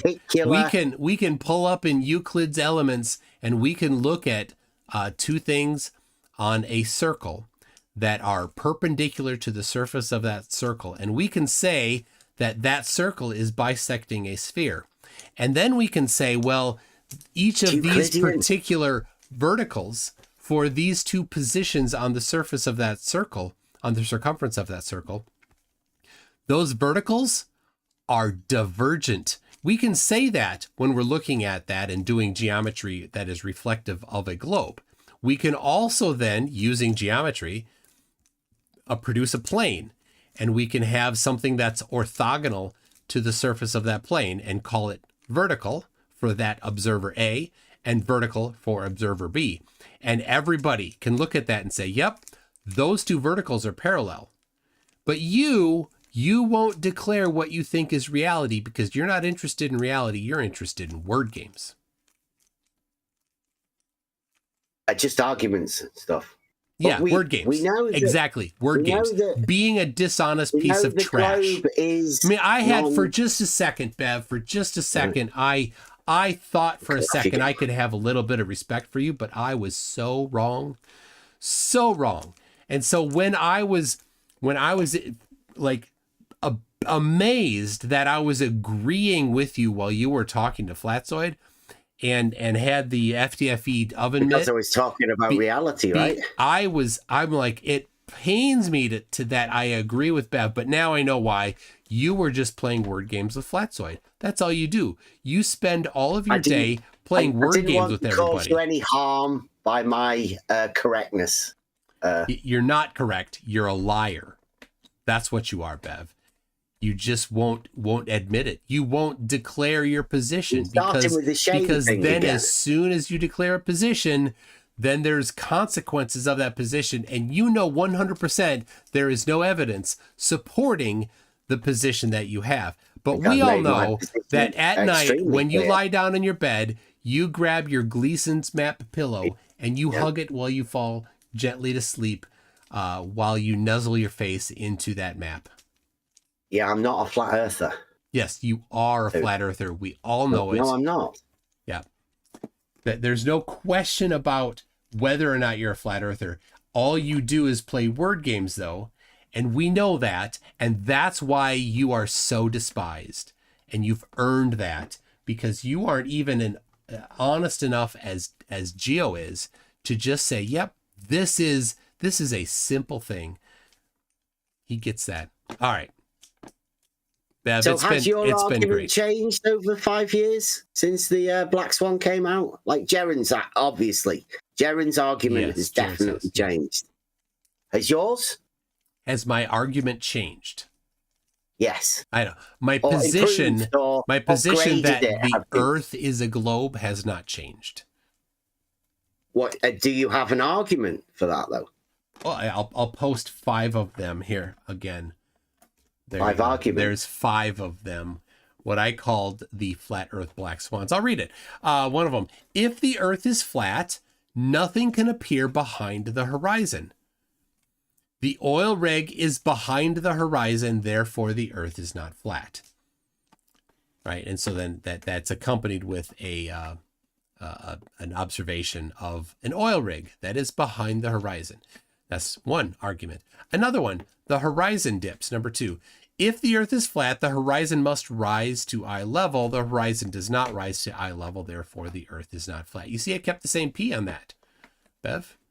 And so that has a link to the measurements of the horizon not rising to eye level. Number 3, if the sun is small and local, according to the laws of perspective, its angular size must vary dramatically throughout the day. The sun's angular size hardly varies at all throughout the day. Therefore, the sun cannot be small and local. See how I did that? Another modus tollens. Fantastic. How about this? Number 4, if the Earth were flat, all long-distance flights would work on a flat map. Long-distance flights do not work on a flat map. Therefore, the Earth is not flat. Number 5, Earth rotates. If the Earth is stationary, then measurements would measure no rotation. Flat Earther Bob Nodell used a $20,000 optical gyroscope to measure rotation. Therefore, the Earth is not stationary. Another modus tollens. You like that? And I'll give you one more. Number 6. If the Earth were flat, the sun could never set. The sun sets, therefore the Earth is not flat. And I could expand that a little more to say if the Earth were flat with the sun moving above the surface of the flat Earth, the sun could never set. So there you go. Have you got any modus ponens or maybe modus polens? You got any? No. Those are good enough. Yeah, but they, you know how arguments work. You've got no positive claims. Oh, I certainly do. Okay. Yeah. But there are all of those were modus tollens. Yeah. Yeah. So when you do science, right, your hypothesis has a certain form. You know, if P then Q, therefore P is still valid. That's the position. It's not a proof, right? You don't have positive proof of something. You just have it was not falsified, and what we did do matches the hypothesis. So there you go. Pretty nice. works out well. So for example, if the Earth is a globe, has one of them come around since TFE? Or have all of those arguments come around since the Black Swan, right? Was it QE that brought in the modus tollens to this arena? No. That sort of got you spurred on? Because it's definitely what got Jaren spurred on, right? No. He's based his off the Black Swan. No. And you've made those modus tollens. You've not tried any other form of argument, have you? You've missed the entirety of the context here. So Jaren didn't come back from Antarctica and then said, write up his Black Swan analogous argument for the globe and flat Earth stuff. He did that in response very much to the debate he had with Austin, where Austin was trying to use that Black Swan argument, and Jaren's like, if you're going to do that, then I can do the same thing. And Austin's like, no, you can't, which is stupid. Of course you can. Well, no, he had it all wrote out. He'd obviously already prepared Yeah, he had prepared it because he knew what Austin was going to do, because Jaren knows Austin and knows his tactics in debate. So he prepared. Yeah, so there's a lot of things that spur people on to make arguments. Right, and obviously it sounds like your ones that you made were modus tollens. So I'm presuming that those were made on the back of QE making a modus tollens. Yeah, and if you look at the link I posted in there, it's specifically poking in QE's eye. That's what it is, 100%. But scientific experiments are certainly predate the existence of QE, of John Stunja. Yeah. So, obviously. That long before, millennia before. Trying to spur people on, though, to make arguments within this arena, right? It's obviously spurred Jaren on. Well, no flat earther wants to commit to anything, right? I know, and you are the pinnacle flat earther that won't commit to anything. Right, I'm the one that makes the embody the refusal to commit to anything as a flat earther more than any other flat earther does. You won't even commit to being a flat earther, even though we all know you are. Yeah, there's no need for you to attempt shaming me for this, right? That's like everybody knows it's a globe. I do think it's funny that you think that that being called a flat earther is shaming people. Why you want to take the real globe and try and take it into being a flat Earth? I don't know what you're talking about. That's a strange thing for me. I'm interested in that. What the hell are you talking about? I've been for years. Well, I was wondering. I've always wondered why people like you want to make reality into a flat Earth. That's not us. That's you. I'm not. I've never said that. Yes, you that's the strange thing. No, I haven't. Oh my gosh, Bev. People like you and Fight the Flat Earth and these flat earthers that want to call me a flat earther. But I'm not a flat earther. Never been a flat earther. They'll tell you. Never been a flat earther. Never been a flat earther. Never been a flat earther. Never been a flat earther. No. Interesting. You can make arguments though, can't you, Toon? People can make arguments. They're allowed to do that, aren't they? Yeah. Well, here, let me see here. Let's see. Bev has never been a flat earther, so he says. But there it is. Look at that. Look at that, Bev. Why is that? From Bev. Quote, yes, and flat. It is observably so, yes. Water finds its own level. True fact. I agree. Water is flat and finds its own level. So there is Bev posting this. Right at the bottom left of that says, the Earth is flat. That's your own post from March of 2019. So when you said, just a second ago, when you claimed that you have never been a flat earther, it's when was that? Very clear that you're lying. When was that post done? March 2019. 2019. So when you said you've never been a flat earther, this proves that you're lying. I'm not a flat earther. But you said you've never been. You said you've never been, Bev. I'm not a flat earther. But where does that say? Yes, I am a flat earther. Bev, Where does it say that? more word games. More word games. The Word games don't. Earth is not Yeah. flat, MCToon. Yeah. Yeah. Oh, here we go. Here Have we you go. ever- Here's have you ever another pretended- tweet You from ever you. pretended, Here you MCToon, go. have you ever pretended to be a flat earther? Where Bev said, I've told get you a many reaction times. from me. Hold on. Sorry. Quote. I've told you many times I understand perfectly well it's not there. There is no bulge. The seawater is flat and level. One level, they call it sea level. Levels don't curve. Earth is flat, you said. These are your words. Now it's your turn to prove That's the bulge. an Take it out of your argument I head made. and place it on Twitter. There it is. Once again, Yeah, that was you an argument. declared right there that you are a flat earther. No, that was an argument I made. Because I was asked to make an argument. You can make arguments. People can do All right, that. There you go. Bev, Yes. word games. This is why No, people you're despise the one you. that wants to turn it into a flat This is earth. why It's people not. It's just despise reality. you, Bev. Dude. As they should, People don't because you well, just like, you play might these despise me. word games And that to might be try because to you get run hurt away. by my correctness.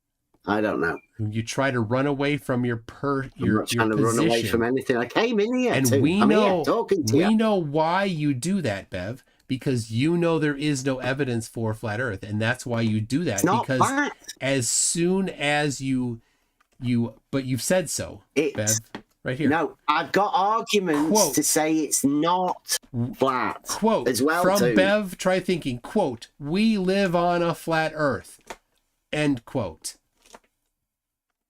Those are your words, Bev. Your From words. when? It doesn't matter when, Bev, you claimed you've never been, quote, never been a flat earther, unquote. Those were your words. Not You said a flat earther. just minutes ago. Have you ever pretended to be a flat there we go. earther, MCToon? No. Have you? Why would you suggest ever something like that? Pretended to be a flat earther. Stop. He's already dead. Have you ever pretended to be a flat earther? Why would I MCToon? why would I do that? Perhaps to get a rise out of someone.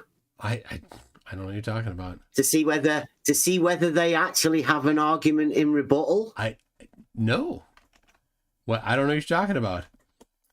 Uh-huh. Hi, Joe Schmo.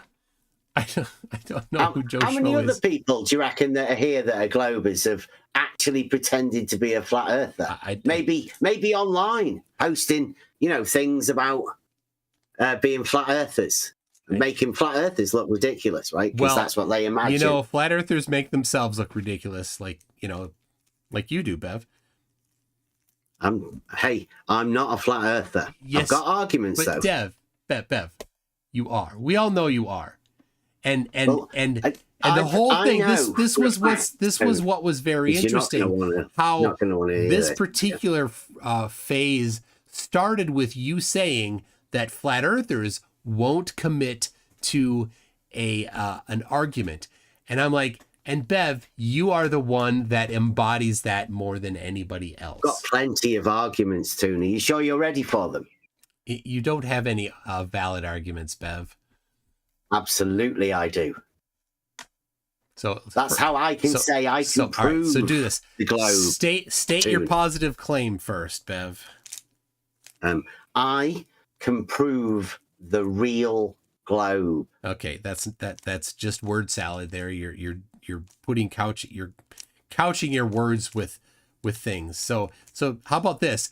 The Earth is, and then say that what it is. Don't say not. The Earth don't say not. Is dirt.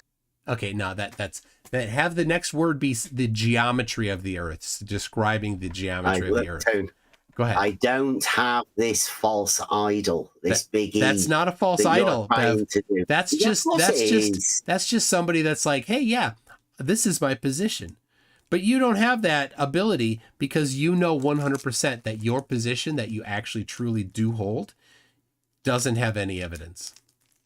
No, I consider Earth terra, the land. Yeah, word games. I don't put a capital E on it and start worshipping it. I don't word do games, Bev. How about this? Have the courage The Earth is a globe. See how I did that? The Earth is a globe. You see, Yeah, I'd say I made a positive statement. I didn't have any couch words there. I didn't have to protect myself because I was worried that I wouldn't have evidence for it like you do, right? And none of that is worship, because I can say this pencil is made of wood without worshiping the pencil, right? There's no worship of the pencil. It's just a shape. I can say that this can of tab is cylindrical. You see how I made a geometric position, a claim about it, right? And I didn't have to play any word games. I didn't say this can is made of aluminum. I didn't have to do that. I can make the bold proclamation about the geometry of this can just like I can about the shape of the Earth. And you can't, because you know what'll happen as soon as you say that. Yeah, non-Euclidean. I can definitely make a claim about that. Non-Euclidean. More word games. You're proving me right, and oh, Bev, I do love being right.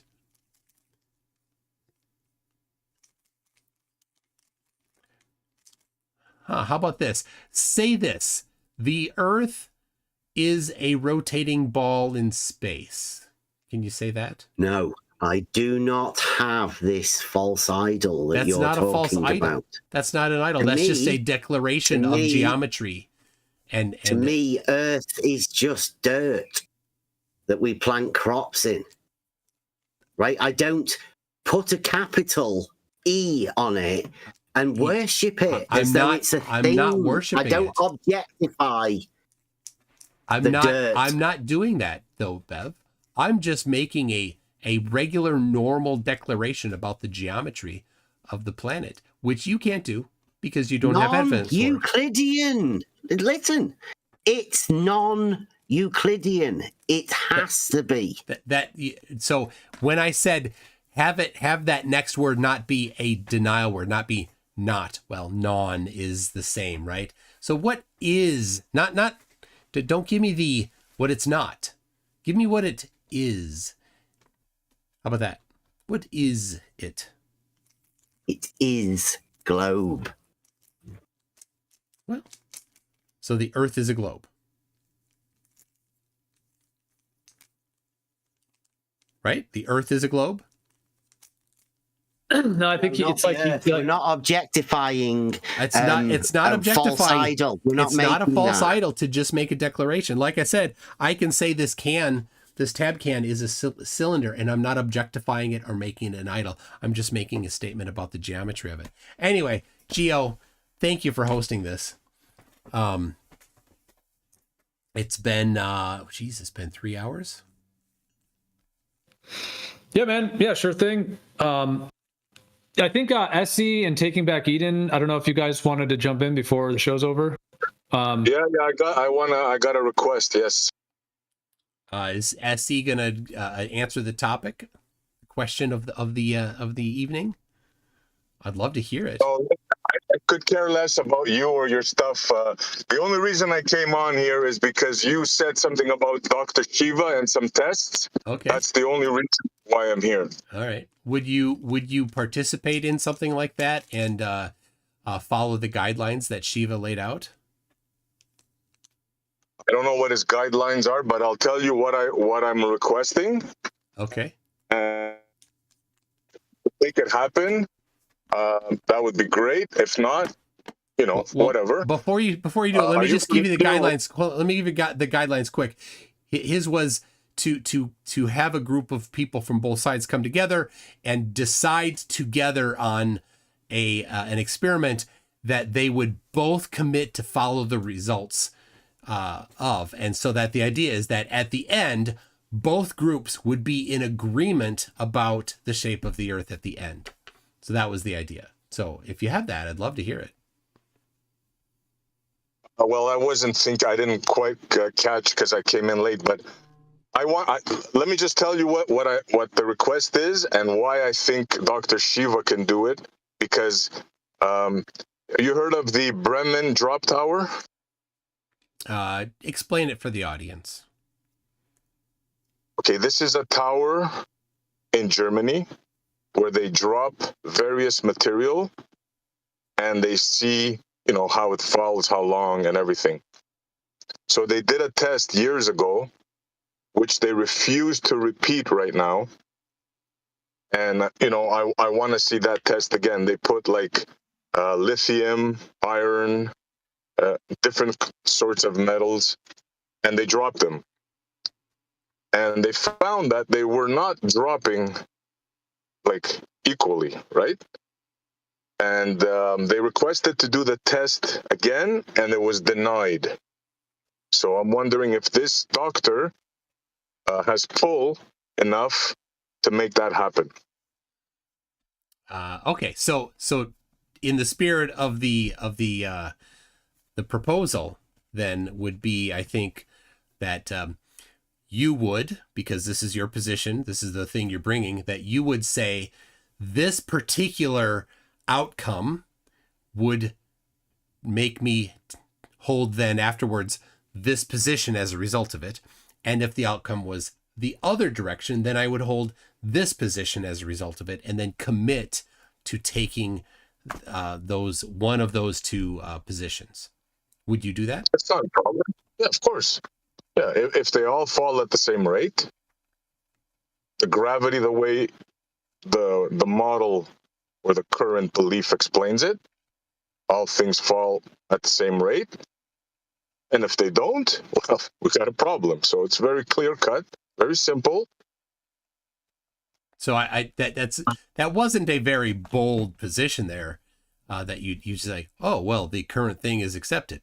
Now, but the point of this particular experiment is an attempt to refute mass attracting mass, right? So then the spirit of it would be, if they don't drop at the same rate, then the position that mass attracts mass is flawed, and if they do drop at the same rate, then the position that mass attracts mass is accepted. Would you do that? I guess that's reasonable. Yeah, sure. Wow. All right. Well, I have one more. Okay. Okay. Now, you heard of the pendulum, right? Foucault's pendulum, obviously. Yep. I'm kind of curious because in the 300 years or so that this has come to fruition, right? There has never been, as far as I know, and maybe somebody could, I've been asking for years, there's never been a pendulum, two pendulums, like side by side in the same room, obviously not close enough for one to interfere with the other, but in the same, same proximity to see if they trace the same outcome. That's my second request. An interesting one. And then, so what would be the bold positions you take as if they did match or did not match? Well, if they did match, then the claim that it happens because the Earth is spinning, I guess, would be confirmed. And if they don't, then it might confirm that the Earth is not spinning in the way that your model explains it. Is that fair? I think that's fair. Okay, so there you have it. There's my two requests. Okay. Well, so if I do this, I've thought about doing this, then, I think it would be fair for you to just come to whatever summit kind of thing we do and just put, throw them in the pool of requests there, right? Since they're yours, I think, I think they're great ideas and you should champion them. Well, I'm not sure I can make it to any summit, to be honest with you. It would not be in person. Oh, okay. Shiva suggested in person, but it would be online if I did it. Yeah, sure. Of course. I'll be more than glad to come online and make the request official. Sure. All right. Cool. Well, maybe this will happen. My concern was that we would have nobody from the other side participate, but maybe I was wrong. Yeah, and I have more, but let's just go with these two. Yeah. And this could be a very interesting situation. If you can make it happen, or Dr. Shiva can make it happen, I would really be thrilled. Well, I don't think Shiva would be involved. I've messaged him. He's responded a couple times on Facebook, but not many. He's busy doing whatever he does. So. Well, if you can make it happen. Well, I don't care who does. It'd be a group effort, right? So I think that I could, for reasonably priced things, I think that we could crowdfund 50%, right? And I think I'd be willing to contribute. I think it'd be fair for the other side, the flatter side, to put in 50%, and that would be, so it's not like, well, let's have this incredibly ridiculously expensive thing be our standard of evidence and then not be willing to, foot half of the bill, right? Yeah, that's reasonable. The reason why it's not really the money, it's that they don't want to do the test. That's why when I heard you say Dr. Shiva, he might have some pull, because they refused to do this test. They even took him to court. I don't know if you're familiar with that. You can check up on it. So, well, you'd take somebody to court to try to force them to do something with their own gear. But is this the highest drop tower? I'm not sure, but it's quite famous. It's in Germany, and it's quite famous. Wait, couldn't it be a different one if it's a? I don't know. Yeah, I don't care which one it is. Yeah. 146 meters high. And I think it's it must be in a evacuated chamber, right? Yes. Yeah. Yes. So I got a question before you leave, if that's all right. But continue. Sorry. All right. I'm Googling highest drop tower. Lex Luthor drop of doom. Well, that's a ride at an amusement park. I don't think that was what we're looking for. Anyway, Tom Scott has visited that drop tower, says Nikki Louder. Anyway, okay, cool. All right, thank you, Essie. And then was it who was that? Let's see. Eden? Come on. Oh. No. I was going to say try and pronounce the name, but never mind. Do you know if there's any videos or demonstrations or anything like that that's showing a Foucault pendulum at the equator having no precession? To my knowledge, nobody has done it. You think that would be something you could crowdfund and do? Maybe. Or whatever. Yeah. I mean, it's cheaper than Antarctica. Yeah, you'd need a building that's big enough. And you probably could find one in South America. There's really close to the equator in Brazil. There's some good sized cities, and of course in Ecuador there's Quito is there. So potentially you could find one that's reasonably tall enough. Yeah, could be. Okay, so you don't know if anyone. So no one's ever done it, right? Not that I know of, and probably part of the reason why is because the prediction of the globe is that there would be no precession. And so it's typically done as a demonstration, not an experiment, because it's been done as an experiment. And there's many other experiments. Where's the demonstration, though? Well, the demonstration, for example, the first demonstration was when Foucault did it himself. But that was at the equator? That was the experiment. He did the experiment himself. But then if you go to a science museum and they have it set up in a science museum, that's not an experiment there, really. They don't do it as an experiment. They do it as a demonstration. Science museums are demonstrations of science. That's what they mostly are. Right? They're teaching and informing the public. Here's some experiments that we did, and here's a demonstration of that experiment. All I want to know if it's been done at the equator. Yeah. And if not, that would be something. Yeah. And to my knowledge, it has not. Because if I was a betting man, I'd say it'd still have a precession, just because I think the Foucault setup is shoddy to begin with. But that's my personal opinion. Yeah, I'd put money on that. On it. That there would be no precession. No. Yeah. It would just go back and forth. Yeah. At the equator. Yeah. mean, right. I put on the trip to Antarctica, I put up a lot of money on Bet Moose about What would be the seeing the sun. conditionals? Like, what would be the conditionals, right? It would have to show a precession after an hour, or should it do 24 hours? Like, what, 12 hours?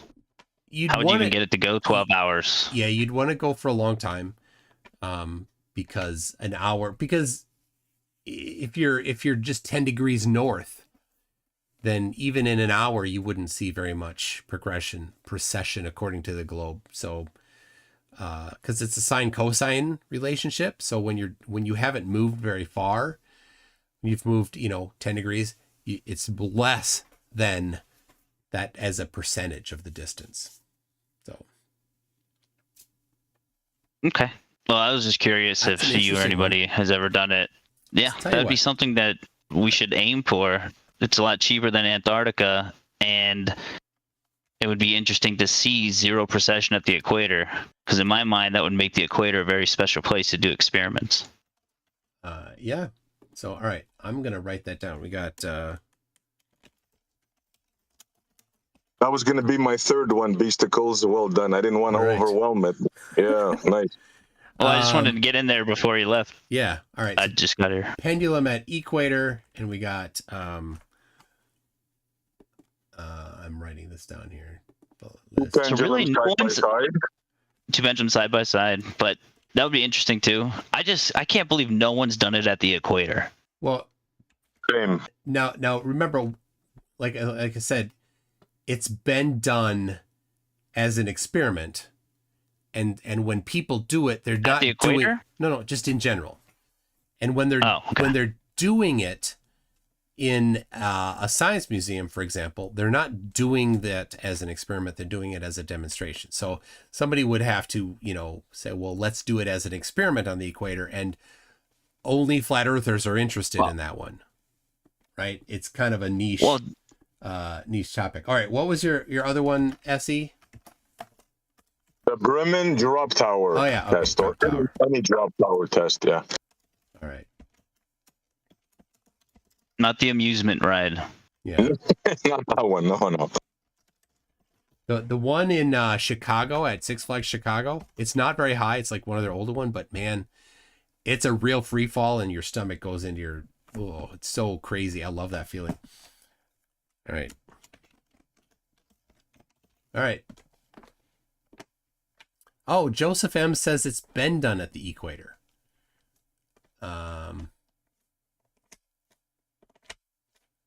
Anyway, I don't know where it's been done. Joseph M. If you can link it, go ahead. Well, I guess when they use it often, like, hey, look, the Earth is rotating, it's knocking over these little pins, It's not very impressive to say, hey, the Earth is rotating, it's not knocking anything over. It's just swinging back and forth. It's doing nothing. Whoop-de-doo. Yeah, it doesn't really play into the thing of, hey, look, this is why Earth is rotating. Watch this pendulum at the museum. Yeah, because at the equator, so a Foucault pendulum is testing in one plane, and so like a 3-plane gyroscope is measuring in all 3 planes, and that's what they use in airplanes. Don't confuse the meaning of plane there. So that's how, like, for example, a optical gyroscope can measure the rotation of the Earth to figure out your latitude, because it uses all 3 planes. But a Foucault pendulum relies on gravity, so it can only do it in one of those planes, the plane being orthogonal to vertical. Wouldn't that be the best way to create a control for the experiment, though? To run the pendulum at the equator and then see that it's not processing, and then take it to a different location? Wouldn't that be like the whole premise of creating a control? That'd be a good way to control it. But the other, another way to control it is to simply change your latitude. There's no one particular latitude that really is all that special, right? No, you want to test the Foucault pendulum that you created, actually fabricated and made to not process except under any circumstances, except for, I don't know, centrifugal force or whatever they call it. Due to it's Coriolis is what it's actually classified under. Thank you. Cool. Yeah. I'm just shocked that no one's actually done it at the equator. Like, I've never seen a video. I was looking for it, and I was just like, wait, has no one actually ever done it there? Like, that's crazy. Well, that'd be like one of the first places I would want to go. So Joseph, that's where you'd test all of them. Joseph, that's where you'd have to create it to test whether it's working properly. Sorry, go ahead, Toon. Well, no, you wouldn't need to do that to test if it's working properly. You would test it at any variation of latitude would be how you test to see if it's working properly. So do it at 45 north, do it at 20 north, including 0. Like that's still a significant latitude, though, don't you think? It is a variation, but it is not the only variation. It's not the critical variation. There's no one that's any more particularly critical than any. You just agreed that it was the control before. Okay. Well, no. The reason, it would be a control, not the only 3 points control. would be more interesting than any latitude, and you know it. That would be the North Pole, South Pole, and the equator. Right, for the Foucault pendulum. Those would be pretty cool. North Pole would be, you know what I mean? Quite a feat, because you'd have to construct a building to block it from the wind. And, so as accessible as the equator is, being it goes through, the center of the world. It's the easiest one to get to of those 3. And then none of them are over there. That's insane. I would say if you're going to do 2 locations, you do one north and one south of the equator and see that they process different directions. That would be, if I was going to go 2, that would be the 2. If I was going to do 3, I'd do an extreme latitude and a non-extreme latitude. So maybe I'd go to northern Norway or something like that and get as far north as I could to get the highest precession possible. And then maybe do it in Punta Arenas. That would have been a cool thing to try down there. Curious, how would you keep the pendulum going at a consistent rate without also interfering with the precession? You know what I mean? By accidentally giving it a little bump and you're like, oh shit. And then it has a precession. Like, how could we control for that? Would you use like a magnetized one? Well, it depends. If you want to have nothing added, adding energy to the system that some people think is an issue, then you're going to have only a limited amount of time that it will swing. You can get, with a large weight and a long enough string, you can get an hour, 2 hours maybe. I'm just guessing here. So that would be one way. But the ones that do give it a swing, they do it in one of 2 ways. The common one is actually at the top around they have a ring magnet around the cable at the very top. And then they just time that ring magnet based on the length of the cable to pull it slightly toward the ring magnet. But since it's a ring, it's the same in all directions, so it's not inducing any particular motion. The other is they have a magnet underneath the bottom of it, and then the pendulum has to have some ferromagnetic material in it to respond to that, to get pulled by the electromagnet in the floor. All right, Jamie Schultz. Okay. Jamie Schultz seems to have one, and I've added as a moderator, so can now paste the link. So there we go. So now, what will you do if you look at this and find that it's been done? Will you change your position? Well, you don't even know my position. I was just curious if it's been done. Well, I'm assuming that you think that it may not match the globe. Well, I'm just saying a Foucault pendulum doesn't prove one way or the other about what's causing the precession. It's just an effect that we can all agree on, that there is a precession.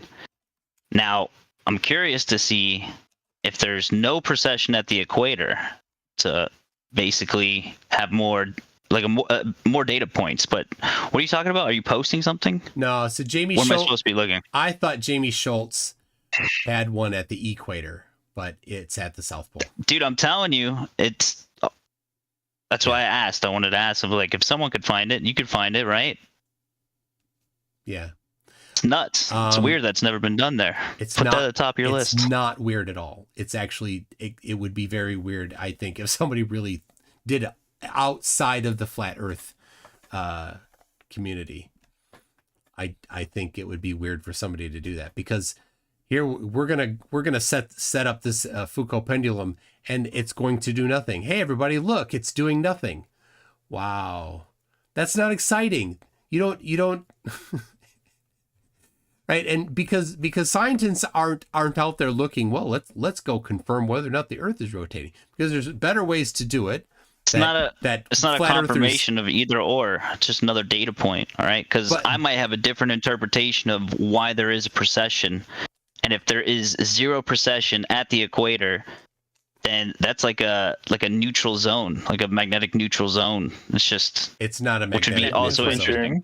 It's not. It would presume that it's possible to even craft such a mechanism that would not see the dial, the pendulum process. Exactly. I'd like to see that mechanism, and that's why I think it would be critical to put it on the equator. It's actually a test of our ability technologically to achieve such a thing. Oh, you mean like the thing that keeps it moving? Yeah, well, I mean, first of all, the thing that keeps it moving, whether or not it would have a potential, some sort of directional value to it. You say that it doesn't. Okay, I mean, that's a certain assertion, I suppose. But the way to test whether or not that's absolutely true would be to take it to the equator to guarantee that, that exact same kit setup that you've got in that place, when you take it to a different latitude, that you end up with a different outcome. You still need to prove it, within that you could even produce a mechanism that wouldn't process friction. Friction always has a preferential side. It does. It would give you a control. It would give you a control. If you were to take the same equipment, go from 10 north, 20 north, 30 north, equator, 10 south, 20 south, 30 south. Yeah, you would have the level of a control. And yeah, it may not be flashy to see it not process at the equator, but it is what the globe model claims. There's other models that can claim that as well, or other explanations as to why it's occurring. But it still seems like just that it would be something that would be done. But also it hasn't been done through all the latitudes either. There's sort of spotty places that it's been done. And of course, the reason why is because today there's much more precise ways to measure the rotation of the Earth. So a Foucault pendulum, when it was new, was novel, but now it's not. It's not the way that people measure the rotation of the Earth. You'd use an optical gyroscope would be a great way to do it. Super precise. And within. Do you think there'd be no precession at the equator? At the equator? Yeah. There would not be. Okay. Well, there you go. There's another thing you can test. Write it down. But yeah, I did. So, but an optical gyroscope will still measure that 15 degrees an hour if it's a 3-plane or 3-axis gyroscope. So, anyway, all right. Thank you for those. I wrote them down, but somebody's going to need to champion them, and then stand up and boldly declare to follow the evidence, whichever way it leads. That's the thing that Shiva was asking for, and that's the thing that I would be asking for if I were to do this. And so I would love to see flat earthers commit to it and say, yep, I will follow it, and I will change my position, because I'll do that. I'll change my position. I recorded a video conceding flat earth for our trip to Antarctica, and I played it for Jaron and Austin while we were there. So they saw with their eyes and heard with their ears me saying it. The video never got published, but I did record the video and they saw it. So that's, very brave of you, sir. Yeah, very brave. I'll stand up and boldly follow it. So. Hey, I just have a quick question. What do you think is going to eventually put this to bed? Do you think it's going to take like an amateur rocket for flat earthers to stop believing? No, I think that probably the soonest thing that will do it will be when You know the 6 degrees of bacon, or 6 degrees I'm not familiar with that. 6 degrees of separation, right? You're only 6 degrees away of knowing somebody to know everybody on the Earth. So I think that there is some number of degrees of separation of people that have been to space that will put it to bed, right? Obviously, 6 degrees isn't enough. Is 4 degrees enough? Probably not. Maybe 3. Right. What about just because they've been promising us space tourism for the last 30 years and it hasn't happened yet. But we'll keep holding our breath for that. Wait, I'm sorry. Say that again.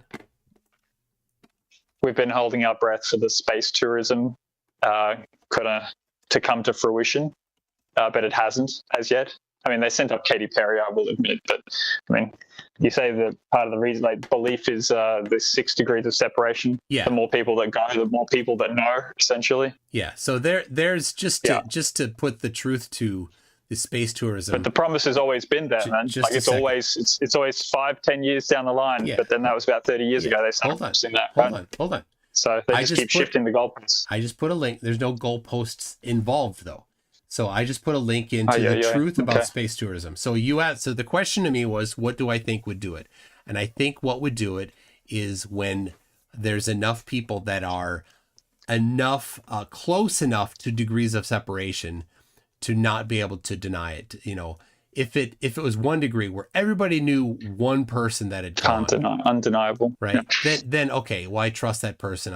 They've gone, or maybe it's. But you think that. You keep think that talking about the space would be the one that solves it. Sorry, say that. I mean, people are so skeptical in that community that even going to Antarctica didn't solve it. So I feel like it's going to have to be something major than just knowing other people. But the thing is, it's not about convincing the people that are inside the community, right? They have a commitment. They're not going to give it up, right? Gio was, super honest here. And my takeaway from the conversation I had with Gio was that right, he doesn't see things very much that contradict the globe. He sees that he said more than 50% or whatever number, maybe 80, he said that match the globe, but and still falls flat and falls on the side of flat. So I don't think that the people in the community, that's not the thing. That's everybody on the Earth is 2 degrees of separation away from somebody that's been to space, whatever that number is, right? Maybe it's 3, maybe it's 1.5. I don't know.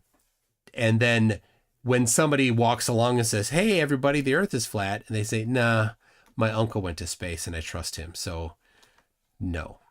That's what I mean.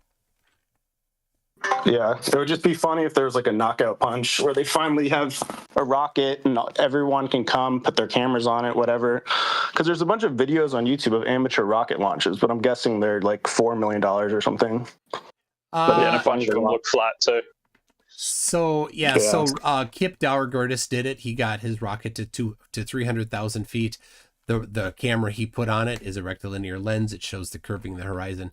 But 300,000 feet, that's not super far. That's a very small percentage of the way up to being able to see, a significant portion of the Earth as a globe. So is ISS elevation good enough? Was it Mark Rober that just sent up a satellite and has his, a camera? You can upload your own picture. It'll put it up on a screen and you can get a picture of the Earth behind your picture from space. So if he's able to do that as a YouTuber, then, it's getting less expensive for people to put up their own hardware. Yeah, the reason I say it is because there's this one that went to 293 and you can see the Earth's curvature, it's very drastic. Yeah. So, yeah, it'd be cool to see, but it's expensive. Yeah, and these things are getting cheaper, so that's nice. Was that a permanent thing in space, Mr. Toon? Yeah, I was wondering that, if your space junk, YouTuber thing. I don't know how long it'll be up. They put it in orbit. But things that are, it's not a high orbit, so the things that are in a lower orbit slow down over time and will eventually fall back to the Earth. So, but I don't know how high it is and how long it's expected to stay.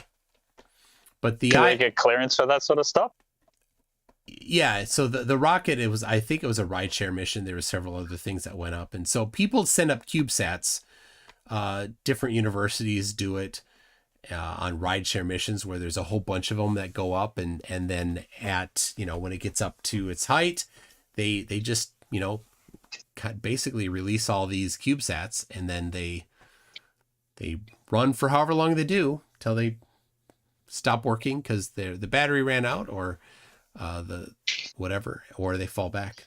Holy shit. Even if one of those like crashes into something else, right, and starts to like a cataclysmic effect, I think I've heard Jeremy talk about this. I don't know, what would that mean to the ISS? That'd be crazy, dude. There's whatever. If they're not at the I'm same, not even gonna bother if they're not in the same, if they're not in the same orbit, then the ISS is not at risk at all. And they're not that big. If they collide, the parts fly off in all different directions, dude. They're not in the same orbit. They can go up, they can go down, they can move all around. I don't know. I don't even need to litigate that. That's not how orbits work. Anyone else want to jump in? You have to apply energy to get to a different orbit. Yeah. Then you don't know what a collision is, and acknowledging that it spans out at 360, dude. If I can have two bullets heading horizontally towards one another. Upon collision with one another, the shrapnel will go up, down, all around. Oh my God! These CubeSats are not the collection of CubeSats are all moving together with each other. They're not bulleting toward each other. Sure. Okay.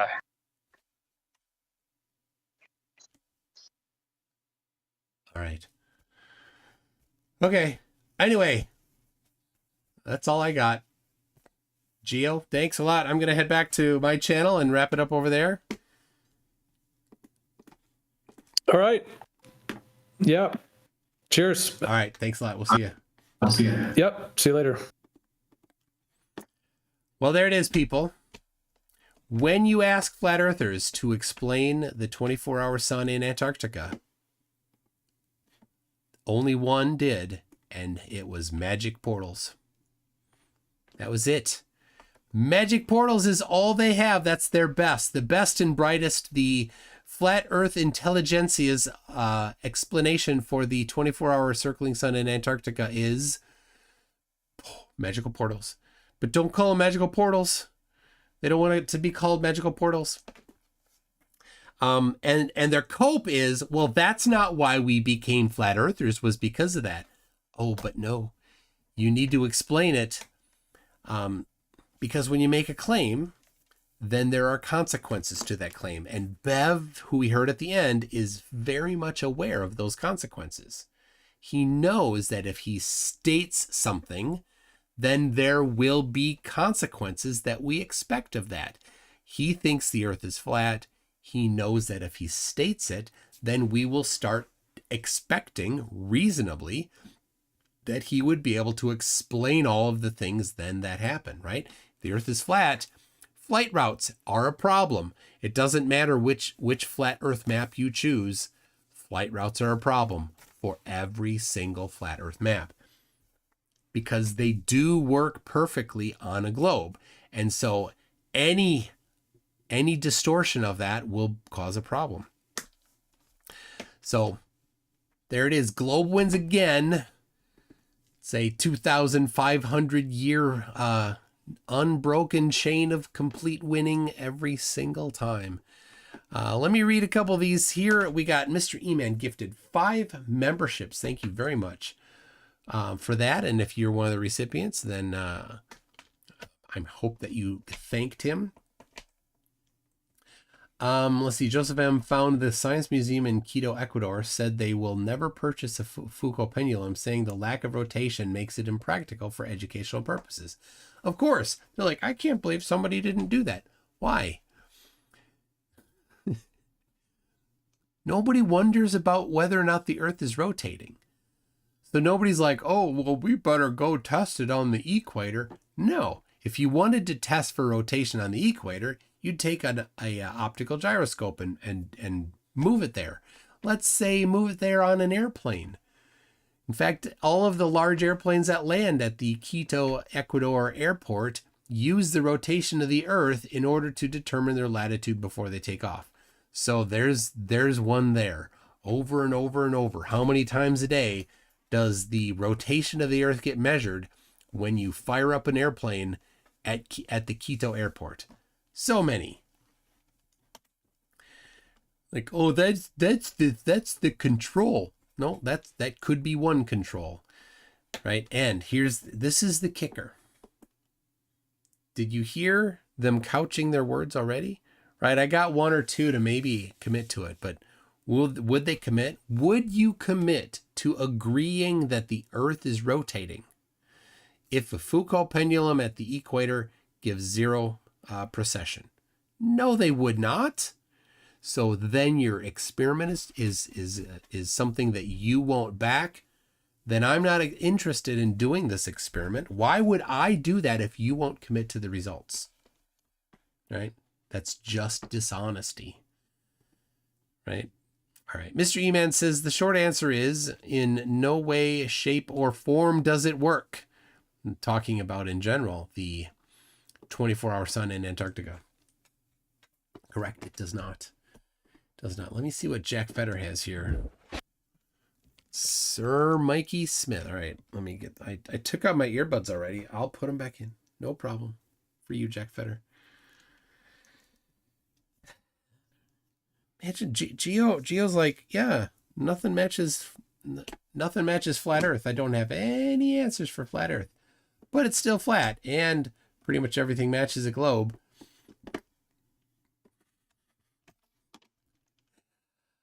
Yep. All right. And man, Bev, what a turd. What an absolute turd. He always is. Always is. I thought for just like he almost fooled me. I almost was fooled. I shouldn't have even given him the benefit of the doubt.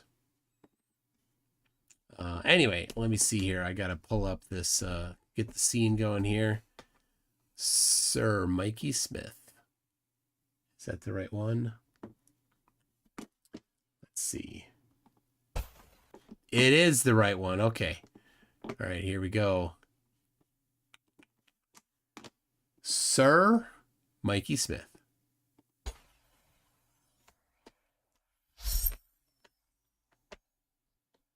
I remember when we used to debunk on Friday nights before we found out the truth that the Earth was really flat. Imagine all that time they had been sending back time travelers from the future to plant globe Earth stories. Even going as far as planting historical figures to help further the storyline. Who would have believed it?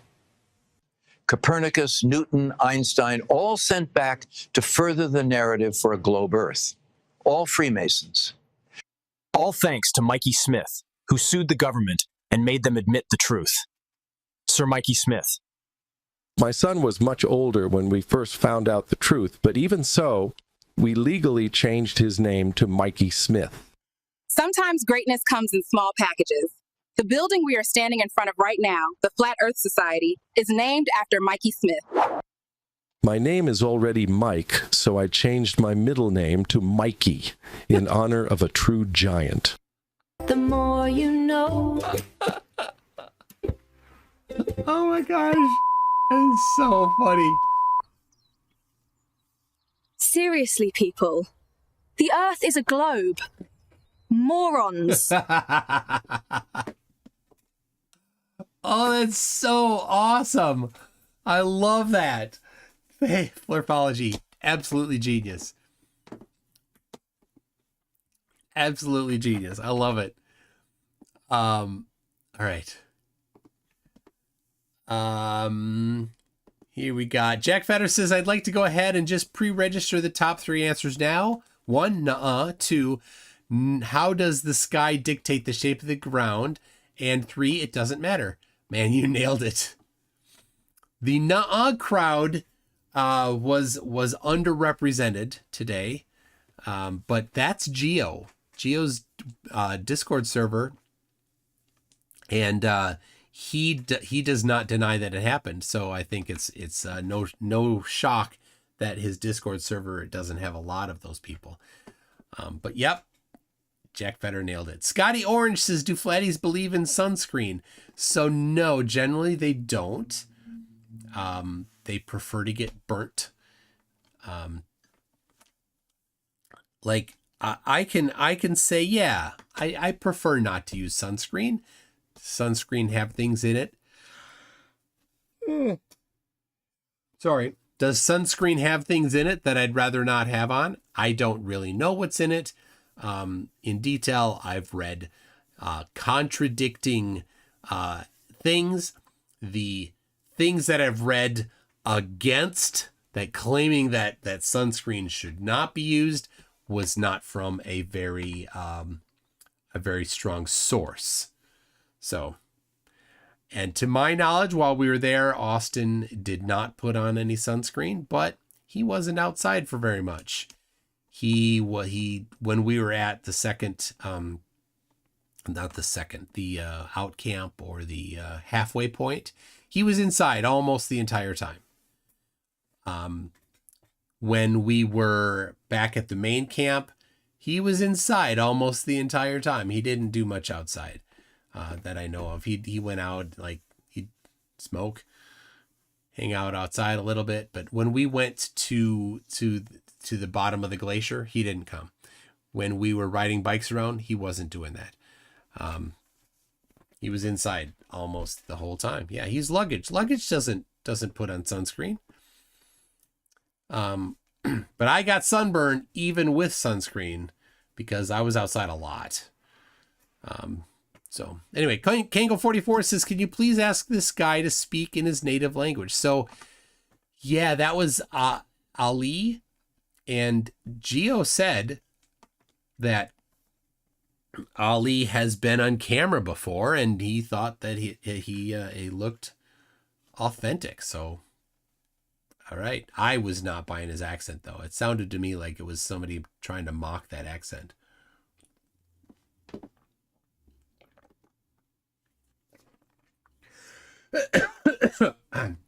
Nomad Universe says, my mother lost a large portion of her leg to skin cancer. I don't know of any sunscreen that does that.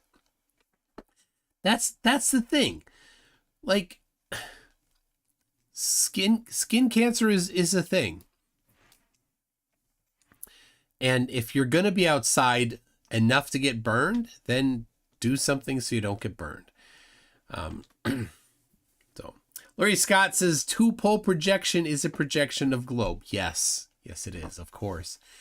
Geo's thing, like, oh, it's such a stretch. Look, the stars look like this, only if you severely distort them. And also, a magnetic field looks like this. So what? Therefore flat. No, none of that matches. Todd's Techtail says, the ends of the world merging, called a globe. That's yeah, I've got it. I've got it right here. You've got right, the prime meridian here, and then over here we've got this direction and this direction merge. Perfect. Yeah, that percent guy is like, oh, they can just merge. And I put up that map. If portals, if magic portals is a thing, then why not just have infinite magic portals? Right? The equator is 40,000 kilometers in circumference. And just south of the North Pole is some very small amount of circumference. Well, let's just say that there's a slice at the equator going all the way up to the North Pole, and then there's a gap, and then there's another slice, and another slice, and another slice, and they're all flat. Everything's flat, right? Well, how wide are these gaps? A millimeter wide at the equator and significantly less at the pole. It doesn't matter. If you can have infinite magical portals, then have infinite magical portals so that every single thing about the Earth looks like a globe. But really, God is lying. That's what he's saying. God is lying and making it look like a globe when it's actually flat. What a weird God they have. To just be lying to them. I'm not a fan. 0 out of 10. Do not recommend. Jack Fetter says, real question, great, but is this guy really challenging why it's presumptuous to not lend credence to teleportation? Seriously, next person. Yeah. And that's why I'm like, yep, let's go there. We're at the end of the conversation. Everything matches a globe, and the only thing that explains flat is magic portals. Don't call it magic portals. Torius says, once you stop denying measured, known, and tested science, we'd be happy to stop saying magic portals. Yeah. And it's a cope. It is a cope. Larry Scott says, Pac-Man portals. Yeah, that's Occam's razor. Not death by 1,000 cuts, but death by one deep cut. Yeah. And this is what I go to. I go to this. This is what my thought. When they're like, oh, the answer is magic portals. Like, hold on a second. Does that get any traction on the street? When you go up to somebody and you're like, hey, Earth flat.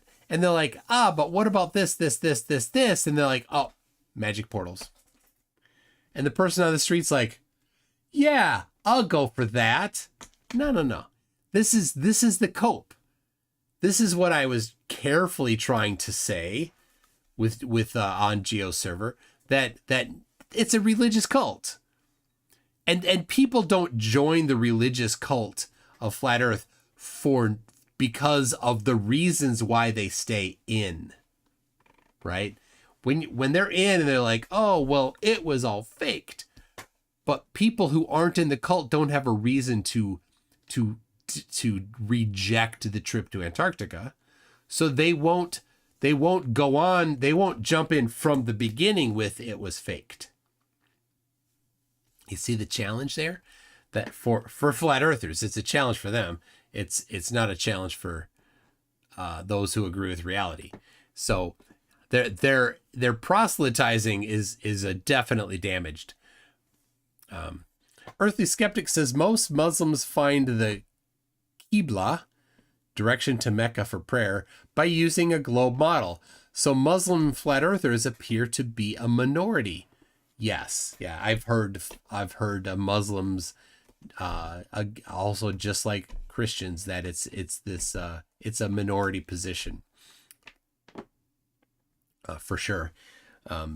Some of them, I'm told, think that the Earth is a cube, and so you could then say, well, it's the face of a cube is flat.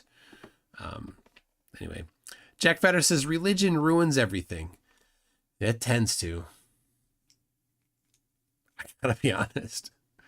Religious people are a pain in the butt when they become irrational. So, Tim David says a buddy named his car Dixie. His brakes went out and his Dixie wrecked. Yep, I said it as I was rehearsing it in my head, and I didn't know where it was going. You got me. Kango44 says, wow, mind blown. More than one person is wrong at the same time. Yes, my mind was not blown. Oh. DP Debunk says, all these flatties brought so much evidence.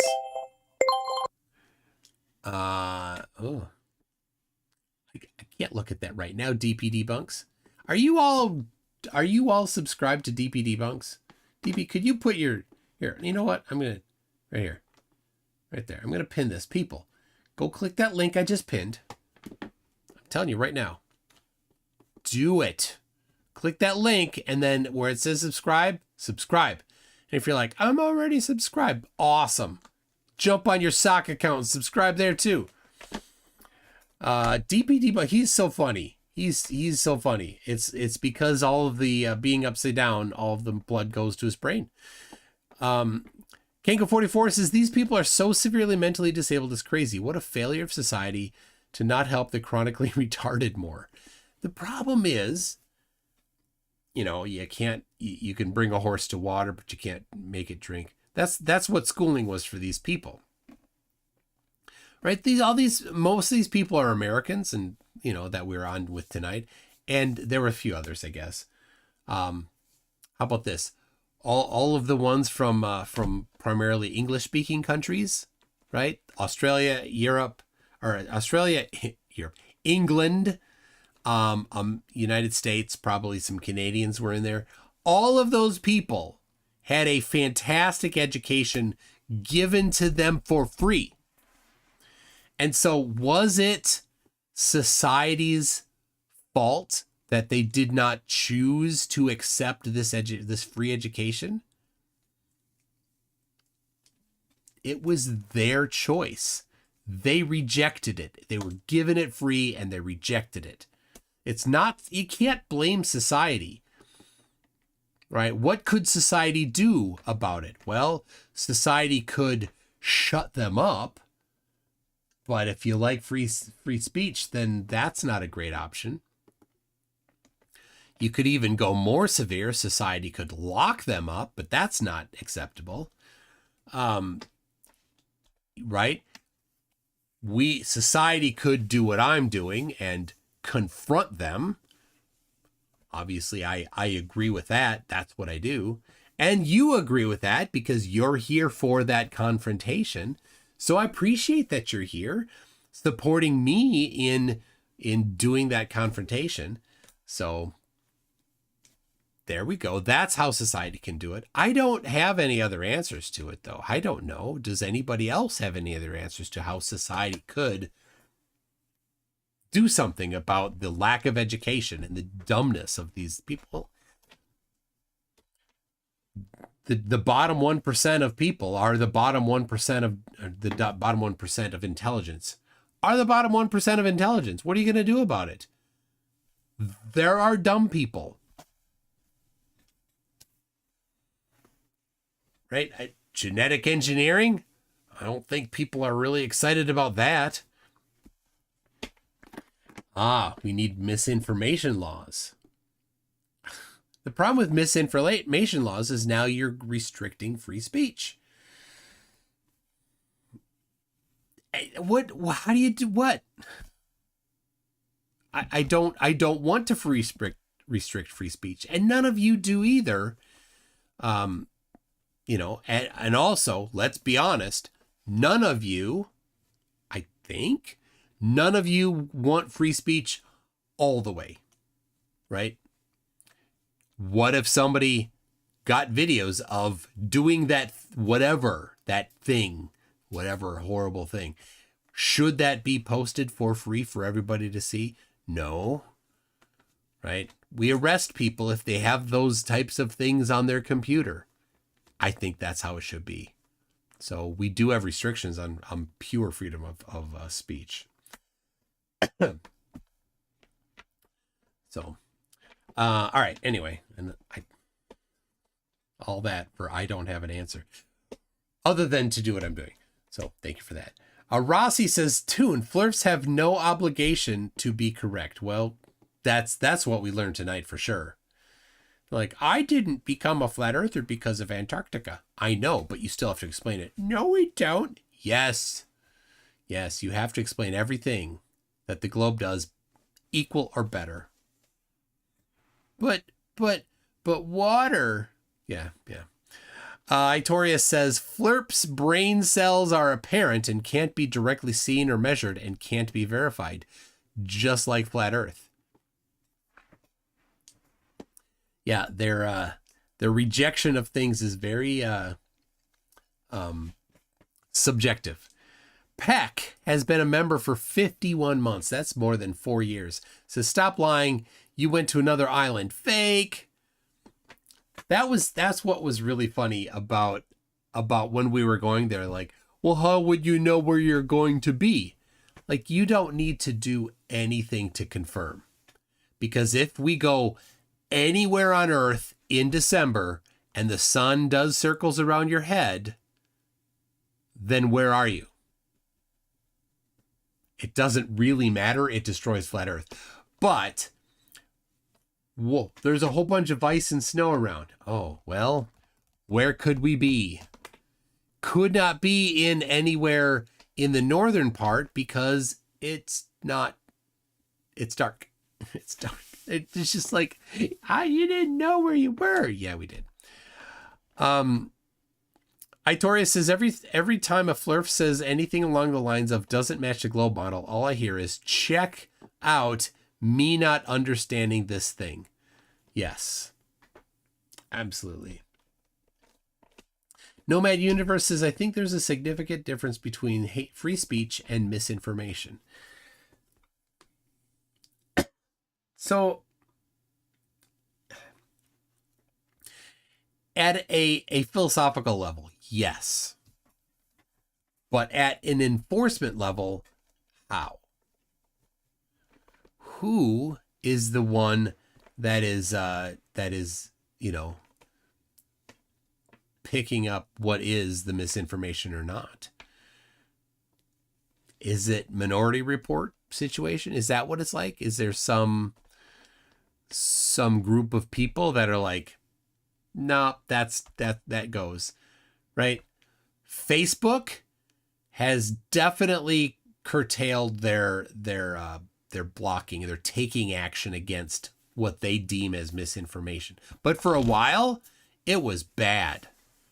It was bad. I had like the only thing I talk about on Facebook is the shape of the Earth. That's it.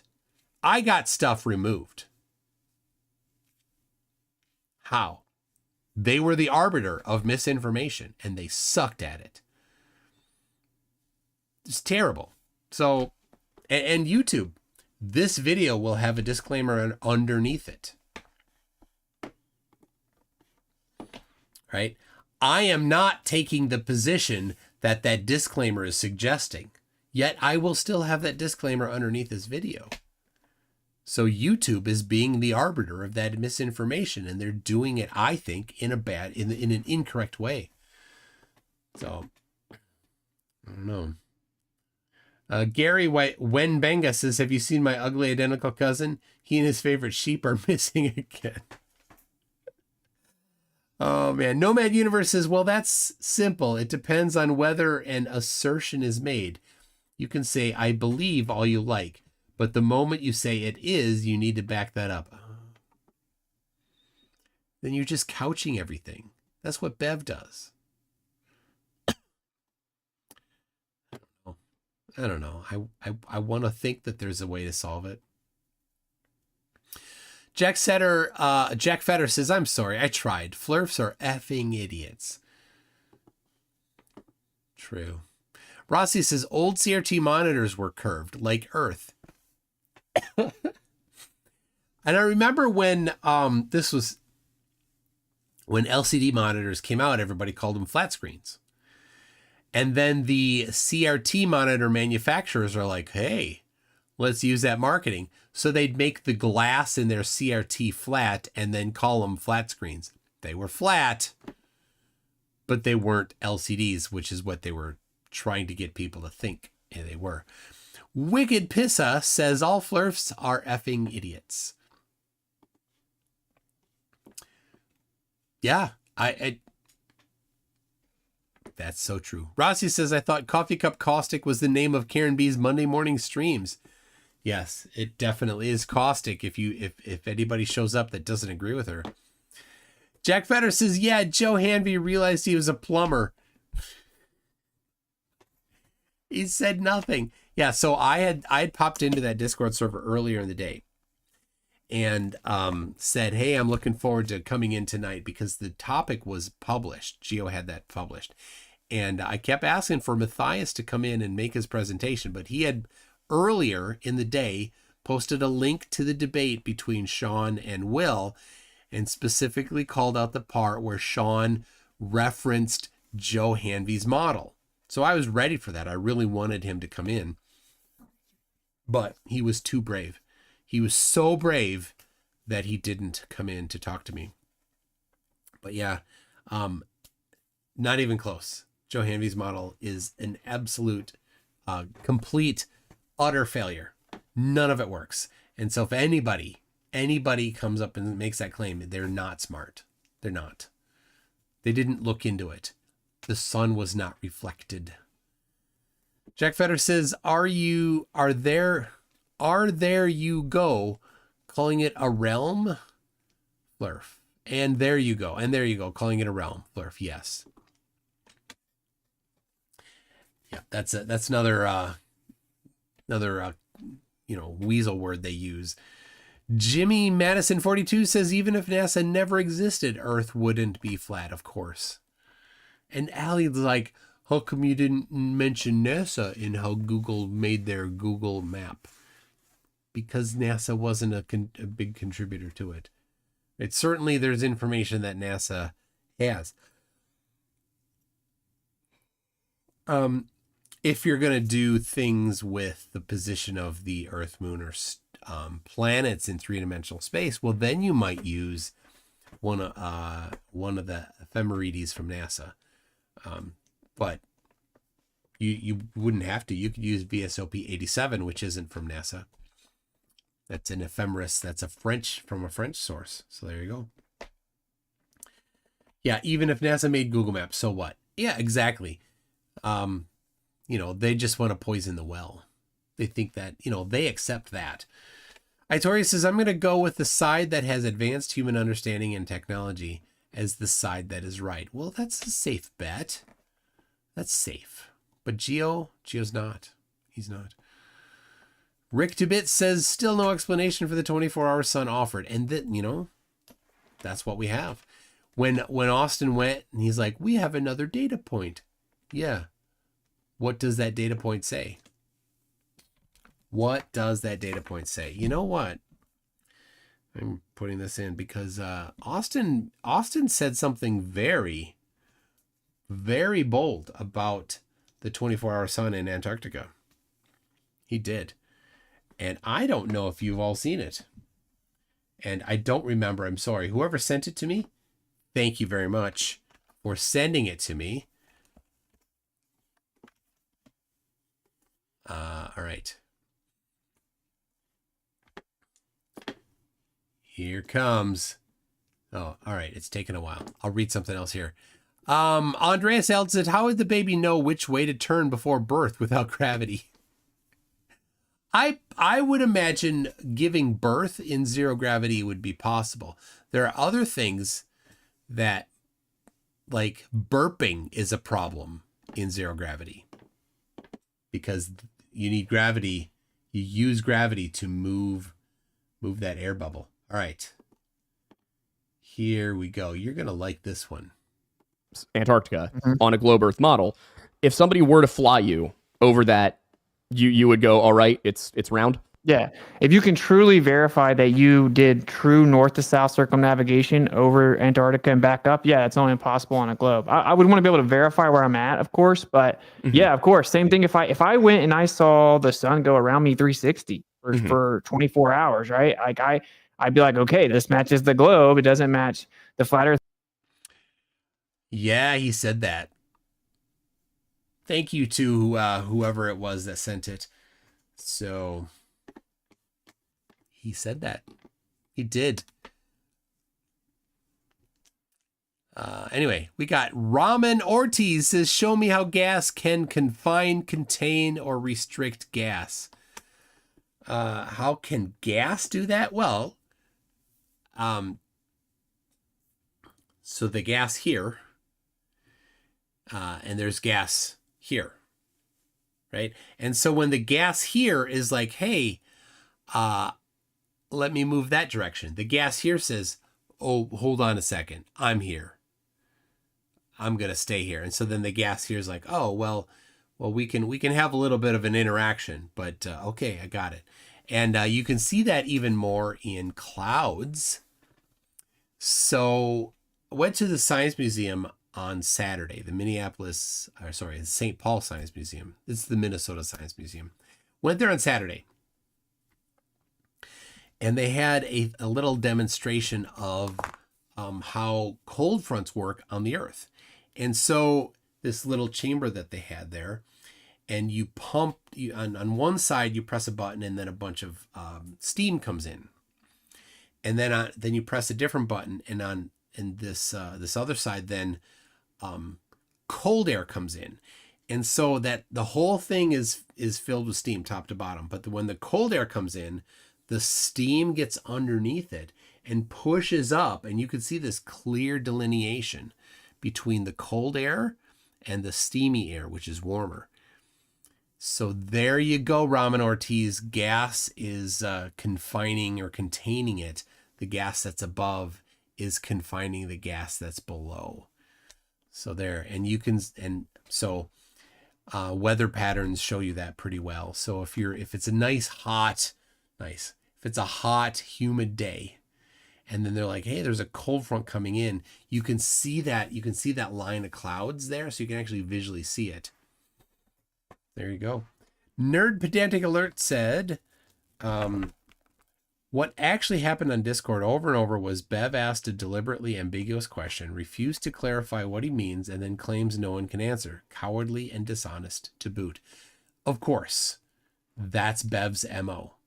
He will not declare his position. He will not clarify things. He does not want people to understand. For some reason, he has some sort of a sickness that he thinks that he's... He doesn't, at the end of the day, Bev doesn't go home. Well, he never leaves his home, but he doesn't lay down in bed and say, hey, I really made people think about stuff. I really convinced them that the earth is whatever shape I think the earth is. He doesn't do that. He can't, right? At the end of the day, he's like, I did nothing. That's it. Ramen Ortiz in all caps says, my appearance is imminent. Real science wins. Okay. Well, Ramen Ortiz, you know my email address. Alex Strand, says, how is it in an honesty contest between Flatzoid and Bev? Bev somehow loses. Bev won in an honesty. Bev won in the honesty contest. It baffles. Steve Revell says, OMG, just make a statement one way or the other. But why? But why? Like talking to a 2-year-old. Yes, that's about Bev.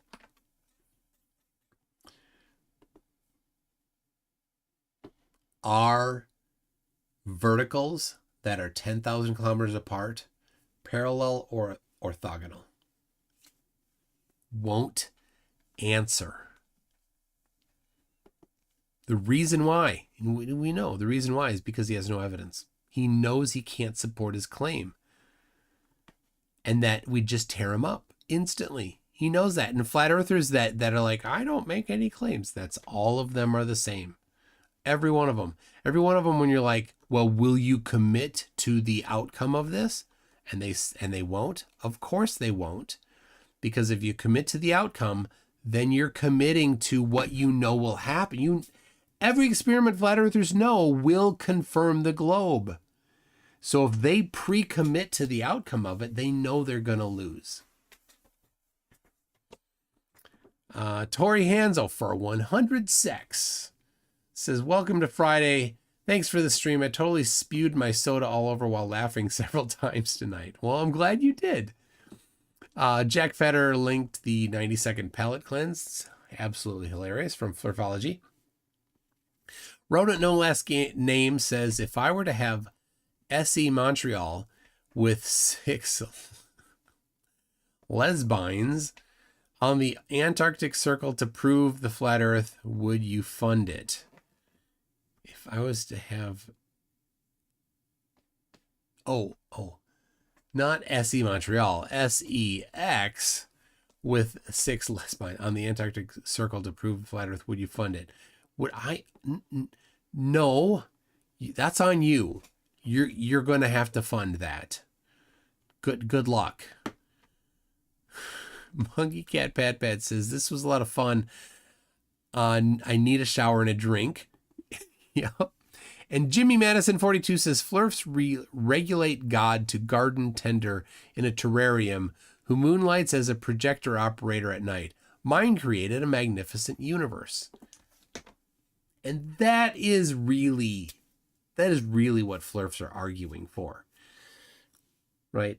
They think, though very few of them will say that they think it's necessary to accept flat Earth in order to get to heaven.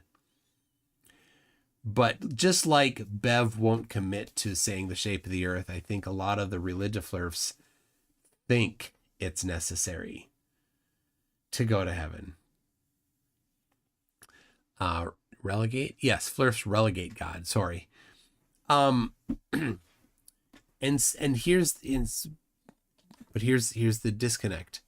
Their God, while they think it's super critically important for at least to people know, and some of them to get to heaven, at least they think it's super vital for people to know that the Earth is flat. Yet their pathetic, weak God couldn't even have one human write, Earth is flat in the Bible.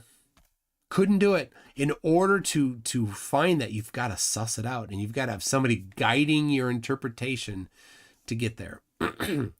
So let me come around to that Noah. Noah, he forgot what his name was. Vapegate was what he was using. He was trying to draw a parallel between the Trinity and flat Earth. And so his claim is, if you don't know, the Bible does not say that God, Holy Spirit, Jesus is a Trinity. They're three in one. It does not explicitly state that in the Bible. Yet it's a position that is very widely held amongst non-flat earthers, Christians. And in fact, at, for example, Trinity College, where Newton was employed, he had to state that he agreed with the doctrine of the Trinity. And some people are like, well, even though he didn't. And so he said it just so that he could get that job. I don't know his heart. I don't know what he said. I don't know enough details of that. I'm just that there are certainly, it's very important to many denominations and groups of Christians that the Trinity is an absolute part of the doctrine. And there are people that don't have that either. And some people say that if you don't accept that, then they are out of the club. Okay. I'm not saying that. I don't know. Not my spot. So,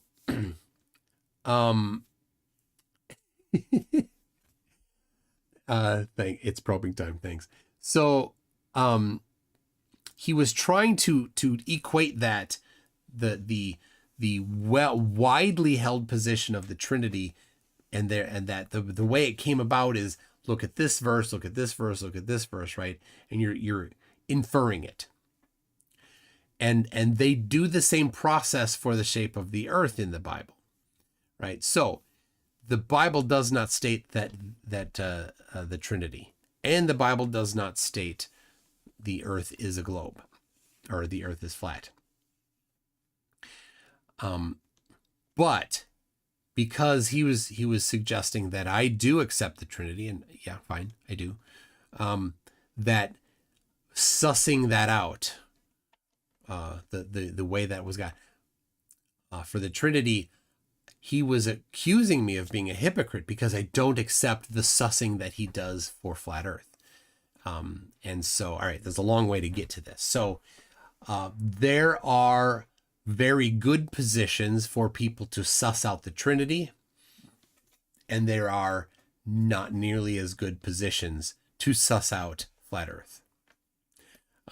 Number one. Number two, the position of the Trinity is a religious position in the end. It is not something that is declarative about the about physical reality, where sussing out the shape of the earth from ambiguous statements in the Bible is a very specific claim about reality that is testable.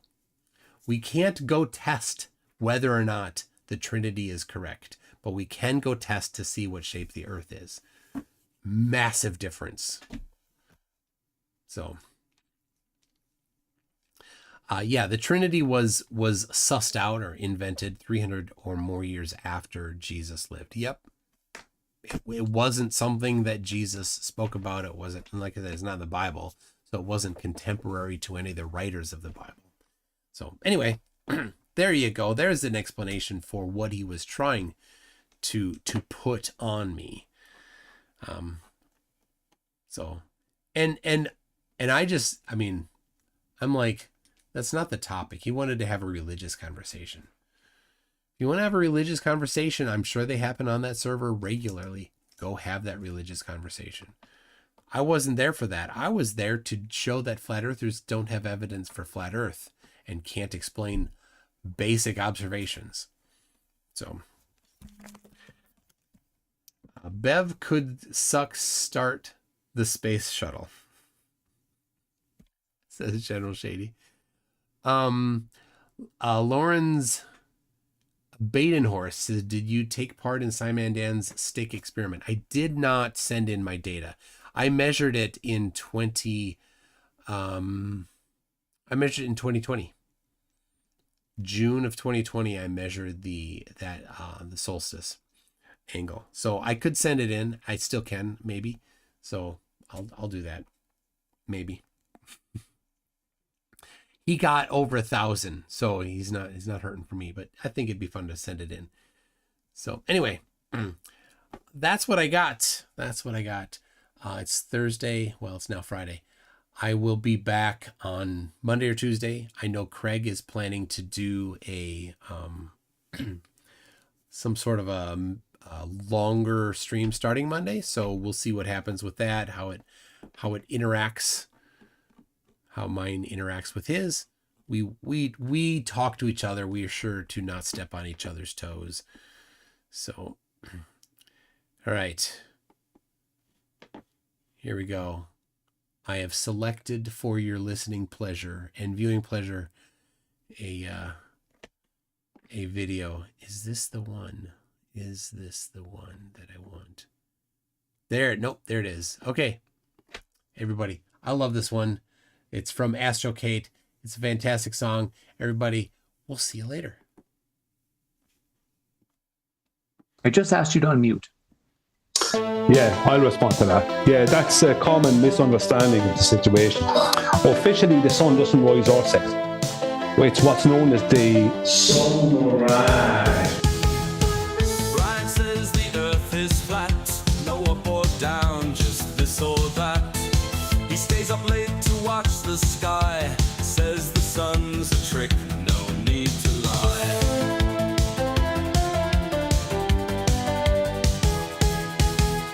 He points his finger across the land, no rising orb, no fiery band. He tells the folks it's all a show, optical illusion, man's old foe.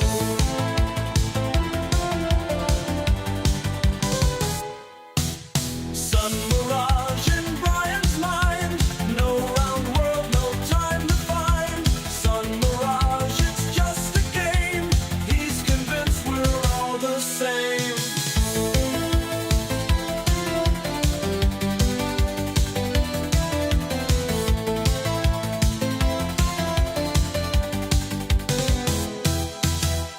He reads the charts, he takes his notes. Through cosmic waves, his theories float.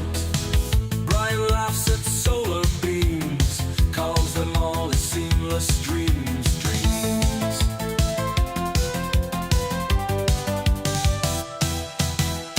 He stands on rooftops, spreads his tail, challenges the globe, never fails. With each sunrise, shouts his cause. Sun mirage defies our laws.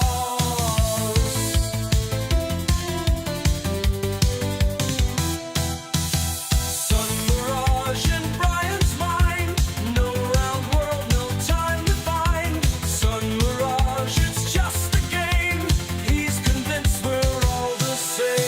objects that we see at the horizon in the morning and evening time. There is no setting sun or rising sun. And the horizon is not the leading geometric edge of the globe. It's an optical phenomenon. It changes with weather, optics, elevation. So it's the meeting of two phenomenons. The horizon, two optical phenomenons, the horizon and what's known as the sun mirage. That's official. That's not me. That's official.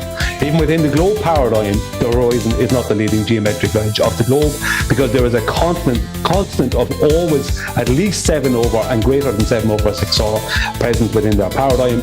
So the horizon is not geometric within that paradigm. He reads the charts, he takes his notes. Through cosmic waves, his theories float.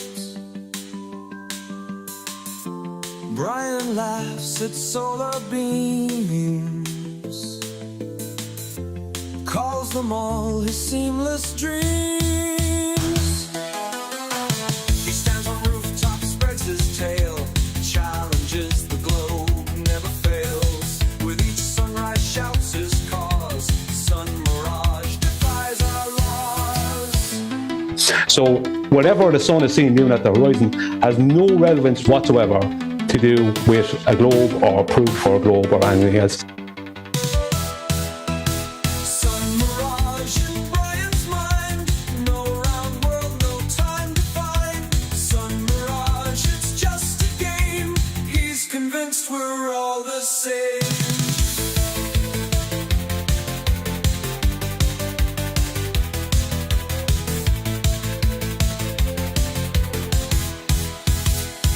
Or this proof of a flat earth, because as I said, officially it's what's known as the sun mirage. Now most people don't know that, especially on the globe side. But you're attacking the person, not the argument. Oh, such an idiot. Oh my gosh, he's so dumb. All personal attacks within